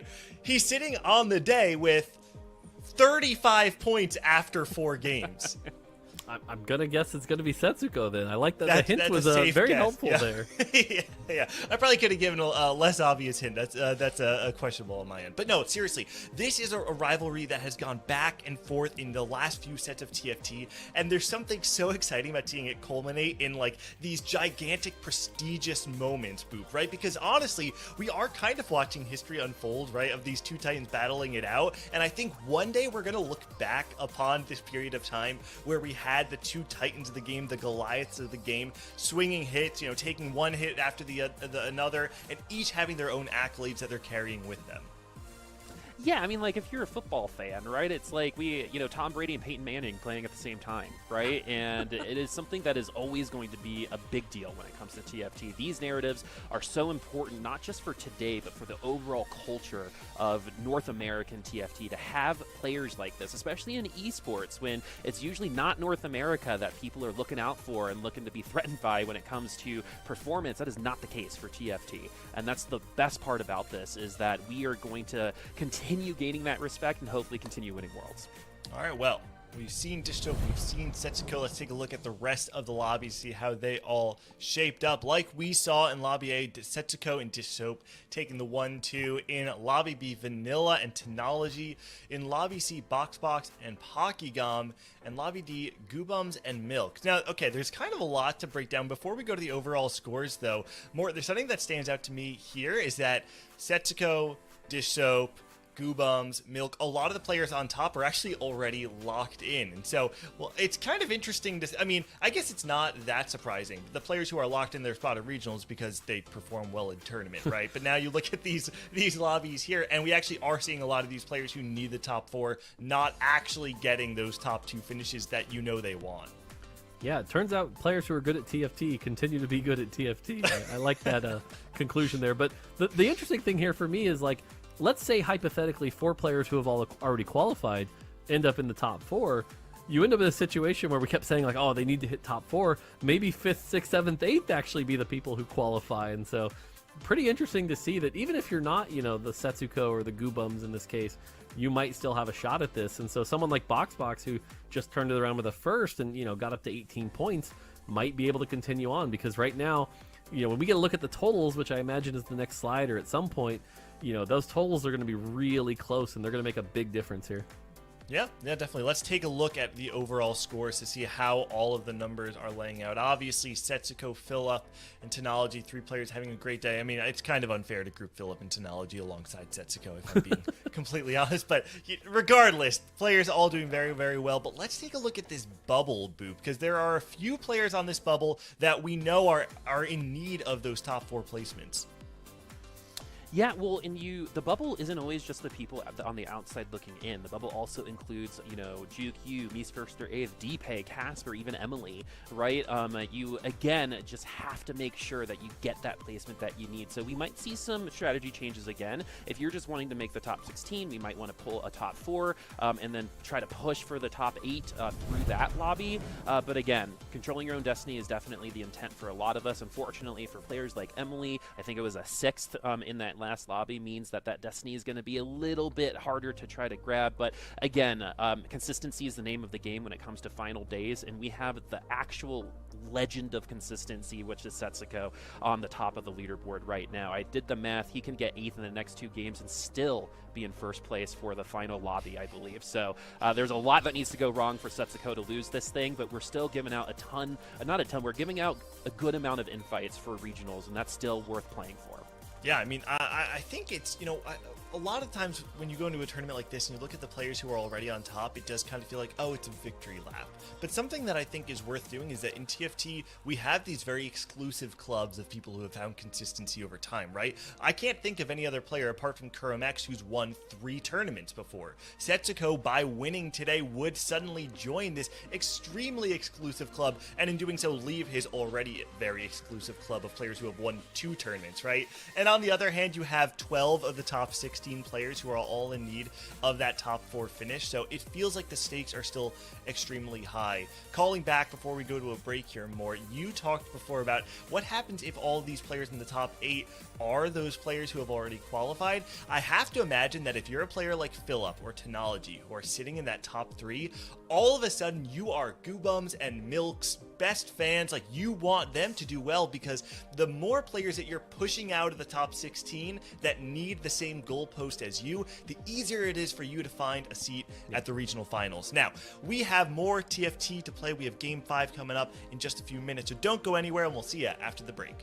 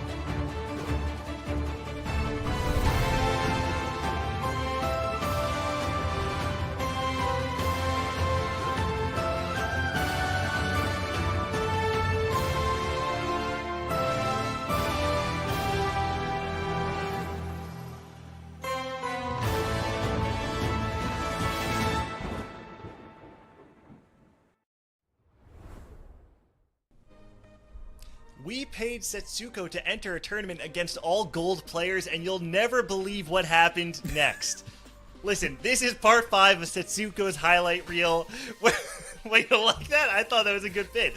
And we've got another game laughing. coming What up. do you expect me to do? It's a good bit. It is a good bit. It's a good bit. I rehearsed that one in my head a little bit. Okay, listen, we've got Setsuko's lobby coming up one more time, but let me just kind of set the stakes a little bit, right? It's game number 5. After this, we take our field of 32 players and we cut it down to 16. This is do or die of so many of those players. And Nathan, I think it's interesting to note, and I said it before the break, 12 of the current top 16 are those players who are seeking out those top 4 placements. It's really getting exciting for how it's all going to shape out. Yeah, we actually have like Nature's is working behind the scenes to try to come up with all the little tiny things of like super crazy scenarios that are popping up.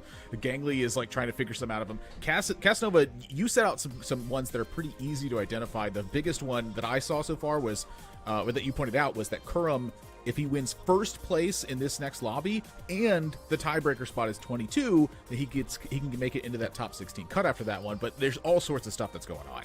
Yeah, so like the expected value, right? 23 to 24 points is going to be the goal, but Nature's has identified there's a possibility for it to be 22. So for New Johns and Kurum, they're looking for first place in this game to have a chance if that cutoff goes there. Everyone else is still looking for that, that 23, 24, and that's why Pocky and Asa, both sitting at 22 points, really just need to not go 8th here. Not going 8th is incredibly important for Asa and Pocky, and I think we've talked about this in the past. When you really need to not go 8th, a lot of times we do see players kind of falling on that and falling into that 8th place. So we'll be watching those two to see if they can survive through the early game, outlive some of the other players, and then we're looking at Subidu and me 1st or 8th, playing for top 4 to kind of ensure that spot, since they're both sitting more in the middle of the pack.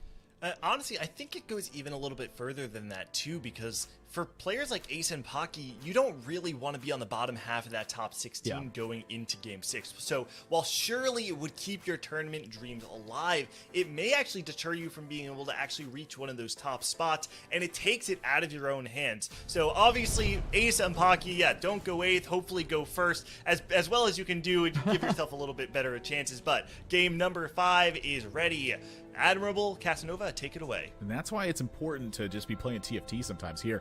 And you know what? That's like the tip of the iceberg when it comes to it as well. Like, we're just talking about the tournament lobby stuff. We're not even talking about qualifying for regionals right now, which is like it's like a tome that you're going to have to decipher as you're going through all the crazy stuff that can happen with this one. So Nature's BF, thank you so much for working behind the scenes to help us figure that out. It's important stuff that's going to unfold as it's happening. And that's not even talking about the main reason we're following this lobby, which is history unfolding. Setsuko right now, 4 straight lobby wins.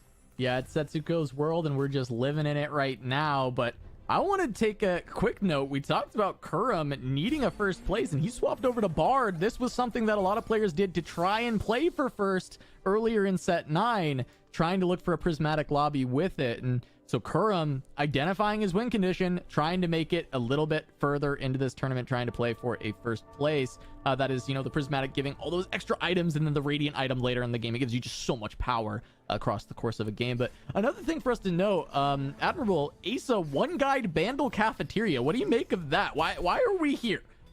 Is it lunchtime? Why are we at the cafeteria? I mean, I think the spatulas are cool. I vote for this one a lot. Okay. Do you not vote for this one a lot? No, I mean, when I play Earth, every time. I see. You're like going for like the crazy stuff. Yeah, I want the well, and Ace is playing Earth, so I guess we've identified why Asa wants Bandle Cafeteria. It's like, also, okay, I'm playing Earth, another spat. I'm down. I'm like really weird when it comes to macro stuff, where I'm like 20 extra HP around. This never stops, and I feel like I'm just getting paid dividends the entire time, without really realizing that everyone else is getting that as well. I just like it. I guess it's tough to explain beyond that. I identify like what units you can keep in all game, right? To get the max benefit of that. But Asa has the chance for Ancient Archives into having the additional spatula, so he can create some really crazy boards. I mean, this is the payoff that he wanted, but also Kurum got the payoff he wanted, right? This is a prismatic lobby playing the Bard. That's exactly what you're looking for to try and play for first. You literally just talked about this. This is great. This is exactly what he wants. Yeah, this is, I mean, both players wanted this, right? Because Asa now gets even more HP from Bando Cafeteria if he pops these. Even if he pops them later, it's still just a lot of HP that he's stacking up. This lobby's already wild. We're at 2-1. Okay, we haven't even seen anything happen yet. Oh my god. Prismatic augments are awesome. I really get frustrated when I'm playing with these all the time because I mess them up. But watching them happen is like, yes. That's all I want is for crazy stuff to happen. Pocky took starter kit. Oh, and he hit Shen. That's pretty low tier as far as hitting a starter kit unit early on. But he's also got an Ionia emblem. So Asa and Pocky both on Ionia emblems early on. Pocky will at least have his front line shorn up by stage 4. As soon as we hit 4-1, he will just have a Shen 2 for free. That is just his to hold on to. Wow. That is wild. It shows you how much extra strength that Asa actually has in play right now, though. Where Pocky still is not able to actually overcome this round. Yeah, usually you like to win streak with starter kit, so a loss is not exactly where he wants to be, but because it's a Shen, I guess you don't expect to get there. Wow, another Ionia. Wow. And the last one, oh, I mean, I guess, what do you Ooh, go through with 2 Piltover. Ionia? Could you get 3 Piltover in and try and play that? Maybe not. Goes for Challenger just for early board strength. Yeah, I mean, this could purely just be for tempo at some point, and like if you wanted to leave an Aurelia, for instance, you do get that little bit of synergy from Ionia if you're going to dip that direction. So it does make sense. I think it just makes the most sense of what he had. The rest of the rules I think were pretty bad. I'm curious actually if there's a reason to like wait a little bit and maybe try to tailor the second one, because you have a pretty clear direction with where you want to go right now, but it feels like the tailoring could get a little bit awkward and maybe just cost you time at the end of the day. Yeah. So go for your strength.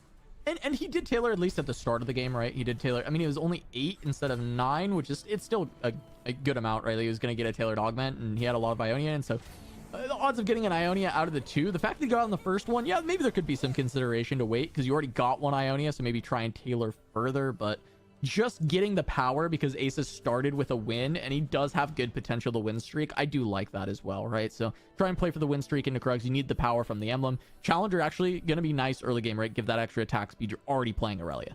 Yeah, there's quite a few augments around. Like I guess like it's hard for me to evaluate it like really on the spot just from a whole, but nothing like is crazy standing out right now. I think the outcome from the tomes was really good on Ace's side, or at least at the start of the tomes was pretty good. But the other thing I'm seeing here is Setsuko has got binary airdrops. So when you have kind of extra spatulas and stuff floating around, the binary airdrops can really make a big difference in just being able to get items and the value of that one. Like you don't necessarily have to commit to something early on. You could spread out components a little bit more. It feels like exactly like something that Setsuko is going to be able to really take advantage of throughout pretty much the entire course of the game. He's already slammed an Ionia spatula pretty clear and straightforward where he's going to go with that. But right now, him and Asa are on win streaks right now going into this carousel. Okay. Subidu's sitting at a loss streak very clearly. I mean, look at these augments right now. Nothing here looks crazy. I count 6 Ionia emblems in this game across 5 players. So this is going to be a unique one as far as the players being contested.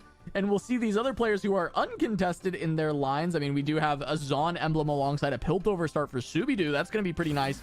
And Me First Wraith with a Bruiser emblem staying away from Ionia might have a very good time hitting their compositions when we have 5 Ionia emblems in the lobby. Or 6 Ionia emblems, 5 players. You can still use it for tempo. It's like you used a sword and used a spatula that you got from the region here. It isn't like a heavy commit to Ionia just simply because you have one. It's that Ionia is a lot more powerful because you have it. So that is something that I definitely I succumb to every single time myself. It's like I have something that's good, and so I automatically go that direction. It's a lot harder to get away from that when you're actually playing the game for some reason. I don't really know why. It feels like it's like a siren calling to me out of nowhere, and I can't do anything to get away from it. There's a pretty big fight here though.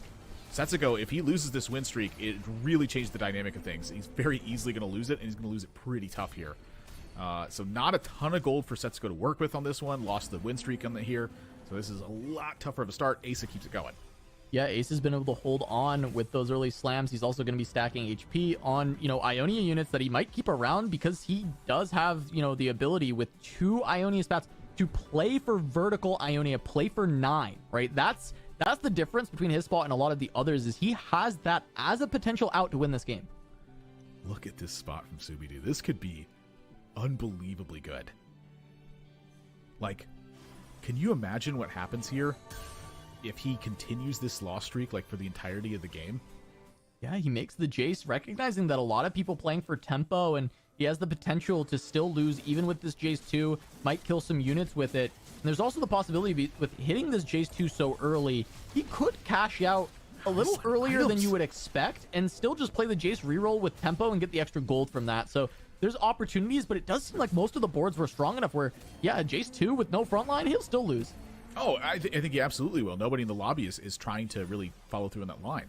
You know, it's that players happen to be losing. You know, look around the lobby right now. Everybody's trying to do something. So it's pretty crazy to see that there's this much going on. Something that we forgot to mention too, by the way, is that with all the spatulas that Asa was able to get from Earth, he's getting a little bit of extra health across the board here as well. So. Oh yeah, I mean, absolutely, he's getting a ton of extra HP. It's a matter of, does he, you know, have units that he's going to keep in that he can find a lot of HP on top of and fully stack?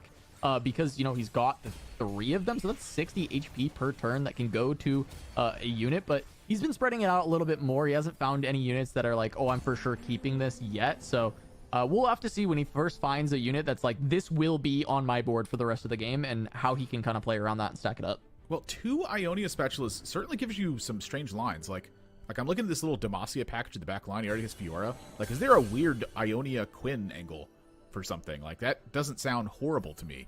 Like, you suddenly are just Demacia Ionia. And it's like, okay, what do I do now? Me first or 8th on the big roll here. We've seen this a couple times on the day. You and I were keeping up with Emily's lobby, where she didn't hit Cho'Gath for like a super long time deep into her lobby. And still was able to like hold up for quite a while. Yeah, hit it on 3-6, ended up bleeding out into a 6th place finish. But Me First or 8th only has 3 Cho'Gaths, rolled down to 20 gold at level 4. Shurima Cho'Gath could be insanely scary, right? If you hit the 3-star, you get it online early. All that extra healing, the attack speed helping out a bit as well. But it just seems like he's very behind the pace that he needs to be at. And I'm very worried about this spot, not having a lot of gold after that roll down and not hitting a lot of the units you were looking for. No. But he's going to grief Subidu's streak here. Oh, no! That's so bad for Subidu! So I guess Subidu just needs to pivot now and just go for win streak, because he's got the 2-star Jace already. So he can just go and try and win streak with Piltover and use the extra gold to help him hit his roll down. Gunner also, he can go extra gunners. Yeah, this is actually, he had a good way to pivot as well, because he has all these 2-stars. He just has to find a front line. If he can build a front line, he's actually got a very strong board with 4 gunner. This is really weird. You have an open spatula. You have a 4 gunner online right away.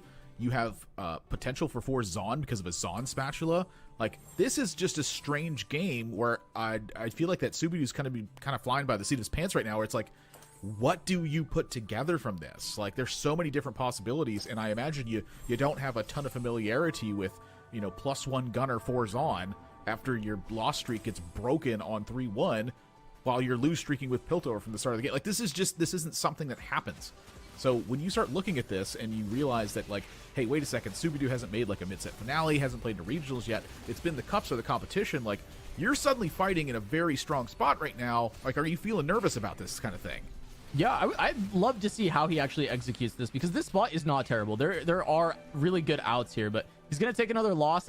He did want to win, right? We did see him upgrade the board, but he didn't roll down on 6. He's still going to be like, okay, if I lose, it's fine. I'm just going to be strong enough. And if I win, it's fine. If I lose, it's fine. Whatever. I'm just going to make a decently strong board so that the losses are not bad.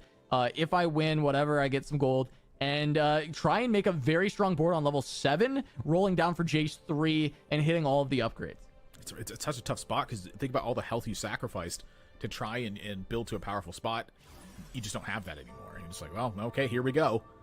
Like, you know, you're pretty much at the hands of the rolls at that point. Learning TFT, this looks like kind of a shaky looking board, honestly. But you know, when you have +1 Ionia, you have the Radiant Eternal, the Radiant Last Whisper, and you're on 5 win streak here with +1 Vanquisher. Like, it felt like this board was like not that strong, but he was on a 5 win streak here. Like, what? Yeah, I feel confused looking at that. It's deceptively strong because of how good Ash is with that Radiant item, the Radiant Last Whisper, and Ionia Emblem. I think those two things are just so strong on Ashe, and it was an early Ashe 2, so I think that makes the big difference, right? You have a 3-item frontliner and an early Ashe 2, so it sets up really well for that early win streak, but we did reach kind of the end of that where the rest of the pieces of the board are a little bit useless, and some players have found some upgrades, so it just couldn't hold on to that streak anymore. As we do get to this carousel, Asa's still streaking. 8 streak right now with the power of those early emblems and stacking up that HP. It doesn't look like he's kept too many of the units from the early game, but he still has the Jhin and the Irelia, and they both probably have stacked up a decent amount of HP from these rounds. You notice that Kurum just found a bow off of a very strong unit from this carousel, and I don't know if you're looking at his team composition right now, but this could be a very mighty couple of turns that Kurum is about to have right now. Oh, for sure, right? He's been saving up a lot of money, and wow, there's a Neela in his level 6 shop. He's also got Pandora's Bench, and he goes to 7, so here's the Radiant item. Here's the payoff from the Bard that he brought in. He's so strong! Oh my gosh! How are you going to defeat him right now? Yeah. So he's got Rapid Light Cannon as an option for the Neela, but actually goes for the Night Harvester. This gives a lot of damage onto that Neela, who will take the damage early on. She'll activate Night Harvester. It's going to happen, right? Like, the payoff from that item does happen with the Neela very quickly into a fight. No rogues in the lobby, so, you know, it's like the low value off of Edge of Night. So he doesn't even have to necessarily go that way with it. Just slam the Runeons here, push for damage. Like, you're tempoing the lobby right now. Why not? Like, you're tempoing the lobby and you have Pandora's Bench? They're in trouble. Like, that feels like a classic Kurum tale, where it's like, he's like, oh yeah, Pandora's Bench, you're gonna roll for. He's like, no, just tempo. You're like, oh, okay. It's actually also very big because Kurum's line is heavily contested, but Pandora's Bench gives you more chances to see the units, right? It's gonna allow opportunity for Kurum to hit while potentially 5-way contested in this lobby. And look at the bars on the right side as well, where like there's so many level 7s on 3-5 that happened. It's because everyone's contested. Like, they know they have to race for it. So when that has to happen and players have to spend their gold, the lobby naturally turns into like this giant power spike. So if you're not way ahead of the lobby, it's a problem. And so that's where I look back to like New John's spot, or where I was looking at Me First or 8th spot, where like all of this health was being used to try to generate something, and that was just gone. So when that happens, how do you recover when everyone else is power spiking now? Like, you invested your resources, is that just failed and like you're just actually hoping at that point? Yeah, and I think for New John's, I mean, it's going to be really tough, right? Because rolled down a bit, still has 30 gold to roll through, but didn't hit enough ashes to consider even going for like 3-star ash. And this is a Morello's, like, this is just item carrying, right? Trying to get some damage out. Yeah, it's fine on ash, right? But this is not what you would do for a 3-star ash, is what I'm saying, right? Like, you wouldn't want to play Morello's there, right? No, that dream is gone, yeah. Yeah, so, I mean, New John's just in a really tough spot because that's like 30 gold to roll, and in the most contested comp in the lobby, your odds of hitting are definitely not good. And now even learning TFT has just reached level 7 in the same line. The Radiant pretty much leans to Vanquishers and Vanquishers alone, and you've got the Ionia. So it's like, what do? You have a +1 Vanquisher as one of your augments as well. Yeah, go Vanquishers. So here's the thing. When you look at the rest of the lobby, not everyone necessarily connected by going to level 7. There was players who were putting stuff together, but you know, you have some gold to work with. Like, I think it's kind of a tough play because it's like I don't think that Learning had the gold to justify it. Looks like maybe still not moving the board around here. I'm very curious to what this is going to be. Yeah, Neela 2 for Kurum. Finds a Shen. I mean, he's finding the units, right? Kurum's hitting first. Kurum's just going to eat alive all these other players that are trying to hit this contested line. And Kurum's there. I mean, he's got the Neela, right? Like, the Xayah is big. He needs to hit that. But the fact that he has Shen and Neela already, and he's got the 6 Ionia set up with an Ahri, in fact, is the 6th one. There's potential for other carry opportunities. Getting updates as we go along through this one as well. I'm Jack. Died on 4-1 in the lobby he was in. So, you know, if you're wondering if they have to go 1st or 8th, yeah, that's exactly what they have to do in some of the other lobbies.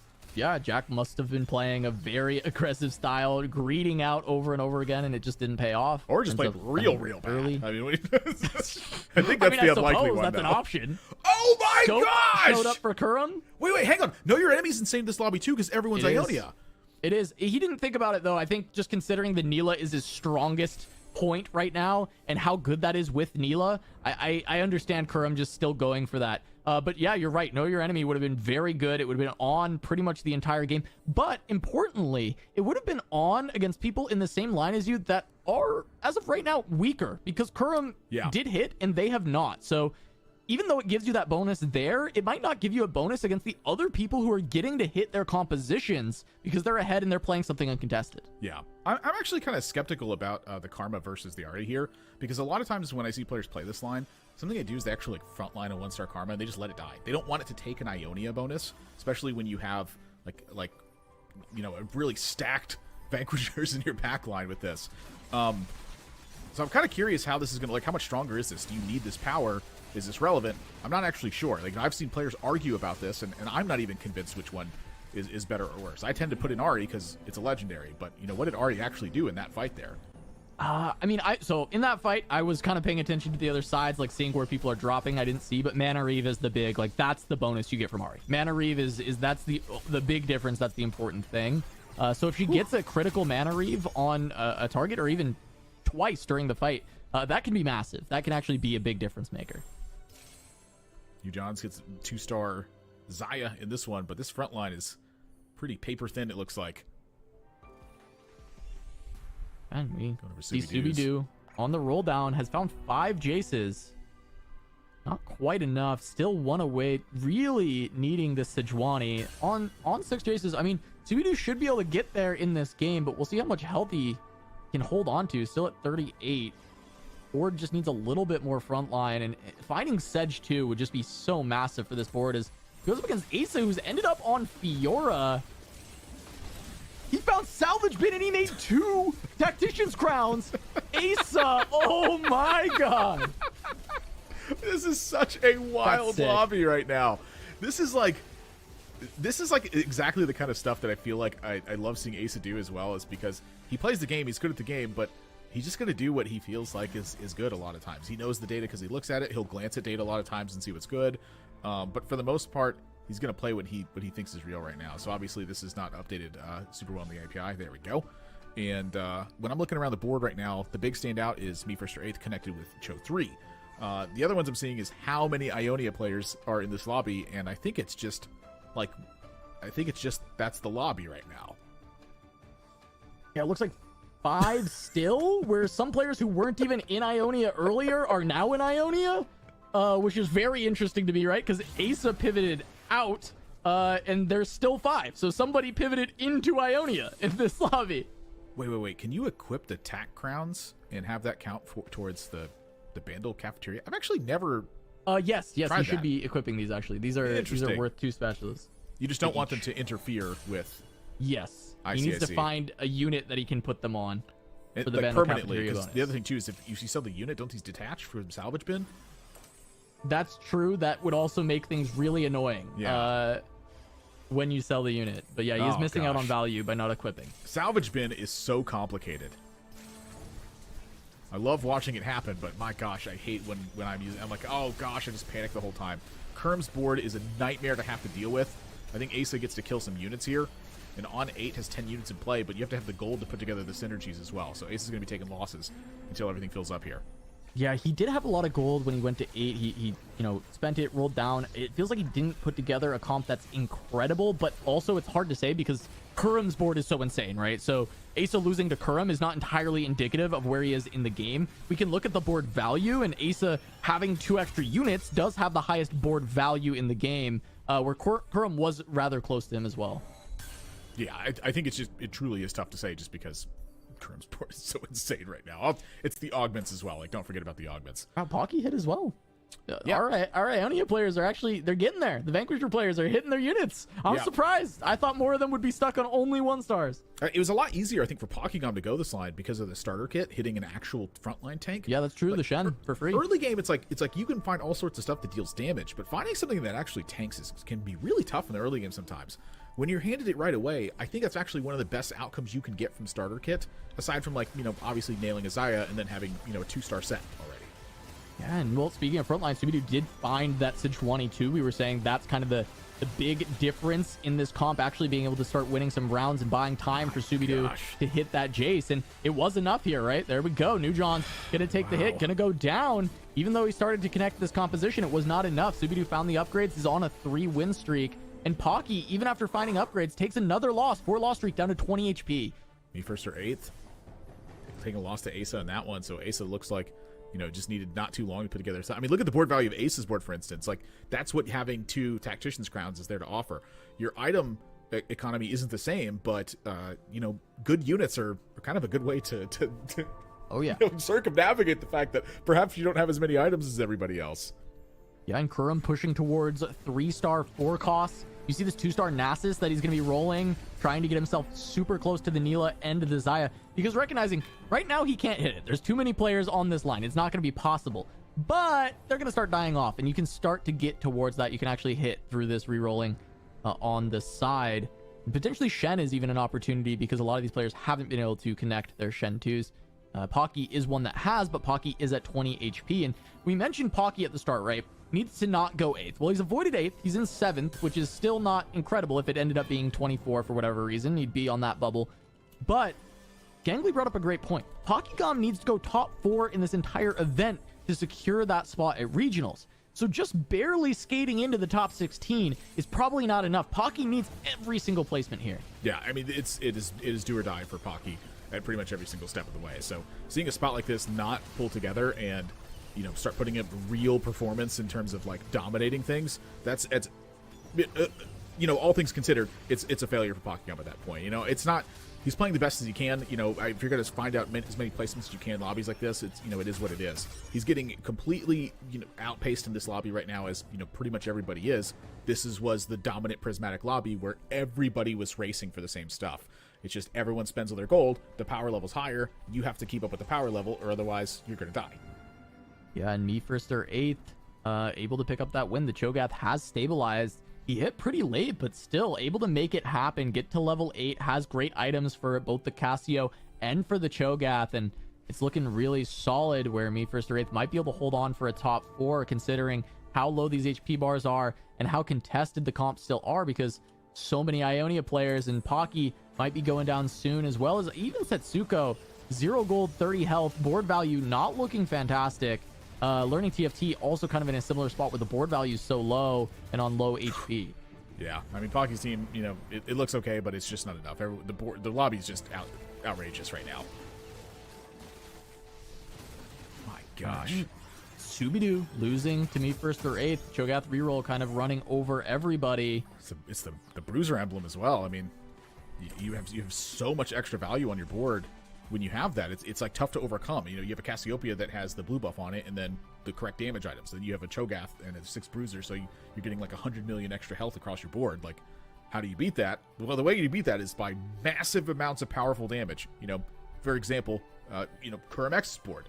He's got exactly the type of board that can fight against something like that, where you have every single thing at your disposal, and you also had time to put it all together, and now you had time to wait and make it even more powerful after that. It's just... it's hard to say who's going to walk away with a win in this lobby right now, because it feels like it's still anyone's game. Wow, Setsuko has so much binary value, but going up against Subidu, who did find that Jace 3, trying to push the damage. If Subidu can find a win, he will even get the laser beam on that T-Hex for future rounds. So a win here does increase the power of his board quite a bit, but it doesn't look like he'll be able to find it against Setsuko. Going to drop incredibly low. Down to like 1? Is this 1 or 2? Learning TFT was down to 2 as well. Yeah, both of them at 2. Yikes. Trying to hold on for the spots. Oh, you know, how about another Ionia emblem? Yeah, who wants it? Subidu gonna deny it? No, nobody's being able to push to 9, so not able to make that much use out of it, but Setsuko does end up wanting it. Maybe potential to drop something else in this comp. Another gunner here? Is this relevant? 6 gunner? I mean, if you can go to 6 gunner, that can be a massive spike, right? There's Ginsu is on this Jace, so he will actually ramp up those gunner stacks pretty quickly. There's 5 gunner in, has the Aphelios. Could actually put this in, could take out the Echo, and then you drop 4 Zon, and instead you just play towards the 6 gunner. Maybe this is better. Oh no, you can still level up, get the Echo back in. He had just enough gold. Yeah, to get the TX. You don't get the Force on, but you at least get the Piltover back in. And if you win, then the T-Hex actually does get the breath, which is relevant. That's extra damage. Second. There's no way that this is just enough to get through this, right? Wait a second. The weakest board. The weakest board in the game. Second. Scooby-Doo should be able to win this easily. Let's see. The front line's already kind of down, though. It might not be as easy as I thought, but the boat does come through providing CC, and the damage is there from the Gunners. Yahar is right, as we are going to get that win, and this is going to give the T-Hex the upgrade from reaching that 20 stacks. Hang on a second. This is like... Is this like a weird bailout scenario where Scooby-Doo can just, like... You can hit 2 more Pirate Kings in this one, and, like, you're just totally back from the dead? Well, Asa took another big hit. Setsuko only on 15 life on another loss. I mean, it's possible that Scooby-Doo can outlive Asa or Setsuko and hold on for, you know, a top 3, a top, probably top 4. I don't think he's getting past Kurum or Me First or Eighth, though.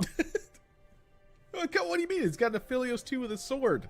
That's true. It's got a sword. I didn't consider the sword. That's what I should have thought about a little bit longer, was the sword on Aphelios. Swap sides. 2 rogues to absorb a little bit of damage, buy some time. Ooh. Oh, Ooh, this is kind of the lineup you want, though, is if you can just power down the Cho'Gath here, like, this is the time to do it, because these bites happening, and then the ship comes through, it powers up your backline now, breaks through. He's down. Gunner stacks are there. Your team's broken through, though. But yeah, you do have the gunner stacks here. One more bow. Whoa, this is kind of wild. Hang on a second. He's on the backline. The targeting. The Jace. Oh, my gosh. That's Challenger Jace. Where did this baby little Juggernaut come from? Scooby-Doo, did he turn a corner? He's lived. Setsuko did take a loss, but he goes to 3 health. He's still there. Asa 1 as well. So you're not out of the woods yet. Oh, Setsuko's board here is like, he's just missing everything on this. It's like the 1-star Zaya, the 1-star Shen. Oh, look at this Juggernaut front line. Oh, not the Juggernaut front line. This is never what you want it to be. Yeah, he had really good binary value. I had to lose it on the Darius because he needed to get this Ionia emblem in. Not going to be able to make binary value on another unit. There's a duplicator, so the Zaya 2 can come through. Okay, I'm trying to think of the literal craziest thing that happens that can get him out of this game. I think they're all impossible scenarios. Playing for placements, you roll down, you see if you can hit Zaya 2 and an extra Shen, and then you just go from there. But if not, this is just going to be Zaya 2 with the duplicator. Yeah. There's a Shen, but yeah, you didn't hit both. Needed both things. You just go the Zaya. Don't need even try. Adaptive's not the worst. You maybe go for damage here, honestly. I don't really know. Yeah, I mean, just damage on your Jin maybe is just good enough. Consideration to Shen items, though. Gonna be against this. That TX is not actually that big. This is just a ghost showing something. There he goes. Back to little form. It's gonna be a ghost fight, and I mean, there were a lot of upgrades to this board, but also Scooby-Doo probably isn't the strongest board in the lobby, and it looks like Tetsuko might be able to push through. Neela gets another shield. Desire, one more cast, but no, the Jace is still alive, and that's going to do it. Tetsuko no longer going to be pushing for that historic 1-1-1-1-1-1-1-1-1-1-1-1-1. Instead, we'll take not even a bot 4. Scooby-Doo went down. Setsuko still top 4s this. He ends up in 4th with that board, which is absolutely insane. Wow, and that opens the door, though, for Kurum. He's the last remaining Ionia player. He can roll into these 3-star 4 costs. He's already on 6 Zayas and 6 Shens. Yeah, I mean, that opens the door for it, right? Like, all of those are now back in the pool where they were gone from the pool at that point. Like, Asa, like, pivoted out of Ionia because of Salvage Bin. And was able to just go attack crowns. Like, it's a wild scenario that you're going to run into, like, once a set at maximum for that outcome to happen. Like, look at what's going on this board right now. This was a double Ionia start from Asa. Yeah, I mean, Asa playing big sis Fiora, little sis Fiora with 2 Fiora 2s on the board, trying to play this challenger line out, but it's not enough to deal with Kurum's board. Kurum going to take that win, and hey, we did say Kurum's condition to make it to top 16 was to go first, and then the threshold moved down to 22. Kurum is making good on all he needs to do to have a chance as he tries to take down Me First or Eighth on that Cho'Gath in this final fight. But Kurum might have done it. He's just got a lot of HP left to work with and some time to get these rerolls and just find a 3-star 4 cost. You also have a carousel coming up. Like, all of these factors are big deals for Kerm right now. And I know that he feels comfortable in these heads-up scenarios. He's very quick. He knows how to reposition if it needs to be done. I just feel like there's not too much to be done right now because his board's pretty much exactly like he wants it to be. He wants to get into the Cho'Gath. He wants to take it down as quickly as possible and then try to fight the rest of the board. Yeah, and he might not even need the 3-star 4 cost because of just how strong these items are on the Neela against this Bruiser board, having that Giant Slayer, all of this bonus damage, but it wasn't enough in this fight. So Kerm definitely needs to find more, whether that is the 3-star 4 cost, whether it's an RE2, whether it's some of these other upgrades, but at least we're looking at the carousel first. What can he find? There's a Vanquisher emblem. Need First to Wraith says, do you want this? Hey, you want this? Hey, oh, whoa! You let him have it. Okay, so here's the big difference right now is that Me First to Wraith is playing Cassante, and now has an alternative for how it works as well. So this could be another weird scenario where there's some like little scam potential that's going on in a spot like this. Yeah, Bruiser Cassante with a Bramble, that thing's gonna live for a while. Yeah, so this is like a little crazy difference that's going on now where it's like, how does this change the dynamic of the fight? How often do you fight against Bruiser, Bramble, Cassante with an RFC at this stage? All right, let's see if Kerm has found enough. 5 Vanquisher in, but it does give Ari the benefit of Vanquisher. He's 1 away on Xayah. He's got the rerolls. He could probably live 1 more fight here. It's stage 6. He just has to kill a good amount of units. If the Xayah connects, like that's going to be over in a spot like this. Yeah, I mean, well, is it? Actually, this Cassante is an absolute beast. I'm curious if this is still winnable through the 3-star, but the fact that this fight was still relatively close, it's making me feel like you need that 3-star to get there. And wow, Kerm at least gonna stay alive. He's got this reroll that's gonna come through, and he'll still have some a little bit of gold to work with. Does he get the Xayah? He does not. There's RE2. He can just sell this stuff to roll down, though. It's a lot of gold on his bench. Gonna have to start going. Yeah, I think you go. Where is the Xayah? Oh, opponent took one of the Xayahs as Has well. one Xayah, but that's still not enough. You can find the Xayah still. Kerm think he can win with the Ari upgrade. He thinks the Ari upgrade was enough to buy him 1 more round of rerolls. 6 Vanquisher, 6 Ionia. We've talked about how powerful this is, but it's up against the classic composition right now, which is Cho'Gath with 6 Bruiser. You tack into that a 2-star legendary that's just absolutely ravaging the front line right now. I don't know if this is going to be enough on this. Big cast from Ari. That's a lot of damage because she's using a Vanquisher spat. Oh, Neela's down. Oh, it's not enough. Kerm could not do it. Such a great game. He picks the Bard. He pivots there. Gets the payoff of the Prismatic Lobby. He sets up his board beautifully. But he cannot overcome the power of me 1st or 8th on Cho'Gath because he 1st or 8th and 8th was no longer available. So of course he got there, Admirable. My gosh. What a weird lobby we've jumped into here. 39 health to 29 health. Stage 7. 8 Void. We haven't even seen Niamo's board yet. Yeah, well, depending on the cutoff, but I didn't really see it. Depending on the cutoff, Ramkev really needs this, right? He's at 16 points. The cutoff can be anywhere from 22 to 24, so first place puts him at 24 with good tiebreakers. That's where Ramkev wants to be. He's playing Baron Nashor in this game. We've got 8 Void online going up against a Nico on the other side with Gargantuan, which is something that has been massive all weekend. Oh my gosh. And it looks like it's standing up to Baron and doing so easily. The Nico handling that Baron. Ramkev is in trub. What? How do you win this? Is there weird like Cassante scams you can do? I don't think so. 2-starring this Belveth gives you another 25% power onto your Baron. That might be enough. Is there like positioning things that happen here? This is wild. Yeah, and you can't actually sell this Talia and swap it for a 1-star Talia because you then end up in a spot where your Baron is weaker. You need to have these 2 stars, the star levels for your Void. But it doesn't seem like that's enough to get through this Nico. I mean, I'm trying to think of how you actually get there. The Baron has to get the chomps onto the Nico, has to finish her off, but she's taking so much damage already in this Giant Slayer Noxus Rise. Also buffing up everything's damage so much, giving those items out. Oh, the Baron's already down, but hey, the Rek'Sai getting a reset. The Rek'Sai running around the back line Might be away. There's another reset for her. Now she's onto the Nico. But is she going to do enough damage to Nico? That's the question. There's the knock-up. There's the true damage. One more bite. Can you get one more? One more bite will do it. And he does. Oh, no, she doesn't get there in time. But the Vel'Koz rapid fire. Oh, my God. And Aatrox comes back. Aatrox comes back. Shut up. This is...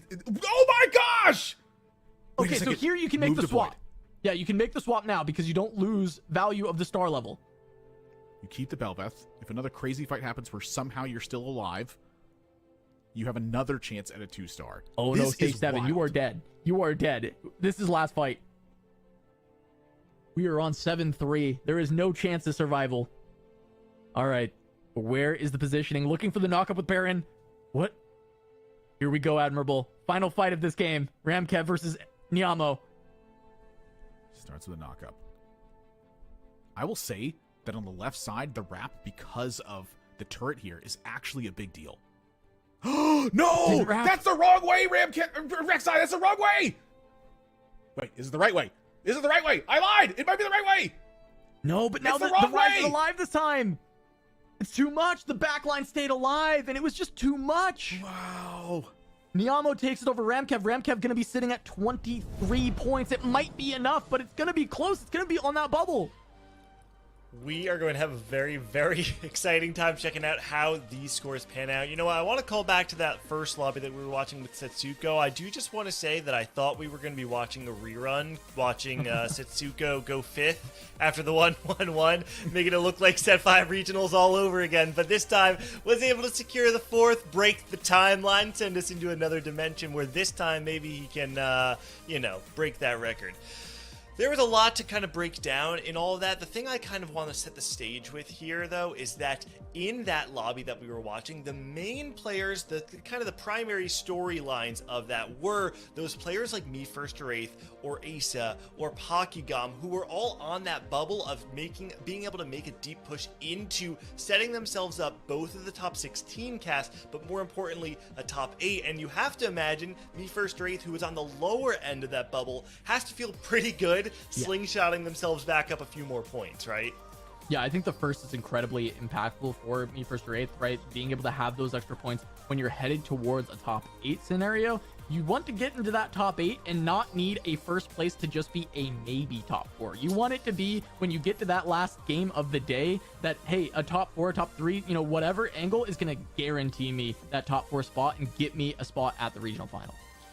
Nathan, I want to talk about Asa here because Asa had this really cool play there, right? In a lobby where everybody is gunning for those Ionia spatulas, Asa was one of them. But he also hit that challenger spat, right, off the start of the game, off of his second tome. And we saw this really cool play of Salvage Bin. It kind of, I think there's like this strange relationship there, though, where it's like, it's a heads-up play, but like he also opted into being 6-way contested at 2-1, right? But like at the end of the day, he does hit the salvage bin, and that gives you the out. And I guess I kind of just want to hear your thoughts before we go into the scores here of like, sometimes you do opt into a scenario where you put yourselves on the back foot, right?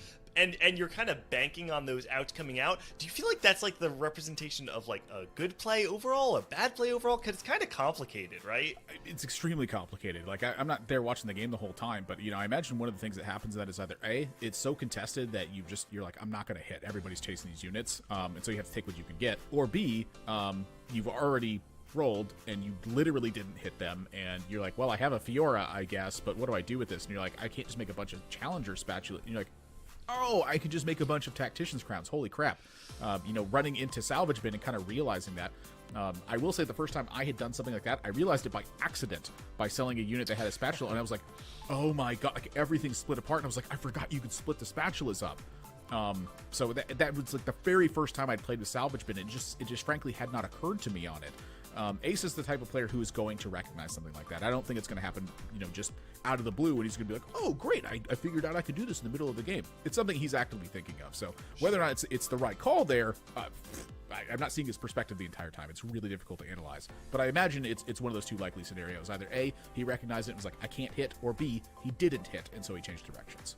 It reminds me of that Spicy Appy's legendary transition way back in Set 6 Challenger Series, right? But listen, the scores are ready. We can move on to where we are today. Let's take a look at how the rest of the lobbies shaped up. In Lobby A, like we saw Me First Wraith and Liquid Kurum X. Lobby B, Milk and Stellar Minhee. And keep in mind, Minhee, one of these players that is gunning for that top 4. Lobby C, like we caught the end of it, Niamo and Ramkev, 2 players in need of those top 4 placements. And Lobby D, Goobums and TrickP. Now, I'm not sure if we have the overall standings ready. If we do, I'd love to take a look at that. But if not, we have plenty of things to talk about right on this screen here. Oh, actually, you know what? Let's just move on anyway, because this is what's really important. Because the reality is 5 games are over, and we are cutting the field to the top 16. You talked about it, Cass. Pokygom needed to not go 8th in order to advance to the top 16. He did not go 8th. He went 7th and ended up just on the other side of that bubble and got to dodge a tiebreaker as well. Yeah, I mean, even Ramkev in that final game, we were talking about that heads-up play, needing to get that first to try and ensure a spot. Ramkev went 2nd, 23 points, got bubbled out. Subidu's the one who claimed it, who was, fighting back in that last lobby that we were watching on that Jace reroll and ended up getting just enough placements to make it there. So barely squeezing in. I mean, this gap from 1st to 16th is 17 points, which is insanity, which means some of the people at the bottom here probably don't even have a shot at winning the tournament, but they're still looking for that top 4, and I think that's a lot more attainable. Yeah, now Nathan, looking at these scores here, something that stands out to me in particular is that the top 3 right now, Setsuko, Goobums, and Milk, these are 3 players that have already gotten a spot at the regional finals or are mathematically locked like Milk. And it goes back to something that Mortdog was saying before. The players who tend to be good at TFT tend to be good at TFT often, right? So this feels like a great example of that. That, yeah, it's a game of variance, but the players who remain on top, they remain on top because they're showing up every single time. Yeah, if you would have talked to me about who was the strongest of the 5 players in North America, like literally the day before coming into the Noxus Cup Day 3, I would have said Setsuko, Milk, Dish Soap, Goobums, and Wajan Iverson. And I'm seeing 3 of those players like literally 1st, 2nd, and 3rd right now. And it's like I was unaware that how prepped Goobums was for Noxus Cup. I'd say like on Tuesday, for instance.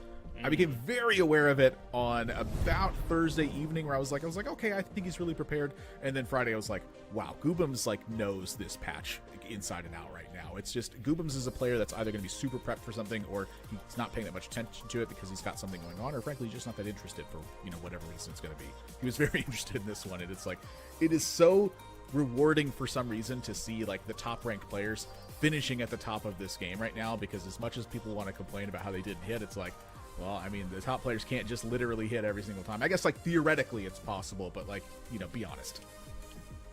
Listen, we are cutting the field now going into Game 6, and I think the most interesting thing is whether or not, like Cass said, is it even possible for these players like Subidu and Pokygom to make up that point difference? I think, would you say it was like a 4 or 5 point gap between the top of the bubble and the bottom, right? So those players who are in the top 8 currently, if you're Pokygom and are trying to make up 4 points within one game, this is the spot where we are going to see everybody pull out every single last trick that they have to try and earn a first place. So we have 2 more games on the whole, but I promise you this next one is going to be a good one. Don't go anywhere. We'll be back in just a few minutes for game number 6 of the Noxus Cup.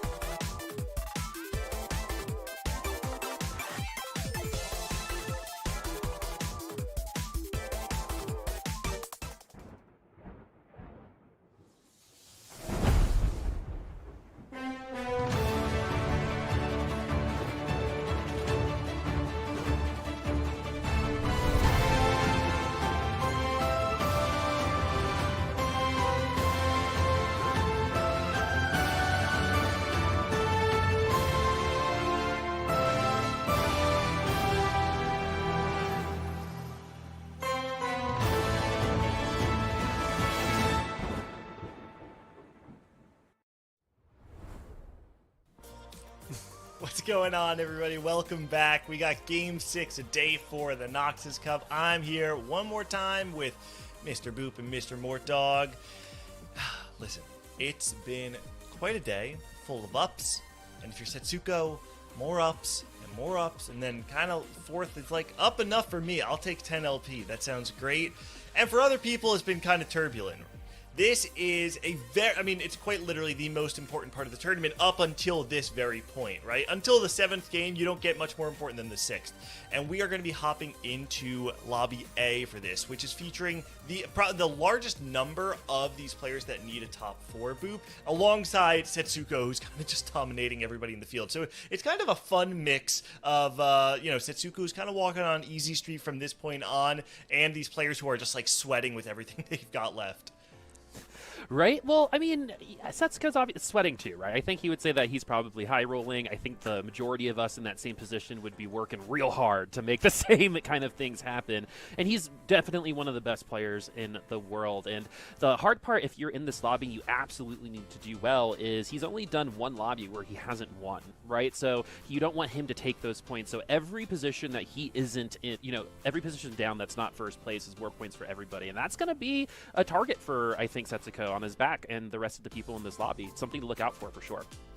Mort, I think it's going to be really important to keep an eye on all of these players who have their backs up against the wall, right? It's going to be important to take a look at all the players who need a top 4 finish, who need those high placements. But there's another story emerging here that I do just want to give a little bit of attention to before we start to look at all these other players, which is that Vanilla has once again found himself making a very deep run in tournament. And this is one of those players that's kind of come out of the woodwork in set 9, not very known to a lot of players, goes into mid-set finale, makes final day, comes to the Noxus Cup, and even self-proclaimed saying, you know what, set 9.5 is not really clicking for me. And we talked about it at the top of the show yesterday that sometimes just being able to perform in tournament is enough of an edge to carry you through.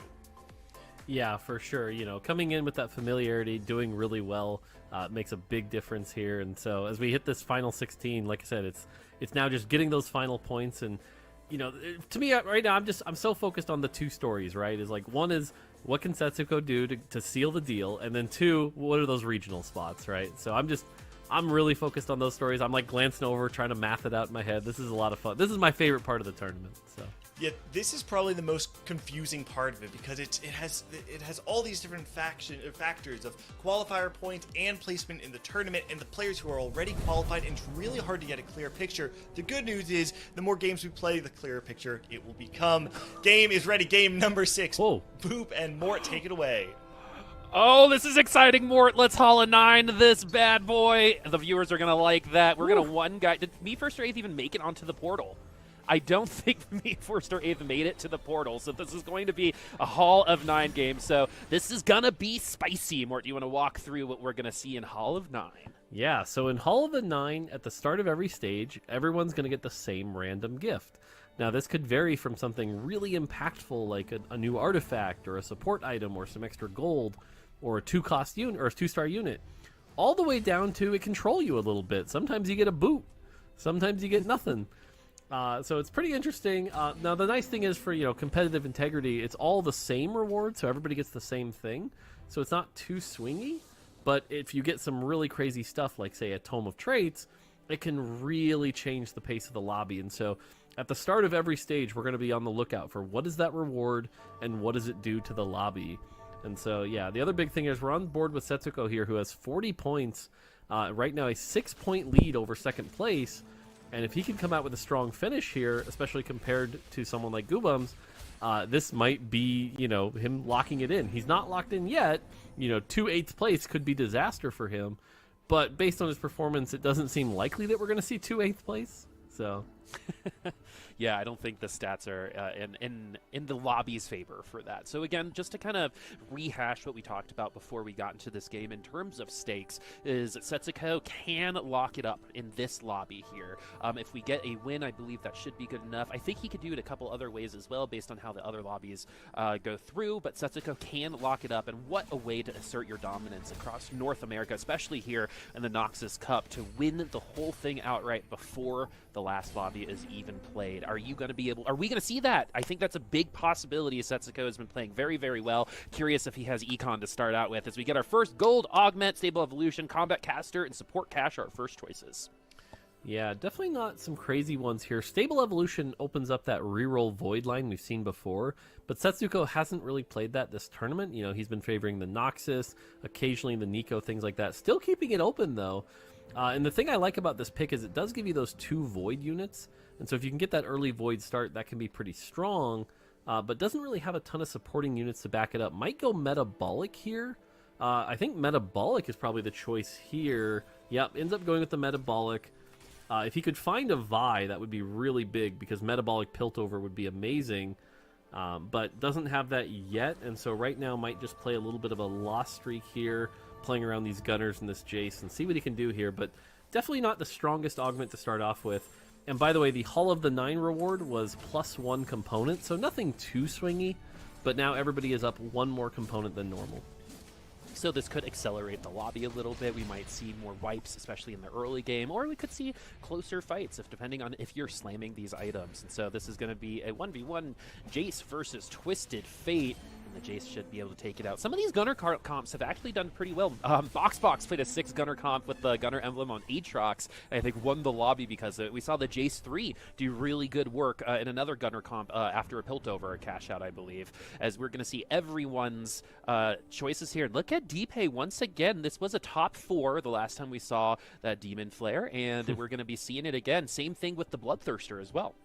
Yeah, we saw DPay have that game where he was playing around the Pandora's Bench, got it online just in time, and was able to swing that into, I believe it was like a 2nd place. So pretty strong there. Already has 2 Swains. You know, we saw him play around these Katarinas as well, kind of passing on the Katarinas last time, but this time he has a much stronger start. If he can get the, you know, Swain 2 going early, that can be really good. On the other side, we see that scoped weapons, which we know tends itself to that Neela and that Mordekaiser. So we'll have to see if we can get that going online. Get a couple extra bows, should be pretty strong. Right now, the 2 Cassiopeias, though, I always love 2 Cassiopeias because they both apply the debuff to each other, giving themselves that extra damage. So it's a great start even to just run 2 of those and see them hopping around. Yeah, it reminds me of the classic meta-breaking bot lane Teemo Cassiopeia in the other game that Riot makes, right? Anyway, folks, we're going to go back to our this board here. We're going to see that Cho'Gath for Vanilla. I also have a little bit of a story about Vanilla. So I met Vanilla in person at a LAN not too long ago, and this dude has legit swagger. Like, I saw him walking around and talking to people, and I was like, this guy's really cool. You know, have you ever met anyone like that? And so it's cool to see him find that confidence and actually put himself into these positions, because he was a little bit of a breakout in that last set and finds himself in the final 16 today as well. And if anyone wants a little bit more lore about the lab as well, the numbers mean nothing. It is just either their favorite number or the number that they liked when they walked into that study group, and Lab 13 Vanilla is how we got here. So we're in 12th place. We need a good result to try to get ourselves into the top 8, but we put ourselves in a position to make that happen. So your question there was, have anyone ever met anyone else cool? Was that the question? Yeah, I guess it was more. Nope, no one else. But yeah, Wait, has the I'm Void Emblem literally here. right here. has the Void Emblem here, and I like the Void Emblem start because it's a clear signal that the Baron is an opportunity, and we saw the Baron go 2nd place, barely losing to that, you know, really strong Nico comp. But the Baron can be very strong, especially if we are in Hall of the 9. So if you can get lucky and get a 2nd Void Emblem from something like a Tome of Traits here, you can open yourself up to that very early Baron without having to find that Belveth. And that ends up being really strong. So definitely an option here. It's a line that kind of gets underestimated a little bit. And then as an alternative, we have seen, like we've talked about, the reroll purple comp, right? Try to find all those 3 stars, get that big Rift Herald. So definitely a few possibilities here. This feels like the first game we cast yesterday where there were a lot of people in the Void line. So it's pretty interesting here looking at these boards. Yeah, I think we casted 2 lobbies where the Void line was 3 or 4 of them. In one lobby, it was 3 different versions of Void, from what I remember. The reroll we've only seen done, I think, successfully in one lobby so far today, the Chinese comp, where you reroll all the purple units, as you like to say more, and get that get Shelly up to a really good amount of HP. Let's see if Asa is going to be able to hold on to this 8th place spot. Remember, one of the coolest things I've always thought is, in terms of narrative, is Asa's not supposed to be here, right? Is only here because someone else dropped out and could potentially make the final lobby through that. And if you're in the final lobby, you give yourself an opportunity to qualify. So will Asa be able to complete kind of like the lucky loser narrative? I'm super intrigued by it. It's going to be tough to take over Setsuko, but getting into that top 4 is 100% a possibility from this place. Taking a look at the boards right now, just one more reminder from us. Let's go ahead and take a look at these graphics real quick. If you're just now joining us, you might be confused at what you're looking at. So if you take your eyes over to the portal, which is Hall of the 9, we're going to use Asa as the example. 22 is the amount of gold. That fire symbol is red if you're on a win streak, blue if you're on a lose streak, and that's going to swap over to the value of the board. So the number that you're seeing right now is the total value of the board that they're playing, not including the bench. And then finally with the heart, it is going to be their HP. So hopefully everyone feels good about that, and let's see if Me First or 8th is going to continue going with that namesake. If you look at the stats, it's actually pretty accurate when it comes to that name, so a little bit of a self-fulfilling prophecy, and we're trying to lose these based on the fact that we locked in a couple units. Yeah, for sure. Trying to loss streak here. Definitely is going to lose streak. Going to be at about 66 health, which isn't too bad. And yeah, throughout this game, we're going to be updating on really 2 stories, right? The first is Setsuko, who's up 6 points.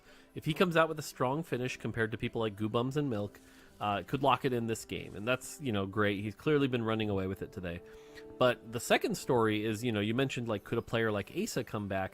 And other than Setsuko, the spots are actually pretty tight, right? Like, Asa's at 28, Goobum's at 34 in second place. So to hit that top 4, there actually is still a lot of variance. So it'll be like Goobums, Milk, Kentology, Milk, Niamo, and Philip all right now kind of at that top, and Asa as well. So a lot of spots open for those 4 regional spots. And the thing to note here is if Setsuko is the winner, that is going to be another spot because Setsuko has already qualified. So really just a lot going on here, a lot still up for grabs despite the fact that Setsuko is running away with it. It's very funny. In this lobby, you want to take the points away from Setsuko, but in the final lobby, you're totally fine that he's winning, right? Because that pushes the qualification number down. As we got 2 rogues onto the board, and with this augment, the reroll is an obvious choice, right? And we've seen the reroll rogues do very, very well. However, tempo-wise, you do seem to need to get there's tier 3s pretty quickly. We've seen it win, but we've also seen it flame out based on a lack of tempo, and the Jinx has always been the one that we've seen hold on to that rogue spot. And it's going to be a 3-1 tier 3 Graves, and this Graves, especially with that Hodge and that Sterix, is going to do a lot of damage. Double Bloodthirster, though, looking on the other side. That's got to be D-Peg. Yeah, I mean, the fact that we hit it with this much gold bodes really well. Also want to call out that the Hall of the 9 reward was a 2-star 2 cost. So if someone really wanted to keep that, that's a nice boost. If not, it's 5 gold, no big deal. So depending on what we got, could be a little bit of a bump. But yeah, hitting it with 30 gold there still leaves a lot of room for that Graves. All right, Me First or 8th. Chilling on the bottom side. You don't name yourself that unless you're comfortable with it. We do get a prismatic this time around, so in terms of tempo for the lobby, this could potentially speed it up, and it's going to be a cybernetic, so the Graves is going to continue growing in strength. Even though we've already gotten that tier 3, we can still slam another item on it too. Yeah, Cybernetic Leech works really well for the rogues. It's going to allow them to heal back up after they go to the back line, doing some damage to those squishier targets, and so this Graves can be pretty threatening. We've got the 2 Gunner in, so that's going to allow, the Graves to be able to spike back up. Did end up actually losing the last fight, though, despite hitting the Graves 3. So now it's a question of can we get the Jinx, the Kiana, get those going up before we bleed out too much. And also going to be a question of what other prismatic augments are out there, right? Because prismatic augments can be very swingy. I would call Cybernetic Leech sort of a nice baseline. It's definitely a good augment, but it's not necessarily something that you would call a high roll. Compare that to the other side here. We can see 2 RFCs and a Ginsu's, as well as a Noxus emblem. So very clearly trying to play this Mordekaiser line. The messaging is very clear for what's intended going on here. Yeah, Cassiopeia have been a very good opener, has been holding items, and sometimes has become a carry for a long while when it comes to some of these comps, but we've already seen that exact itemization on Mordekaisers in the past, and that is most obviously going to be the direction that we're going. Remember, in TFT, you don't want to develop, a significant relationship sometimes with your tier 3 1-cost unit, because you might end up selling it or moving the items away from it for something else. The Mordekaisers that have locked in have actually all locked in moderately quickly, too. I wonder if that's going to be the case here as we look at everyone's emblems and augments, and Subi-Doo has a very interesting one here as we also look at Vanilla, who's going the Void direction. So remember when I called out that you might be able to get another Void emblem? If you just get it from your Prismatic, turns out hitting Baron is pretty easy. So this is one of those combinations that you feel really good about. You've got Rift Herald on 3-2, and that's going to be really hard for people to take down. You've got some good items across the board here. You can see sort of that extra power. And now you're left with a decision, but I really think the decision here is not to play the reroll version, but instead go to level 8 as quickly as you can. You've got all the pieces. All you really need to find is that Kaisa, and you're going to have the Baron. And the Baron that early, we know the Baron has a reputation for not necessarily being a first-place comp, because sometimes it can't beat some of the other really strong comps that get put together. But it is a very good top 4 comp, right? Oh no, you might get second place with your 8 your 8 voids. So for Vanilla, who's sitting at 25 points, really needs something like a first or second to trying to get that regional spot, being 9 points back from someone like Goobums. But a second place would be really good here. So gotta love those augments.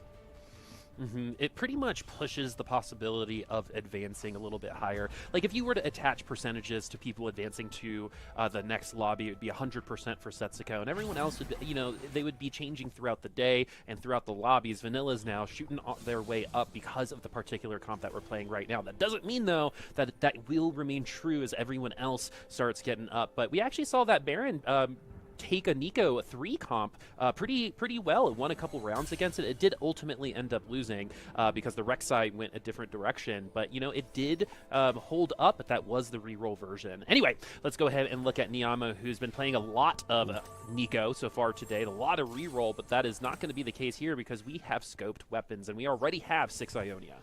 Yeah, you can see leveled to 7, rolled down pretty quick, has Transfusion, which is going to allow him... Transfusion gives you extra health the lower your player health is. So sitting here in 8th place has a pretty big benefit, and it's only going to get stronger, allowing him to scale. Has found the Neela at least, so at least is in a decent spot for that Neela to take advantage of this. But for this comp to really turn on, you kind of want that Ionia emblem on the Neela. Otherwise, you're not taking full advantage of that composition and that scoped weapons. So we'll have to see if he can get that through a Lucky Spatula or something else. But on this side here, playing the Bilgewater comp. We haven't seen this actually all day. 6 Bastion, 5 Bilgewater. This is a pretty unique comp from what we've seen all day.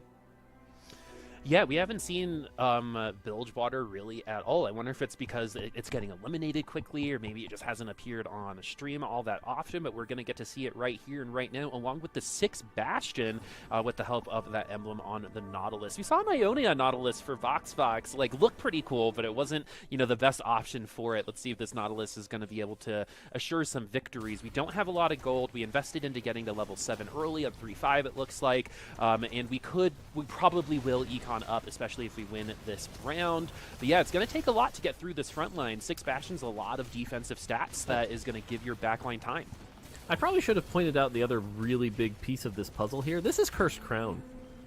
This is Cursed Crown, which, for those who don't know, that gives 2 extra units, so a really big spike in power, which is why we're seeing 6 Bastion, 5 Bilgewater very early. But if you lose any fights, you will take double damage, so you have to stay ahead. It's a very risky augment, but again, for someone like Subi-Doo, who's at 23, and really their only hope is going kind of first, it's the right choice. It's absolutely the right choice here. Yep, a mentor of mine when I was in musical said, when it comes to taking risks, leap, and sometimes the net will appear, right? You won't know if the net's there unless you try, though, and we're in that first part there for our friend. Deepay now, I think, is leading the charge at 94 HP, 7 win streak with this Demon Flare. This is much better for Deepay. Last time I think we saw this, he was contested on this.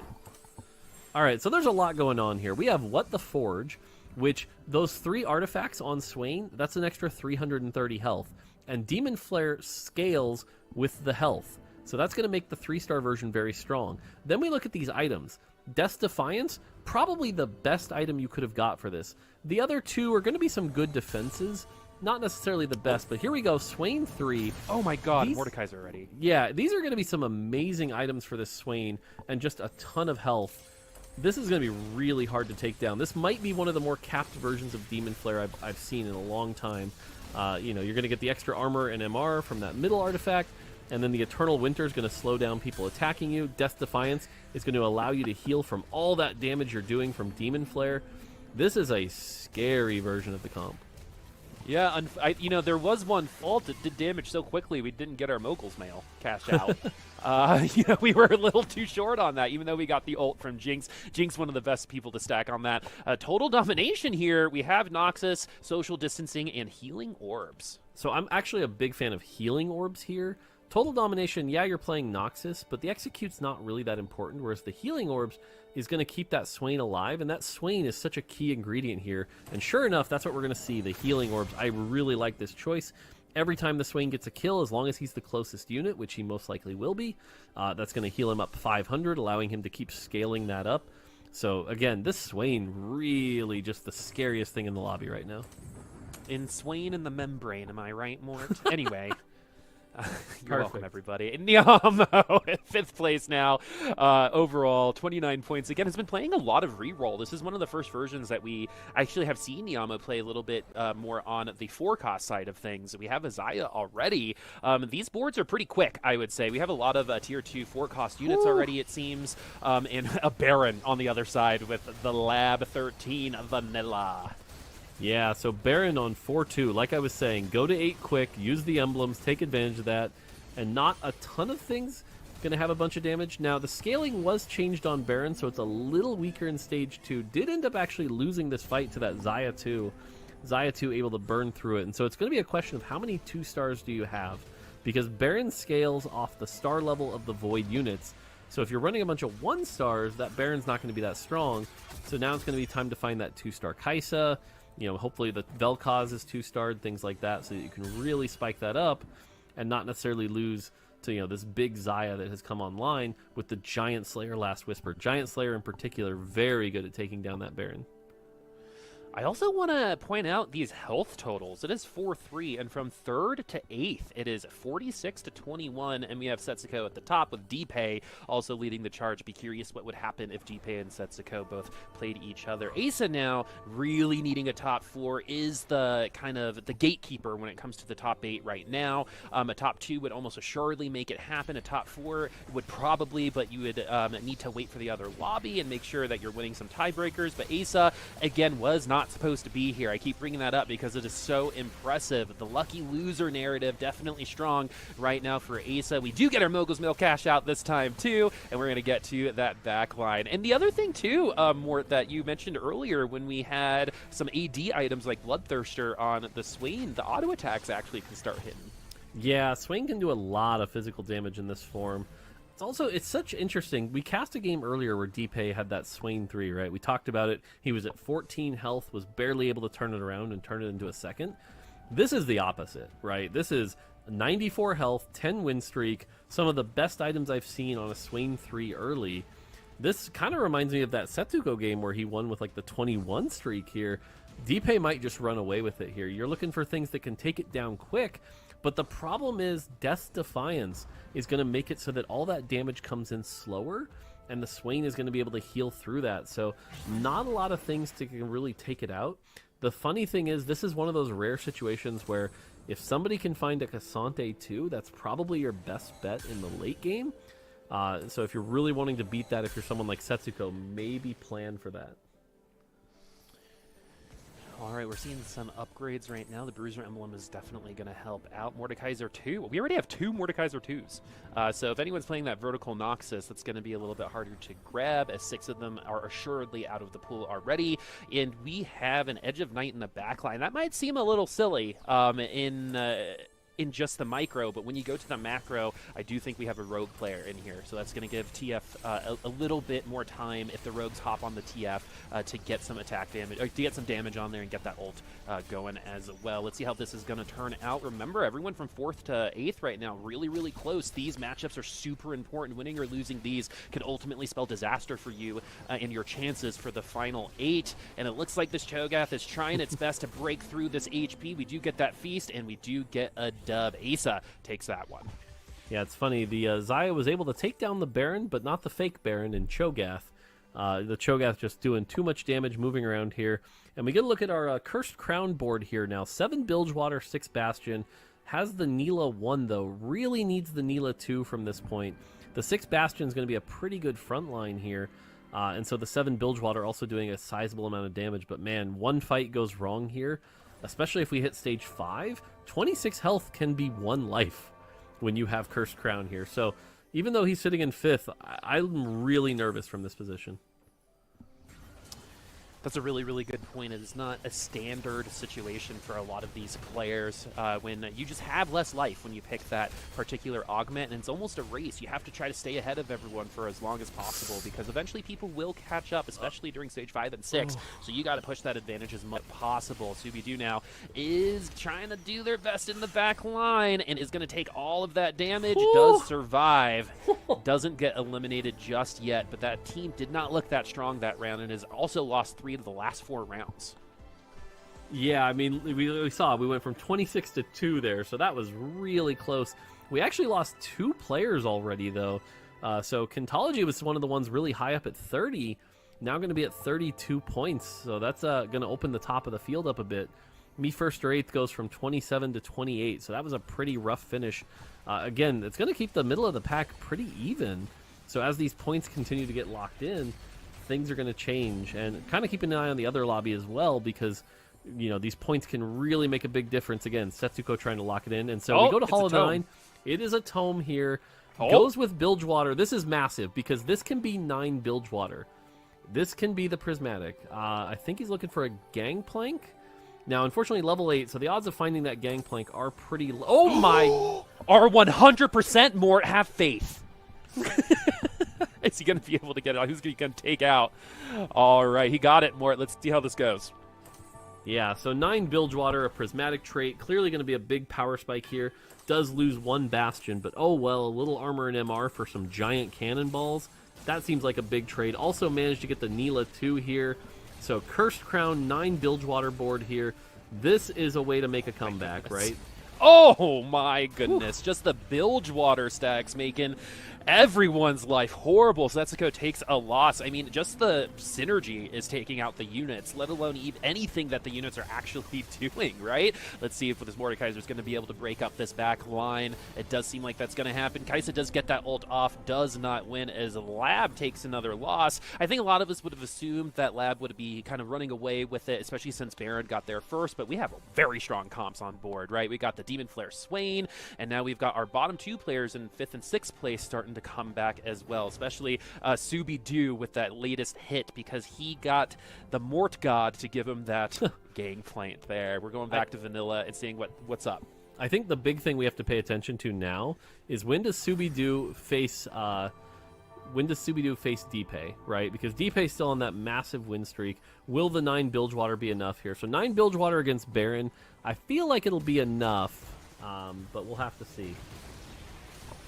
All right, actually, it looks like Deepay lost in that last round, which is pretty interesting. I wonder how that happened. It had to have been Asa, Niamo, or Niamo because they came from the winning side. That was fast.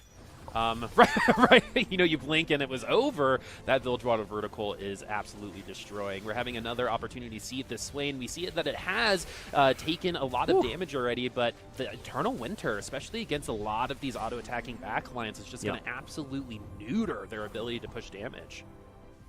Yeah, and sure enough, oh, big chest here, gets a rod, so that's going to be a little extra item power if he wants it. Right now, trying to go to 9 here so you can get in that 6 Bastion, because otherwise you're not really getting much more powerful from this point. You've got 9 Bilgewater, you've got the Neela, the items are locked in, so not much is going to change from this point on. Like I said, it just feels like the Deepay matchup is the one to be careful of, but 9 Bilgewater just dropping those big big cannonballs down, going to be enough damage here. And so everyone else kind of trying to avoid the too strong person, the two strong people in the lobby right now, Deepay and Subidu. All right, Subi. Let's see what you're going to do against Asa. Our front line still just tier 2 units, but we have such good synergies right now with that Bilgewater board. We just got to make sure that our units stay alive long enough to push off that passive, and they do. Bilgewater 9 seems pretty good, Mort. Yeah, it sure does. The thing to note to call out, by the way, looking at the other lobby, Goobums is doing pretty well, so I don't know that Setsuko is going to be able to lock it in here.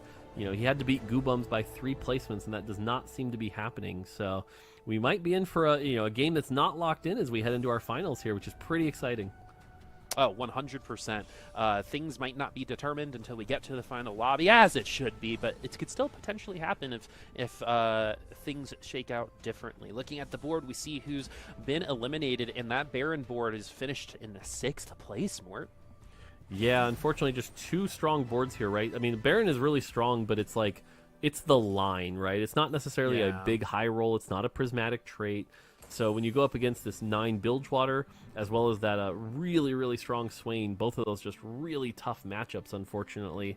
And so going out in 6th with the Baron just probably got to be a disappointing finish.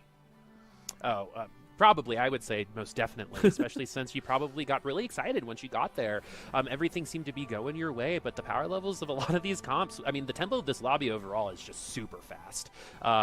Just look at these health totals, 80, 25, 11, 8, 2. So we're on elimination station for 3 of our players, potentially. Is this going to be an elimination for Subi? Niam, though, I think has maybe just enough HP to survive if he lives by, 4 units. And he is doing a lot of damage right now. Doesn't seem like this Bilgewater 9 is actually going to be able to win this out. It's going to be Neela versus Neela, and Subi going to fall. And that's probably good news for a lot of the rest of the lobby, because that Bilgewater line seemed pretty good. Yeah, the fact that the positioning wasn't able to get on that scoped weapons Nyla, and we see just how valuable that scoped weapons can be, right? Giving Neela the extra range just ends up being so powerful. And so with that puts Deepay in a very strong spot here. Setsuko looking like at least another top 4 here. So while Setsuko didn't get the 7 firsts, is looking at 100% top 4 rate this tournament. So either way, really impressive. Now playing around this Vanquisher Karma, that can pump out a decent amount of damage. But again, I feel like as soon as you match up against the Swain, that's going to be a hard matchup. Goes up against the scoped weapons Vanquishers, so we'll have to see if the Karma can pump out the damage. Watching that windshield washer Neela, though, just do so much damage here. Here come the big Karma ults. And looking pretty good. One more big Karma ult. Almost there. There comes another one. There it is. So big finish for Setsuko there. Doesn't quite get the kill, though. Oh, we get an extra life. 11, 8, and 1. Just 10 HP separating our friends from 2nd to 4th place. And Deepay also on a 2-game losing streak. So it seems like a couple of these players have figured out how to deal with that. Swain, in terms of board value, which is that middle number, Setsuko and Asa leading. Deepay actually in 1st place with the lowest, but it is pretty, I mean, these numbers are pretty close at the end of the day. So we'll check in on that later. But this is the first time we've seen Karma in this particular form. And while the ults, I think, were very well done in terms of hitting the Neela, I think, 3 separate times, that Vanquisher emblem definitely helping. Okay, Hall of the 9 here just gave everybody a 2-star 5 cost. We're on stage 6, so that is a bit of a big change here. Aatrox. The question is, how do people adapt to this, right? We just got an Aatrox on this board. We saw the Belveth on the other board. So it'll be really interesting to see if people use that, how they adapt to that, and what's going on. And then the other thing I wanted to call out is you mentioned Setsuko playing Karma, and we haven't seen much of it. I think that's been the key difference between Setsuko and everybody else, right? He understands the lines, but he also understands the interesting outs, right? I think a lot of our players, even in this tournament, would look at Karma and go, nope, she's not part of the standard comp. That's not someone you play. But Setsuko understands that, no, wait. If you've got a Vanquisher emblem, you can actually make it do some really good stuff here. And so turning that into a pretty big success case feels like something that only Setsuko would do this tournament. Yeah, again, I'm going to keep bringing this point back up, but Setsuko is just the ultimate form of opportunity meets preparation, right? Training makes you see more opportunities than the average person, so you can make those decisions. At Karma 3 was probably not going to compete for the top side of that leaderboard, but Setsuko doing what they need to do, a third place here, that is still all top fours to the day. I do want to mention the fact that Goobums is doing well enough to where it's not locking up Setsuko. You got to give props to Goobums as well, because that means that his day has also been very, very good. Deepay getting stronger on the board with the Nafiri getting to that tier 3. Looking on the other side, it is Niamo and this Ionia Nila. So it's going to be something that people hate on the ladder versus something that we've seen in this tournament just from Deepay, especially with the Demon Flare. Let's see if this is going to be a win. This is already elimination station for Niamo. I'm looking at that Swain, because once that Swain goes down, it's going to open up opportunities for people to contact that back line. That Jin ult actually does get someone out of the corner. A lot of damage getting done onto the Swain. I don't think this is going to be in Deepay's favor. The Aatrox does pop back up.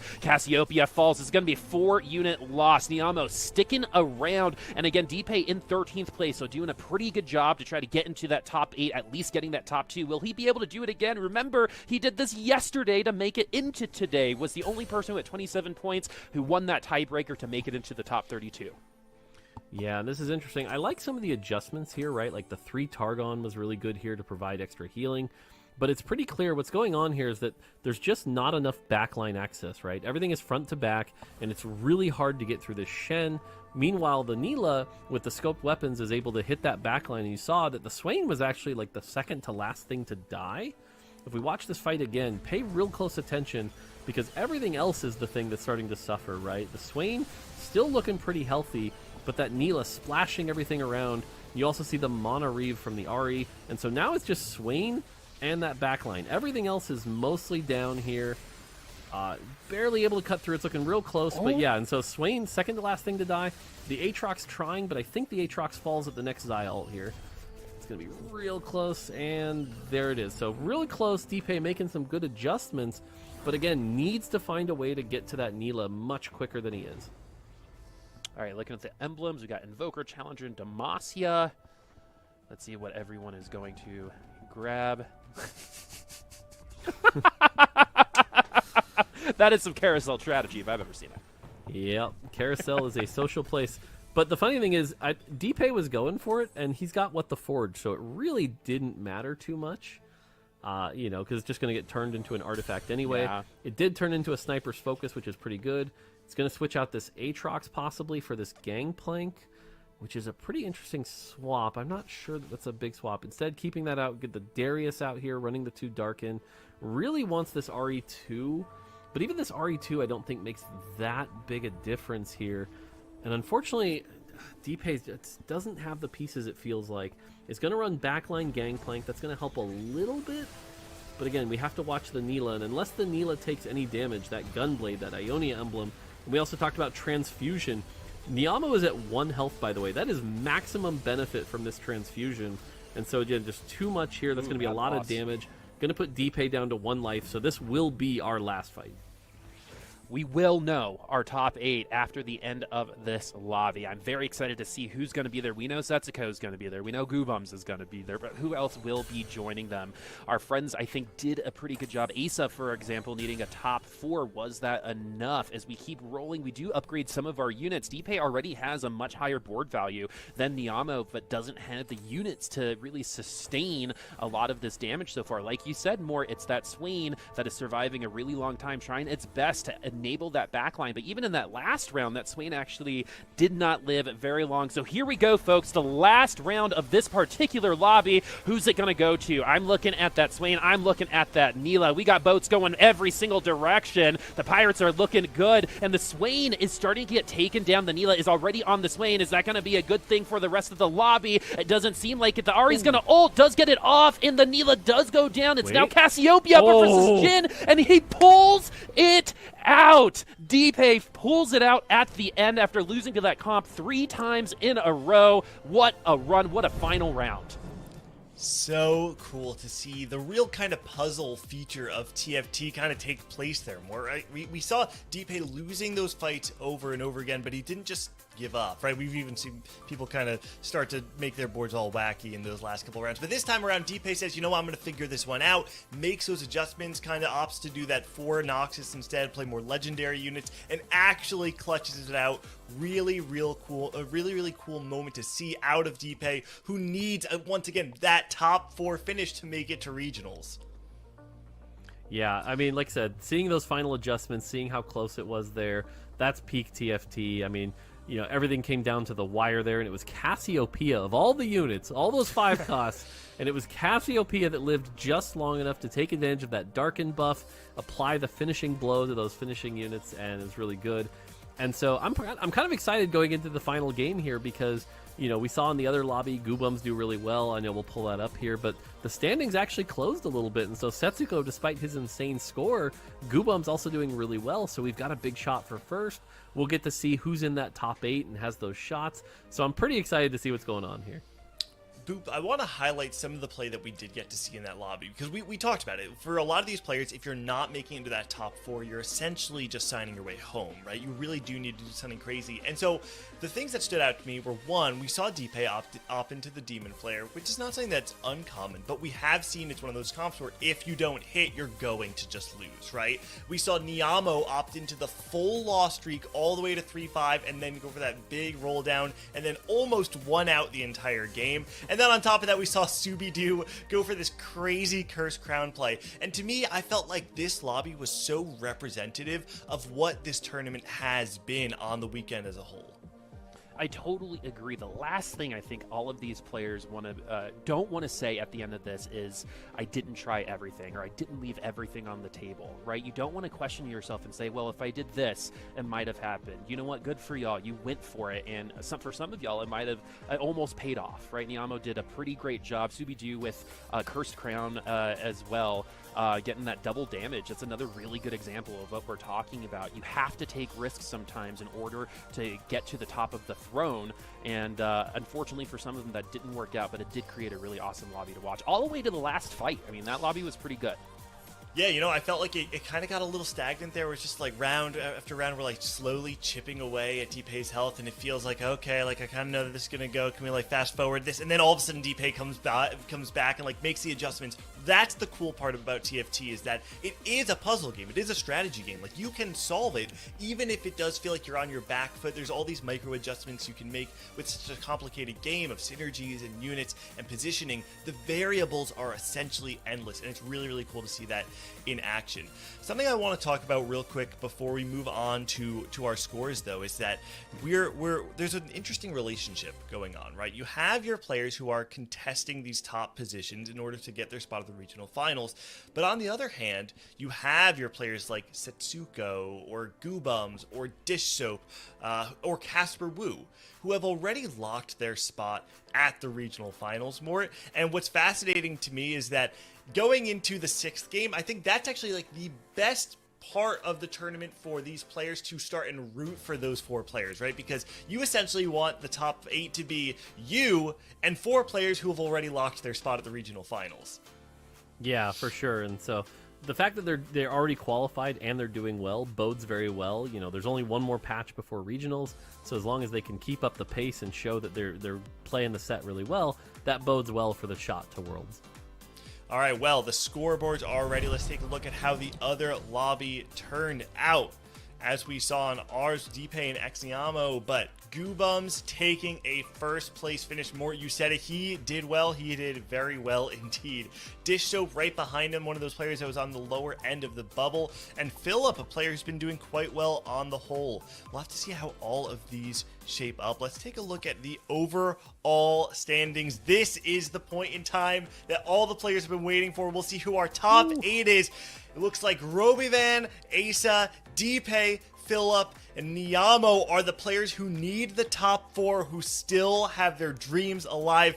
Boop, the thing is, there are 5 players who need those top 4, Yeah. and there are only 4 spots. Yeah. I mean, it is what it is, right? And unfortunately, not everyone gets to participate. We're not just giving participation awards here, folks, right? You gotta get the result there, and unfortunately, not everyone can make it. Yeah, I just want to comment, like, this is the story, right? Like, Setsuko and Goobums, we'll figure it out. One of them are going to win. They're great players. That's awesome. You know, Milk's a little too far off, but it's either Setsuko or Goobums. The story here is these 5 players, right? These 5 players, 4 spots. Deepay, Asa, Robivan, all tied right now at 30 through. One of these players is going to be very disappointed right now, and the other 4 are going to be very happy. And I want to put these players under the magnifying glass for a moment, right? Because you look at these 5 names, and you have 3 players who are making their debut in the second weekend of competition in Set 9. Niamo, Asa, and Robivan, each with their own kind of story there, right? Niamo, a player that we've seen have success back in Set 5, back in Set 6, but hasn't quite found that same success in more recent sets. Asa taking a break from trying to compete and stream full time, and then comes back for this tournament and picks up exactly where he left off. And Robivan, Boop, you called it out yesterday. This is a player that it feels like they just kind of ramp up at the end of every set. We saw it in Set 6, in Set 7, in Set 8, nearly making it to Worlds through the LCQ. And on the other hand, you have players like Deepay and Philip with 2 very different stories, right? Philip, a player who's kind of come out of the woodwork, shout out to Tri-State, who's had a very strong set as a whole, but not quite enough to lock himself in, but he's been able to make those splashes with a deep tournament run.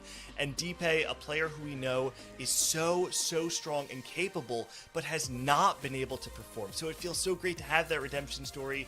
I know I said it a lot. Listen, the reality is we've got 5 Cinderella stories and 4 people to crown. Boop, Mort, unfortunately, this is the end of the road for the 2 of you, so I want to open up the floor. Boop, anything you want to say before we go? Yeah, I just wanted to say thank you everyone watching, and thank you to everyone in our ears too. One of the hidden MVPs of our broadcast is Kathy, who is talking to all of us. If you're seeing us laughing and having smiles on our faces right when we come on camera, a lot of the time it's because of Kathy. So let's give props to our production as well. So thank you, the fans. Thank everyone behind the scenes as well. And as always, thank you, Mort, for making an awesome game. And it's always a pleasure to work with you and Gangly and Admirable and Casanova. So thank you so much, everyone. Well said, Boop. Mort, your turn. Yeah, on my end, I'll try to keep it quick, but on behalf of the entire TFT team, thank you to everyone who's playing and enjoying. But really, the thing, I never call this out, but thank you to everyone who watches these and really enjoys these and spends their weekends, invested in these tournaments and enjoying peak TFT. It's really fun. Mm-hmm. So to all of you that are really hardcore TFT players and are enjoying the game, thank you so much, and we wouldn't be where we are without you.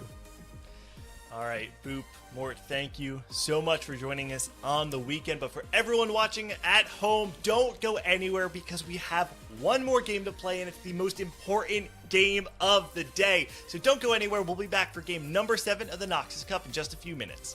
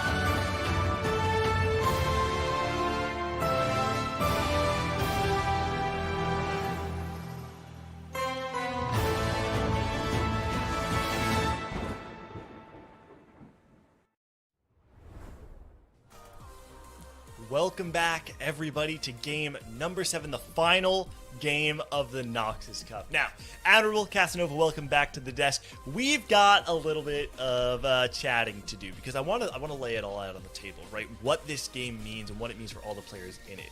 We have talked all weekend long about the players in the field who need a top 4. That's the language we've been saying, a top 4 in order to make it to the regional finals. In this lobby in particular, you're looking at players like Asa, Deepay, Philip, Roby Van Canove, and Niamo. There's kind of an interesting thing there, right? Because there's 3 players remaining. You have Setsuko, you have Goobums, and you have Milk. Setsuko and Goobums have already qualified through different means. Setsuko qualified through the snapshot of 9.5, and Goobums qualified through the 9.0 snapshots. Both of them already have a seat at the table. Milk has earned enough qualifier points where he's technically going to qualify, but he hasn't officially qualified. That distinction's important, and this is why. If Goobums or Setsuko win or top 4 the tournament, their seat at the regional finals through top 4ing at Noxus is then given to the next placement. So in this case, that would mean that if Asa or Deepay place 5th or 6th and Goobums and Setsuko are 1 and 2, they would still make it to regional finals. The difference is that Milk can still occupy one of those top 4 slots. And it is confusing, but what it really means here is that Goobums and Setsuko are essentially locked top 4. Instead of there only being 2 seats at the table, there are still 4. So while we have 5 players gunning for those top 4 spots, it still remains to be 4 spots up for grabs, not 2. I know it's a lot to talk about. You got it. You hit it perfectly. You hit it perfectly. It is exactly what we are looking at there. And then it comes down to qualifier points, watching and waiting and like hoping Milk takes one of the spots too. It's very funny how this works out for the competitive players, but you explained it, I think, the best it can be explained there, Gangly. Yeah, it was like I was reading the text of a unit in this TFT set.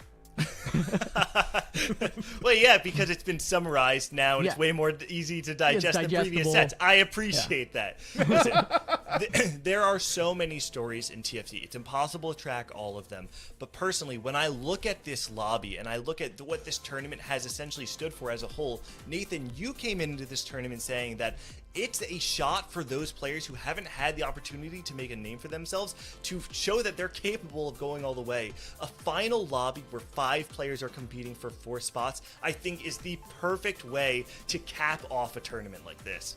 Yeah, when you start to look at the names across the board, though, they're all something that it feels like you've seen before, and that just they're not necessarily showing up in every single tournament that you see coming across the board. But, like, my goodness, like, look at the names across the board, though. Like, it's the same story every single time. The top players make it back, the top players make it back, the top players make it back. Is it ever going to change? Well, we've got one game to find out. Game number 7 in the Noxus Cup. Admirable Casanova, take it away. I'm concluding there's too many good players, Cass. There's so many good players in North American TFT. Best region. We're winning worlds again. Yeah. That's what I'm saying. As we jump into this, we're getting on Immortal Bastion. This has historically been one that Milk has one-guide us to and always had a lot of success, but I'm curious if Milk will once again be able to pop off here. He is, in a top 3 spot currently alongside Setsuko and Goobums. Setsuko a 4-point lead over Goobums. Very likely to become our winner today, but if Goobums can place 4 placements higher than Setsuko, he can turn it around.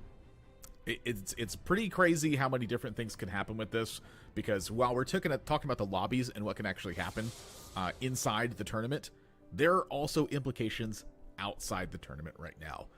The simplest one to update you with is that everyone finished in order of the way that the tournament is right now. Kiyun makes it in. Like, if the tournament stopped right now, Kiyun would be in through an outside points perspective. However, there's still a lot of variables to that, so we're going to have to wait and see what happens. Natures is going to try to keep us updated as best as he can, but again, everything changes depending on what the circumstances are. I can't keep you up to date. That's impossible for my brain. Yeah, there's a lot with how the scores are, so for now we'll focus on the winner of the tournament, right? Will it be Setsuko? Will it be Goobums? It is very much a 2-player race at this point because Setsuko has 10 points over Milk in 3rd place. Only Goobums can overcome it. And starting out with an early Nico, there is the potential option for Goobums to go down that reroll path if it does present itself to him. And this has been something that can make first place happen over and over again throughout this tournament. It comes down to the augments. the itemization, and how early you can hit this Nico. But Goobums definitely is a player that can make this work, seeing as how he's gone first place in the last 3 games. Setsuko started the game with 4 first places, but Goobums could finish the day with 4 first places. Yeah, and this is also notably from a macro perspective here. Goobums is one of the only players playing Earth, like in the tournament. But one of the other players who's been kind of doing it from time to time is Asa, who's also showed up now in the final lobby of this tournament. I kind of got tipped off to this literally last night, but Earth, I think, is a pretty good legend right now. And if you're comfortable navigating a lot of different spots by how your augments and your emblems are going to change, I'm sorry, by how your emblems or your crests are going to come out of the tome, Earth is actually really powerful right now. But you have to have the knowledge for it. If you just start going in and you have no idea how to pilot weird lines with weird emblems, you're just going to find yourself in a lot more bottom 4 positions, I think, than you normally would. Goobums is also doing what he does a lot. He just full open forts here. He's so not afraid to take this style of line, and it's so crazy to me. When I do something like this, I go flat 8th place, it seems like. When Goobums does something like this, it feels like he's like automatic top 3. I don't get it. Yeah, I mean, selling, just trying to make 10, still opening himself up to that reroll line, right? Holds on to the Nico, still wants that. I think Goobums definitely angling towards that, but he's definitely not locked in. He hasn't slammed any items. He's just making some gold, and then he'll reevaluate this spot towards the end of the stage. He'll probably commit to lose streak and making money for now. One thing I wanted to bring up, Admiral, that we didn't really get a chance to touch on because we wanted to make sure everyone understood what position we're in with, you know, all the qualifications. But we talked about how being in the top 6 is important because Setsuko and Goobums, they're already past that. Milk's actually pretty high up with 36, so he could claim a spot as well. But you look towards the bottom. Roby Van, 33 points. Asa, 33 points. Deepe, 33 points.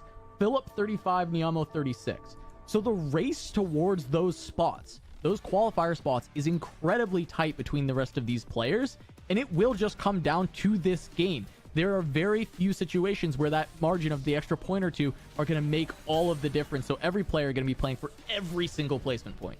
It's also important to note how the bonus points have actually played such a large role in this as well. Roby Van Knob with 3 bonus points is at 33. Philip with 2 bonus points is at 35. Like, we've seen them matter a lot in tournaments. We've seen them not matter a lot in tournaments. In this tournament in particular, it has put everyone like about as close as you could possibly get coming into a spot like this. So while we have that narrative there, we also have the narrative of who's qualifying for regionals and how close it is, and it's coming down to one lobby where you also have 15 extra health going on. It's just, it feels like that everything gets crazier and crazier as these tournaments unfold. It's true that they do, but it's really rare, I think, that you see it quite this close with so many implications at stake.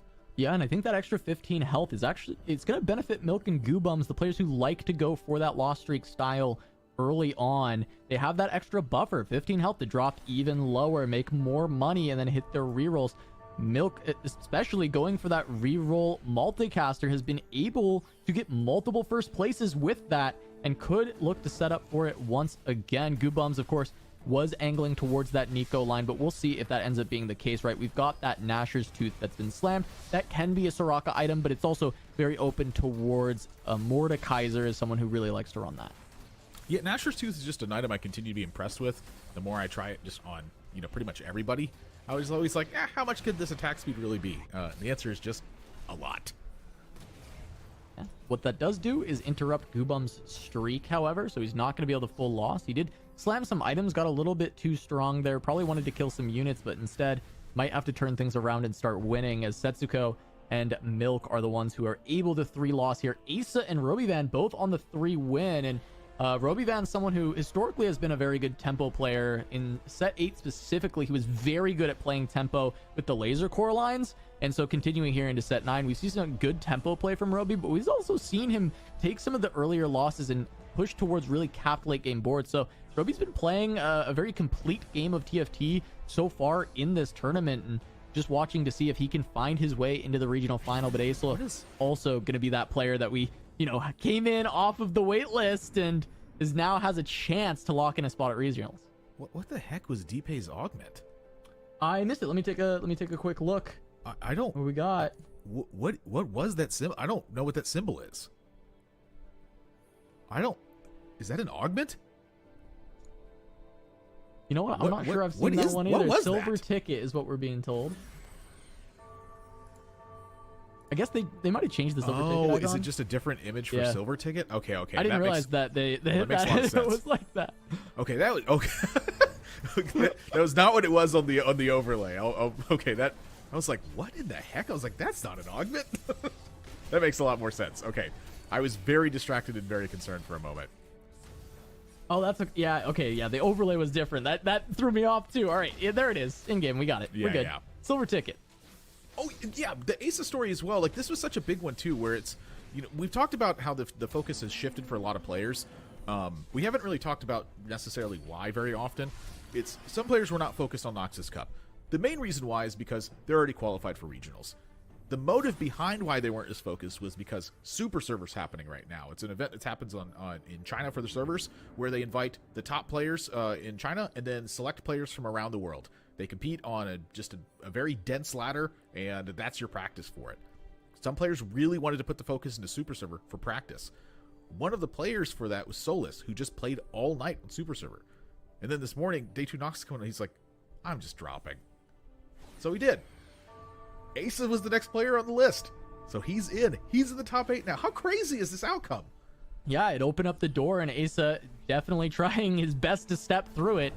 Only playing in this one cup out of everything in set 9, set 9.5. Asa kind of took a step back, but thought, hey, I'll give it a try and go for regionals.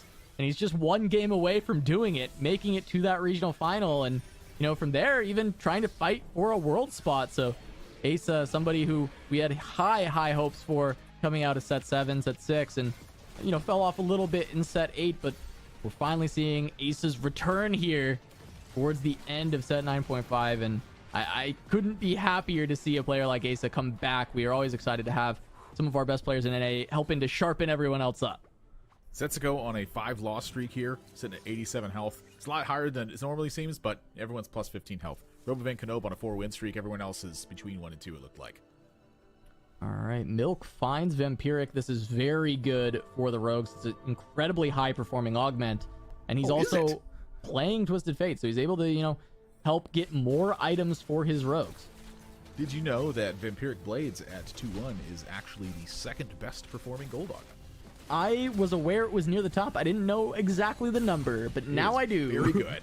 And there's a free Echo 2 for Milk to join this board of Rogues. Why not? I think he would be very happy with that. He even gets another Kiana off his orbs. His orbs are really helping him out in this one. Mort said he cursed him at the top of day when he was like, this is a player who's going to make top 4, but it seems like Mort blessing this time around. Well, if you recognize the curse, all the rules change. That's true. We don't even know what they are. We haven't even explored that yet. Wait, was that Shadow Mort Dog at the top of this? Has he been infiltrating us? Milk's going to start the roll. I'm curious how deep he goes in this one. We've seen players when they're playing rogues before, they send it the whole way, but Milk's in a very different spot, I would say, than you usually are with rogues. A, you have Vampiric Blades. This is a massive boost. B, you have a lot of 2-star rogues right now. C, you now have gotten, is that Robotic Arm? I missed Why it. don't I missed it recognize actually. for some reason. It wasn't robotic if you put it on the Echo, Echo. I don't think. Yeah, and it's purple glow, so no. There you go. So We'll get it's an like update soon on what he's that got was. so many different variables that are going on that I think he actually just has the time to wait. Yeah, it was A adapted. lot of times when you're playing this, it's just send it for the Graves. Graves 3 is that big of a power spike. But it looks like he's missing a very strong second item for the Graves, and at the same time his surrounding variables are very powerful. So why spend the money if you don't have to on that one? I think it's, again, it's just one of those things about Milk that is making him such a strong player as he is that he understands the differences in these reroll compositions like almost nobody else does. And now is offered a very interesting spot because Radiant Relics and Roll the Dice are also very good in this line. Okay, he's got a very good combat augment to start things out. Golden Ticket help you hit faster. I think I'm down, but the Radiant Relics is of course going to be very good as well, right? The Radiant item on a 3-star unit is going to be very, very strong.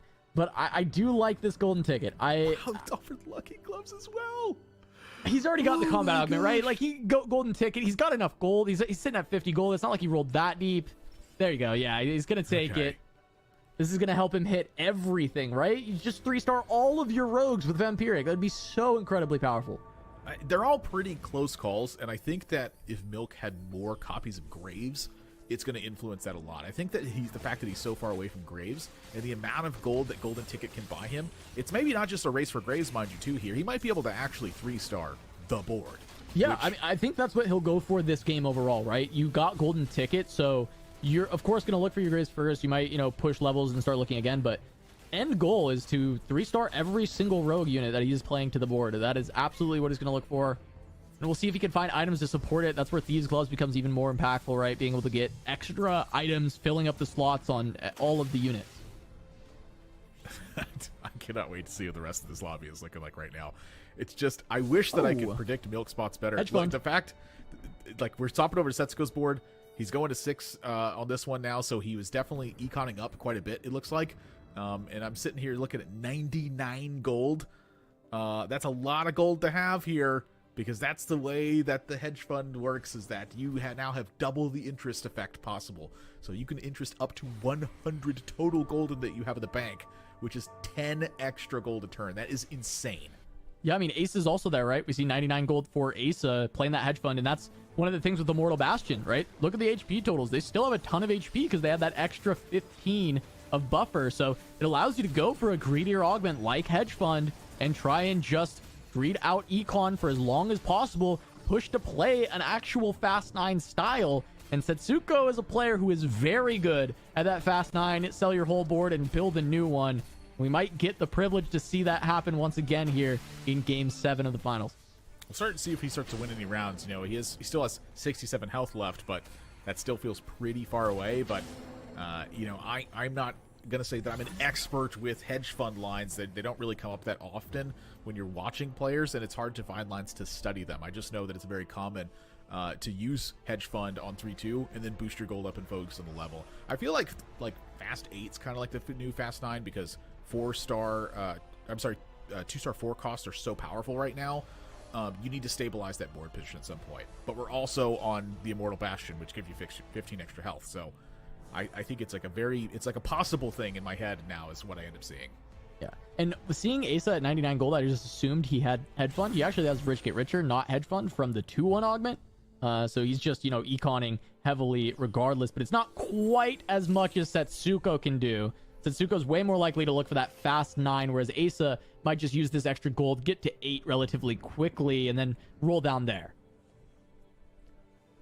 It's interesting to see. I mean, he's already got Zaya on this, which is kind of what's making me think that his spot's pretty okay with it. Setsuko actually he goes to 7 and starts to build out a board here too. And this is kind of what I mean. Like, the stuff is so powerful that, like, sometimes it feels like you don't have to necessarily risk something to get an accomplishment out of it. There's the Gnasher's Tooth. We've been seeing this a lot on Azir lately. This is like a line that we've been seeing like pretty specifically in this event, and Setsuko's been playing it quite a bit, which is the Mordekaiser and Strategist with the Azir backline. I think that when you find the Aatrox this early, it definitely seems a little bit more appealing to lean this way as well. Yeah, I mean, it links up with the Juggernaut that you've got with Nasus. It's going to link up with the Mordekaiser with the Slayer. It's kind of the perfect unit, and a lot of times it takes a while to find it to really cap out your board. But as you mentioned, Setsuko finds it on 3-5 is after going to 7. So using a lot of that extra econ to go 7 early, roll down. Now he can econ back up because his board is reasonably strong. Then maybe once he's at 8, he rolls down and just hits the entire board. It's a tough call to make. I think that much gold is, honestly, I don't want to say it's uncomfortable for me, but it's a lot of gold that I'm like, I don't necessarily know how to partition these resources properly. I'm going to go to 8 and make a bunch of 2-stars.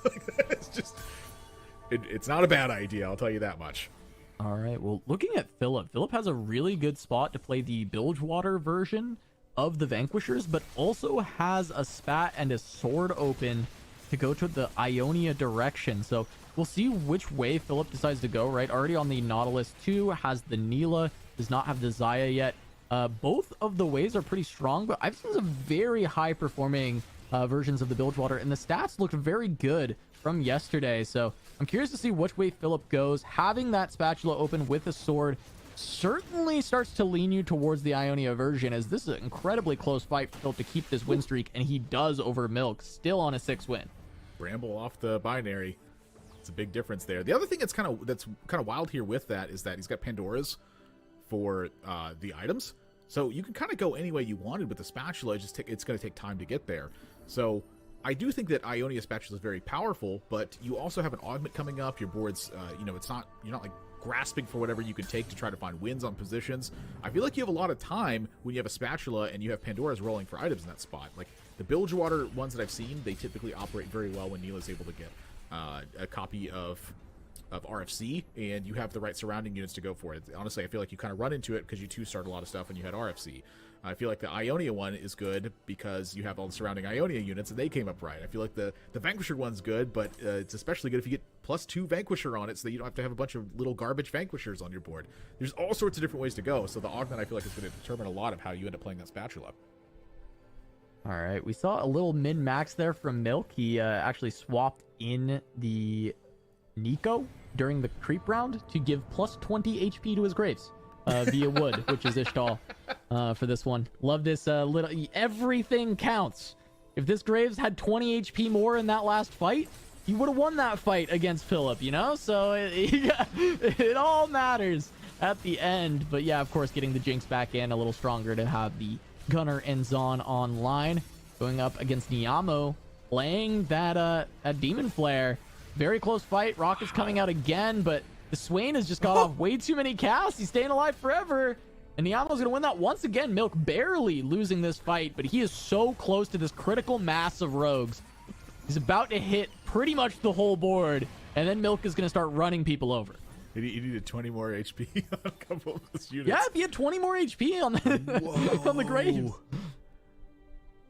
All right, you got to be careful of numb units, random tier 3 champions. It's here's the thing is that silvers, they're not like super exciting, but once you already have prismatics, like silvers can determine a lot of things. Like silver augments are still powerful, they're just not giant power boosts. So like if you're way ahead of the lobby right now, a silver augment's great to see. If you're way behind the lobby right now, silver augment's not necessarily what you want to see. Like the prismatics fill in the gap pretty wide because they just consume a lot of space, they take a lot of power. But silvers can fill in a lot of different space that you're missing something for. So like for instance, if you needed +1 Vanquisher and you find Vanquisher Heart, it's actually one of the best things you can get in the game. Wow, he's still rolling deep for this Echo. One away, finds it! Echo 3, Jinx 3, and Graves 3, all upgrades hit. I love picking up the Gunner. Not only can you push to 4 Gunner later, so the +1's already good, but it gave him a Jinx to guarantee the hit. This is just crazy how much is going on and benefiting Milk in a spot like this. Just it feels like every single call has mattered for him so far. And now it's the rogues are starting to pull their weight. I feel like he's still lacking on item economy quite a bit here, though. Like, it feels like he's going to have to keep waiting for items in this one. He's actually going to go down to Vanquishers in the spot. It's a 2-star Neela, and it's unified. Just, it's a lot of items on the other side. I think that Milk he needs to find time to get to the creeps and find the items. Yeah, I mean, having all the 3 stars but not being able to itemize, like 3-star Echo, but he's naked, is not really enough to handle that. Nasa had such a good board because of all the extra money he had. He's able to push to 8, roll down, and hit most of his board already. Just like Setsuko, able to do the same thing, right? We see 2-star Azir, 2-star Nasus all ready for this board, almost to the 2-star Mordekaiser. I mean, you called out this was the comp Setsuko was lining up, and he's already almost there on 4-3, level 8, 40 gold, and all of this money on the board as well. It's also the red buff inside of this one, too. It's like, what's the one thing that this composition's lacking? And its ability to apply a healing debuff to your opponents. Like, you just don't really have one that fits very well in this style of matchup. Like, okay, where do you put a Morello? I don't know. You don't really have that much AoE. It's all single target stuff. Cassiopeia, I don't necessarily think it's a very super reliable one. I'm not putting Morello on an Azir, so red buff is like perfect in a spot like this. Everything now applies that, and you just start burning down your opponent. It's like your attrition got even more powerful, and you didn't even have to do anything. You just clicked a button. Yeah, Setsuko should be winning for a long time with these hits. The other player that I'm kind of watching out for when Setsuko fights them is Asa, who has also kind of been able to complete the same strategy with the rich get richer at the start of the game versus Hedge Fund coming halfway through. Both those boards are going to be stronger and stronger as they scale up because they're level 8. You look at the rest of the lobby, it's like level 6s everywhere. Philip was the only other person who's made it to 8, but he has no gold. Well, the synergies are insane, though. You have Pandora's, so you can have items that you're sitting with rolling on the bench. You have the binary to fill that in, and then you have the silver bulk, so that way you're getting extra HP as well. Like that, this is actually like quite a bit that's going on here, where you have this incentive to actually spread out your items for 2 2s and 2s across the board, and now you have something that benefits you from having more items across more units. Well, in this tempo that Philip has played with, because he had a point lead, right? He was at 35 versus kind of the 33s of most of the rest of the players fighting for those spots. Philip playing tempo and trying to bleed out to a top 4 or top 5 could just be enough to lock him a spot at regional. So love this from Philip being able to play in this style, whereas Roby at 33 swinging for the fences playing Kale, and we'll see if it pays off because he's level 7, not very much gold. I feel like this lobby might be too powerful to get there right now. I mean, Yeah, we don't but connect this full with Rogues. We have three-star 3-star Nico here. It's like everything is going on across the board. The double trouble Noxus line that I have been talking about a little bit. It's not necessarily easy to put this one together, but if no one's contesting the line, you can suddenly find yourself with this. It's got a lot of single target AoE damage on this one, so I don't want to highlight the Nico here that much. It's not item equipped yet, but this was a lot of damage that came in all at once. And this team doesn't get necessarily weaker. It's that the opposing teams get more powerful. So if your single target damage lines up well with that, you just completely knock something out. And that's a completely unitemized Samira that was on the other side of that. Yeah, Goobum's almost won that because of the Soraka and just how strong it got scaling up with the Archangels. So you look at Roby finding another 3-star frontliner. This is actually going to help out quite a bit. 3-star Caston. He doesn't have any items, but all natural was the silver. So at least there's something ticking to help this Bastion, but 6 Bastion online. There's a lot of frontline for this Kale, but can Roby possibly make it to 9 in this lobby? I don't think so from 17 HP. It's looking I mean, it's a 10 loss streak that Roby's on right now. It's like there's a reason that's happening, and I think it's just because Kale's not able to toe the weight that you need right now. It could just be that everyone's so powerful that they're able to get through this right now. It's tough to say what the actual thing is. Just look at how much damage is being poured out from Azaya that's in the back left corner right now. This is just, it feels like it's overwhelming. The Kale's not even fully ramped up yet. The Kale's looking like it's just going to get picked off by AoE damage. Yeah, the Kale just being killed by ambient damage. No regen for her in the augments or the items, and that's just going to spell disaster for Roby. Down to 4 health here in stage 4, and doesn't look like there's going to be any reprieve as everybody is just hitting incredibly powerful compositions. Deepay here as well. Just, this is such a strong line. I have felt like when I played against this, every time I play against this, I'm like, oh no. It does so much damage in such a short period of time. If the Samira was itemized here, I have almost no doubt that Deepay would be aiming for having the double trouble on Samira at the moment. So you notice like how many items he's getting out of this spot right now. Like it's kind of the same thing I'm expecting to see on Milk's side of the board as well, where he was lacking items a ton too. And I think that's the reason that he's doing so poorly right now. Yeah, I mean, I think if Milk was able to equip a bunch onto his 3-stars, he's going to have a massive spike here again. He can keep pushing levels, find more Deepay. Does hit the double trouble with the Nefiri to go alongside this if you find the slot to play another one. But even just having that 3-starred and Noxus is going to be strong. I will say that Noxus on Nefiri does a lot more damage than it seems like she should do. If you itemize this and you send it, it's a lot of damage this unit gets done. I've accidentally kind of itemized Nefiri before. I was like, well, I don't really have anywhere else to put these 80 items. And I was like, oh my gosh, like how the amount of damage it can deal if you can support it is out of control. Now on the other side, it's a Demon Flare Swain. It's not going to go down easily in this one, and I don't think that Deepay had a lot of time to think about positioning and such here. Cassio with the Carrion! With the Nefiri helping out, getting that extra damage through. What? That's just way too much. She's so beasting. much damage at the end. Oh, and there goes Roby. Roby is down. This is our first player eliminated. He was at 33 points, so Roby will not be claiming one of these regional spots as we look towards LCQ as Roby's last hope for that. Here we now go. That Setsuko is at home. One more spot for to knock out, and then everyone is in Admirable, and that's the big thing for us to watch out for. It's crazy to think about that. Setsuko, though, is finally at home on this one. I say finally, it's at 5-2. 5-2, level 9. Health to work with. Like, this is the spot where I feel like you don't defeat Setsuko. It just doesn't happen. Yeah, it's going to be tough. Level 9 at 5-2 already has a strong comp, so it's not like you're fighting back. You can just econ back up and then hit everything. Setsuko's going to be able to cap this board, no problem. Still sitting at 57 HP, winning rounds. And who can catch up? Maybe Asa. 74 gold for Asa at level 8. He should be able to push 9 relatively soon.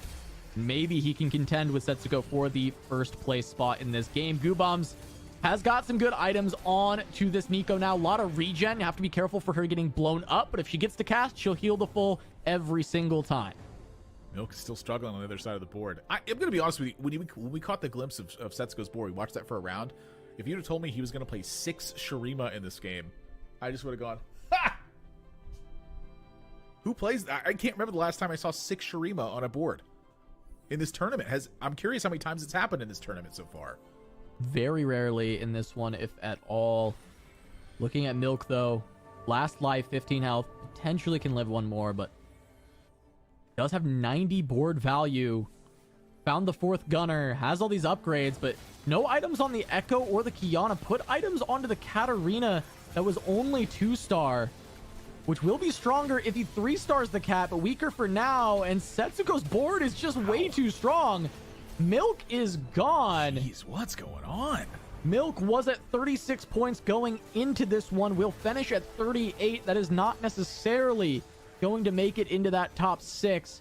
However, we do know Milk had enough qualifier points, so he at the very least will be making it to regionals, but everyone else still fighting for those spots. I mean, that is just crazy. I felt like Milk's board was going to be so strong. Like, was he lacking? I don't know. I have no idea. It feels like that board should have been performing much stronger than it was. It just, I mean, everyone's kind of connecting in some way, but he did too. Very, very unusual. Yeah, with that, we see Nyamo as the last place here, but with Roby already dropping out and Milk only making it to 38 points, this puts Nyamo at 39 points. So Nyamo should be claiming one of those spots at the end of this for regionals. Massive that he was able to hold on long enough as the point leader of that pack that's chasing after Setsuko and Goobums. Yeah, both of them in the top 2 it kind of locks everything up, and Milk not able to pull up a good performance here. That really does start to solidify those spots, and that is just it's crazy, like how much of these little tiny things are changing the scope of the tournament here. Yeah, realistically, I mean, Milk just set the bar for people to reach 38 points. That's potentially the floor. If you could pass that, you get above Milk, you make it into that top 6. Nyamo's already got there, but Asa, Deepay, Philip chasing after it. Right now we're on Asa. Asa's got a very strong board, but he has to fight Setsuko here, and this is a good litmus test. If he can beat Setsuko, he's already made it to 9. He can find a way to cap his board further, and he might just have the stronger composition compared to the Shurima. Asa might be vying for that first place. Woo. As he's made it to 9. He's got the Ionia Vanquishers online. That's going to be a tough one to beat. Oh, goodness. Goobum's board's very strong, too. And Goobum's just chilling at 50 gold. He's like, yeah, I don't need to do anything right now. You beat me. Is it right to spread this out on these units this way? I'm kind of curious, actually. For Goobums? Spreading out the buff from this wood? is just a genuine question. I would like to know his actual thought on spreading out the buff from the Ishtal. The wood buff just gives you permanent extra HP on the unit. Yeah, I mean, the concern would be if there's like Zephyr random positioning stuff, right? But there's not that I've seen in this game so far, so I think it will just always be the Nico. I mean, he swapped it back last second, right? We are back in this fight, but last time this happened, the Nico was unitemized. Yeah. I mean, So don't you're look at seeing the the difference, damage. right? I mean, this It's Nico just- is doing insane, but we'll go down to Casio. However, there's still a front line there for the Soraka. Chew through the rest of this. Soraka's got it handled. Goobums. A lot of gold saved up to be able to push to level 8 as well. He can continue to try and cap out this board even more as Asa actually took a loss. Hefty Who could have beat loss. Asa? That is a big loss that was taken there. It must have been Nyamo because he just fought Setsuko and won. And we watched Goobums fight, so Nyamo must have taken down Asa in that fight. As we move to another PvE round, get more items going. Goobums gets to continue to itemize Tarek if he wants. This 3-star unit again gonna be able to put more items there, get even more power.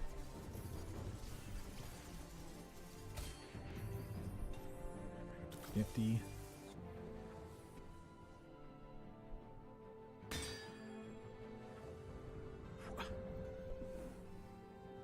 Well, don't know. Philip hemorrhaging HP at this point because he played just very heavily into the tempo, but his board is still pretty good, and he's at least able to get to 9 now.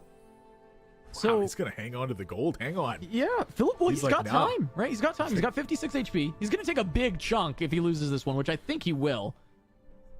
But maybe he can take that and send it and just actually get a lot stronger. He's fighting Asa. He really probably wanted Asa to die before he gets to full send because Asa's holding all the units he wants, but since he's the one fighting Asa, he's not going to be able to make that happen, I don't think. I think Asa's just much stronger. It's just a stronger version of Philip's board. But wow! The Neela 1 almost just swiped through. Look at it, the low HP bars there, Admirable. How insane would that have been? Neela 1? Oh my gosh. Why does it feel like nobody's at risk in this lobby right now? It feels like everybody is still very healthily alive. So here's the big roll down from Philip. He's looking for these units that are hotly contested, mainly by Asa. If he can't find the upgrades, there's one. There's the Neela. Big. That was the most important, right? Ionia double RFC. We saw how strong that was at 1 star. Now it's got the upgrade.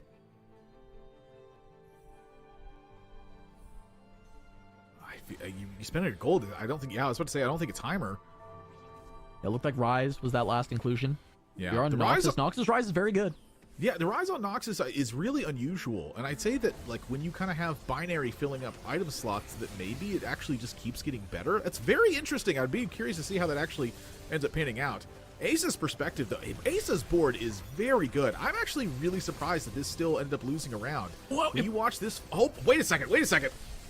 It might lose another. One more cast. The fat. Whoa, it barely lives. Gosh. Asa holds on, 14 health.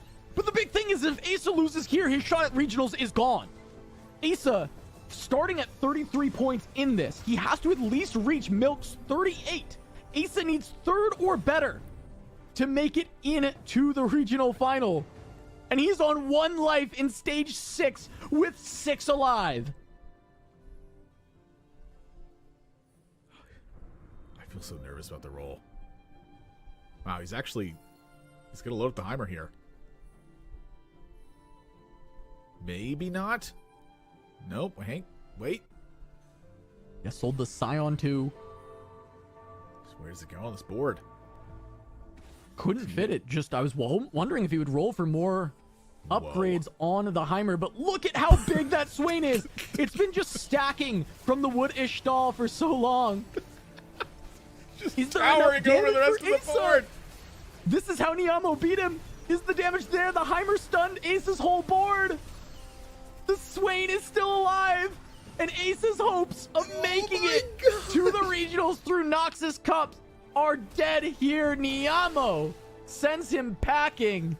And that will lock those in for the rest of them. Niamo, Deepe, and Philip all outplacing Asa and Robivan, who were both at 33.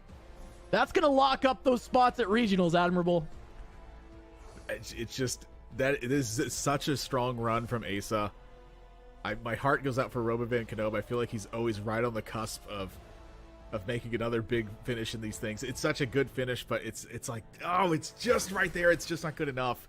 This has been such a hard-fought tournament, though. I have loved watching this one because it's just been such a crazy heartbreaker the whole time, and it just every single time you look away from the screen, you look back, there's something else that's majorly at stake right here with Deepe. Again, instead of going to level 9, he's chosen for power here. He's spending it all. He wants the Mordekaiser 3. Yeah, looking for it. He finds 6 copies. Why did I think there's a Mordekaiser? Oh my gosh, I'm crazy. No, I'm he doesn't out of have my one on the mind. board yet, but he's still looking. Deepe might be able to get their 18 health. The big thing to look at is, does Setsuko go down here? Because if Setsuko does, Gubam still has a shot to take this. I believe he could tie up the score and tie up the tiebreakers with a first, and then it goes down to a lot of crazy scenarios that I don't want to even get into. But it all starts with Setsuko going out in 5th. His board is very strong right now. He's been working on the same board the entire game. I think his entire board was 2-starred, if I saw that correctly. He lives? Niamo's down? That should lock it up for Setsuko. As Niamo falls, Setsuko should be able to have the win tied up over Gubam's Noxus Cup champion. Oh, yeah, his total cannot be surpassed now. It cannot be surpassed. We all thought this would be the conclusion after the day's start, but it did get very close in that last fight. If Setsuko fell and Gubam's held on for a first, we'd be in for a ride of tiebreakers. to see what happened, but instead, Setsuko holds fast, holds strong. Hedge fund playing, doing what he does best, get it into 9, and holds out for this top 4 to lock in the victory here at Noxus Cup. I'm still watching this fight, though. This lobby still means a lot. Victory lap. And it's a lot. It's still sick. Look at this. I mean, this lobby power level is like one of the biggest I've seen.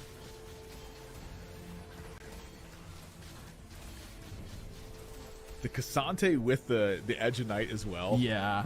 That is so sick. Look at how much work the Rise gets done in this region. It is so much value you get from Rise if he doesn't fall right away.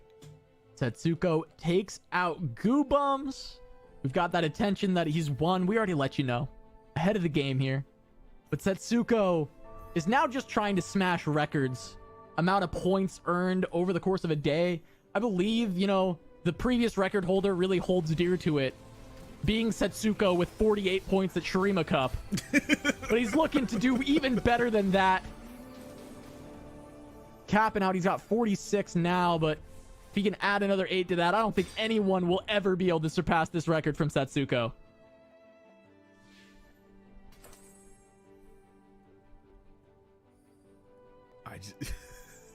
This board is unreal. I'm just taking it in. It's just beautiful. Yeah, I mean, just what a display, right? What more can we say about Setsuko? This is, you know, maybe the best player that North America has ever produced. There were arguments for such a long time, especially when he didn't do much in tournaments and was mostly ladder, but he's shut everyone up at this point, right? It is so hard to argue and debate when Setsuko shows up time and time again on ladder, in tournament, always just playing at the top of the game. It's beautiful to watch. It really is. Because people talk about variance all the time. Yeah, people get lucky, they high roll. When Setsuko high rolls a little bit, he does this. Yeah. Not everyone does this when they high roll. All right, this is not. They're not the same thing. Bravo. Just one more fight. Setsuko, Deepay. We've seen the fight before. Setsuko's taken it pretty much every time. But hey, maybe Deepay can turn things around in this final hour, this final fight. But Deepay's done enough. He's locked himself in at regionals. He did everything he needed to do here. Except for hit that one final Mordekaiser! That was the last thing he needed to do. Cassante just kicked it off anyway. Let's be real. Yeah, that's what I'm thinking immediately, right? You hit the Mord and Cassante's just like, nope. See ya. With another first place finish. Who else could be the champion after they're already the champion? It's no one else except Setsuko. Setsuko's journey in Teamfight Tactics has been unbelievable, right? I mean, coming up in set 4, this is a player that was kind of on the tongues, the lips of every top player in North America, and yet he had ups and he had downs and he could never find his footing, and it stayed like that for so long until it didn't. And something happened, because Setsuko's performance in North America is something that nobody has done in Teamfight Tactics. With this win, Setsuko is the most decorated player in North American history. And to top it out with a win like that, Cass, I love what you said. When Setsuko high rolls, this is what happens. Nobody else lets this happen to them. And there's something to be said about the poetry of Setsuko and Goobums, the two study groups coming head to head at the end of the tournament to see the top two in day 3, top 2 in day 4, but Setsuko both times comes out on top. And the craziest part is that there's just so much more to talk about, Cass. Yeah, I mean, this is a historic set, right? Because, Gangly, this is something you and I would have nerded out about, where Setsuko just won 2 cups in a single set. Well, we'd be talking about how that's making history if Kurum had not won a cup and then mid-set in this same set. Set 9, 9.5 has been insane, right? Because we'd never had that before. And then Kurum did it. And now Setsuko did it. But it's been his dominance, his rise over the course of the last 2 sets. I mean, yes, since set 4, but really set 8, set 9, Setsuko has been just a different beast. And I just want to see how far he can take that. You know what? I think I can answer Gang this question, actually, of what happened. Like, what happened when he started winning everything? I think he stopped getting unlucky. In his own words. Thank you, Setsuko, for the beautiful analysis on your own gameplay. Because I bet you that's what he's going to say in his interview, right? Oh, I rolled, like, I don't know, everyone's free, they're all frauds, but yeah. Listen, Setsuko is the hero, he is the champion, he is the winner, but the story doesn't end there. The scores are ready. Let's take a look at who it is that's qualifying into the regional finals. We said the top 6 is what we're looking at, and we have Philip, Niamo, Deepay, and Milk securing those spots. Nathan, listen, this is a time of celebration for those 4 players, but you said it in those games, your heart has to go out to Asa and Robivan in this moment. My heart goes out to Asa, not quite as much because he got into this tournament sort of like in day 4, like by accident almost, I guess is the easiest way to summarize it. So yes, I do feel for him, but he was technically supposed to be eliminated yesterday. I digress. For Robivan Knob, it's just, it's always right there. When is it coming back for another big finish? It's such a good finish, but it's just not enough. It's I always want it to be more. I understand not everyone can win, but it's like, I want to see the underdog triumph. I want them to conquer and become more. I love seeing it. It's the reason that I love competition. It's the reason that I love being on the broadcasting side of it, is that I love highlighting when these things happen. For me, they're so satisfying to see. I just want to throw out that Setsuko threw down 51 points natty without the bonus point included. That's ridiculous. Like, that's disgusting. I'm upset about it. You know, because, like, even without the bonus points, he still beat Goobums, who went first 3 times today. Like, what is this? What is this 7-point gap between first and second when they both have 3 bonus? I don't know. I'm done. I'm over it. I'm over it, Gangly. I'm done. I want to talk about the fact that we set up this tournament with 3 primary storylines, right? The storyline of the 2 study groups that came head-to-head with Setsuko and Setsuko and Goobums in the top 2. The return of the old guard finding their place at the table, with Milk once again securing his spot with a top 4 finish and qualifier points, and the redemption arcs of the set, which I think is perfectly personified in Deepay, going from having his worst career set after a breakout performance with his back up against the wall, has one out, Nathan, and he finds it, taking a top 4. It's so beautiful to see these storylines come to a head and actually finished on the final day. The final lobby, no less on that one. I just can't stop looking at this scoreline at the very top. I understand there's so many more stories going on.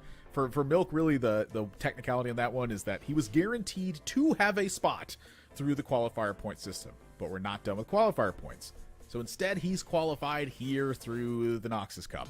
And what that means is when he would qualify through the qualifier points, when that closes, instead, that one will hand down. It's like how Setsuko and Goobums are handing down their spot here at Noxus Cup. Milk's going to be handing down the spot he earns at the qualifier point system. But my gosh, we used to call Setsuko like a 1st or 8th player. I remember this. Like, today, he was just a 1st or 3rd player. Like, yeah, 3rd's pretty bad. It's I don't like know. first or... kind of a bad placement. I think he should have gotten more of those 8ths on that scoreline, realistically. That's yeah, all those I'm aren't feeling 8th about places. That's the amount of points you got for the lobby finish. Oh, I know. What the heck, man? All this right. isn't fair. I don't think he has a permit for this. Listen, Admirable Casanova, I got news. Setsuko is ready on the line. We're going to bring him in. Man, welcome back, Setsuko. Long time no speak. Congratulations on your win. Thank you. Well, we kind of asked all the questions to you yesterday. I presented this question to you of like, well, how much more do you need to do before people consider you the best player in North America? And you kind of said that you and Dish Soap go back and forth, and it does feel like it's close. And you also kind of capped it out saying that you high rolled yesterday. So I guess 2-part question there.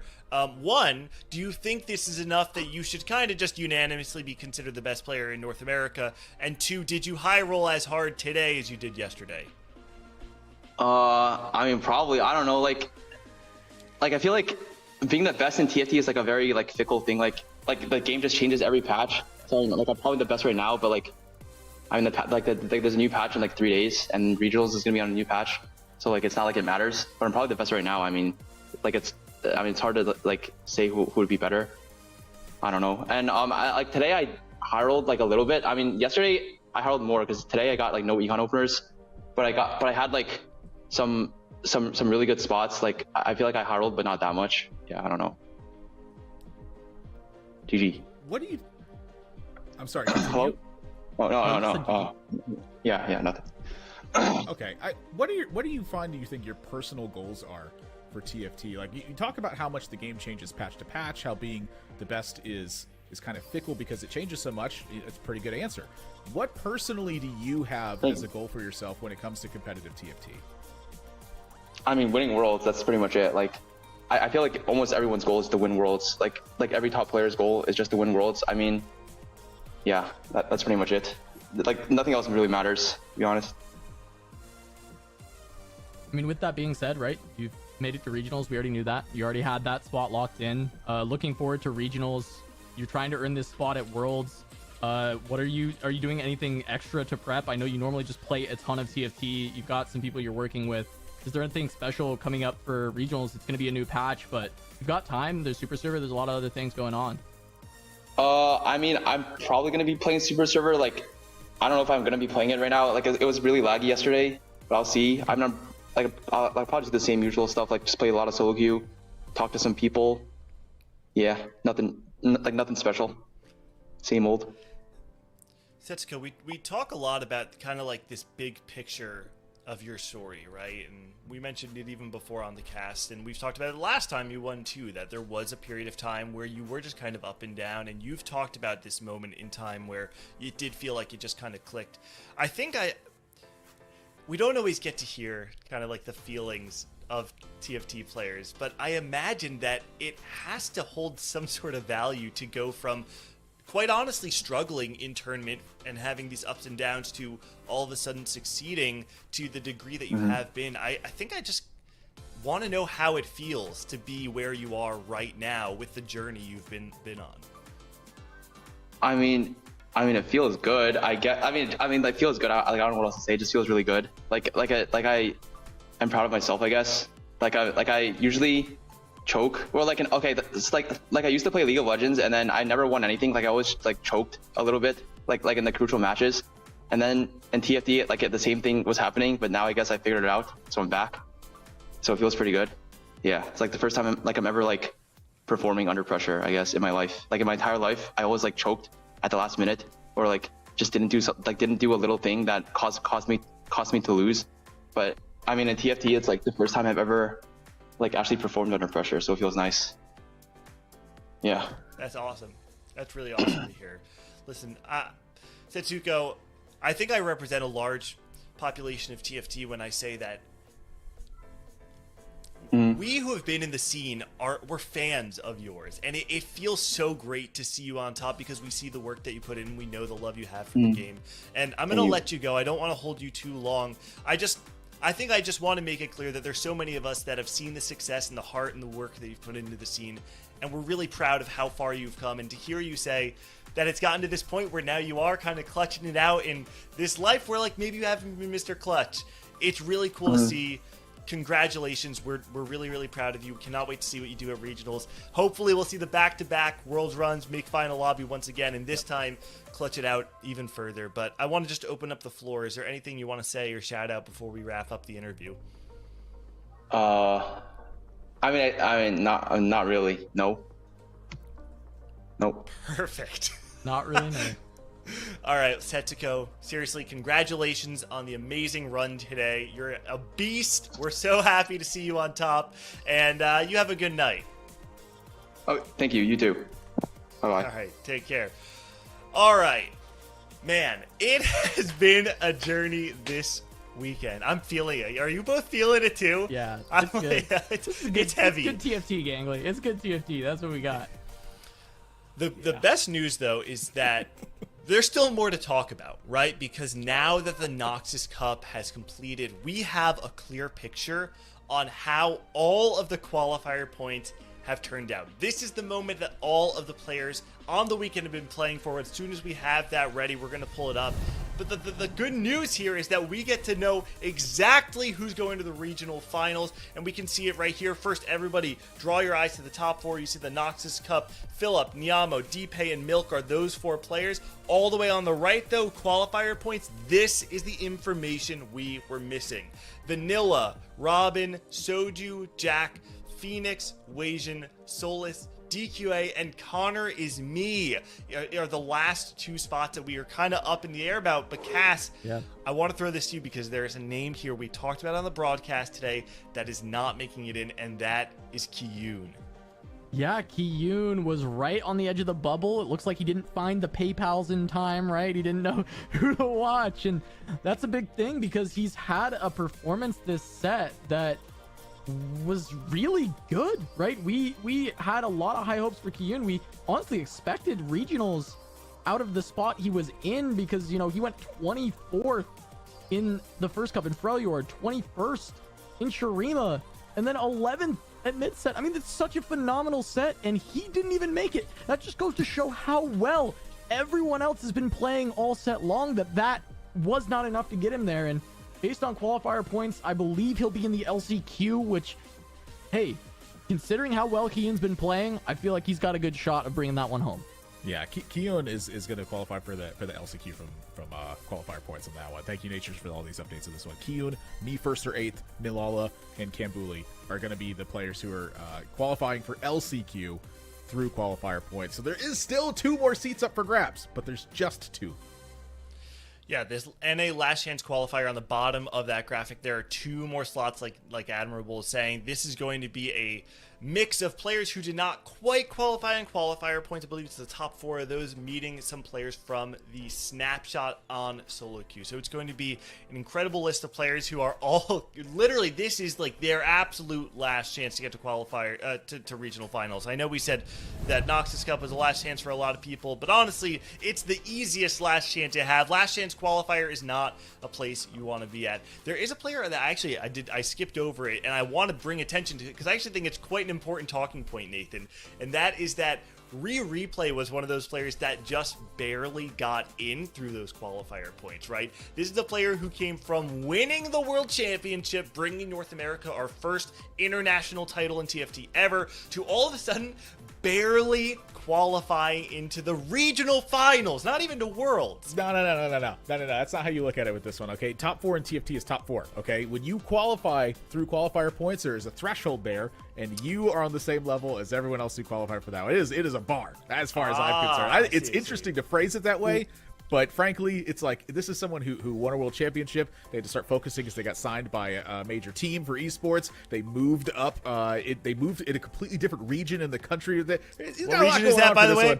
Tell me what region is that. Tell me which region it is. It's Tri-State, baby! Yeah, when I say try, you say state. Try. State. All right. He moved to that region. He's got a lot going on his plate right now, and he still has qualified through qualifier points in this one. So when you qualify the qualifier points, that means you're having a pretty good year. Oh, man. All right.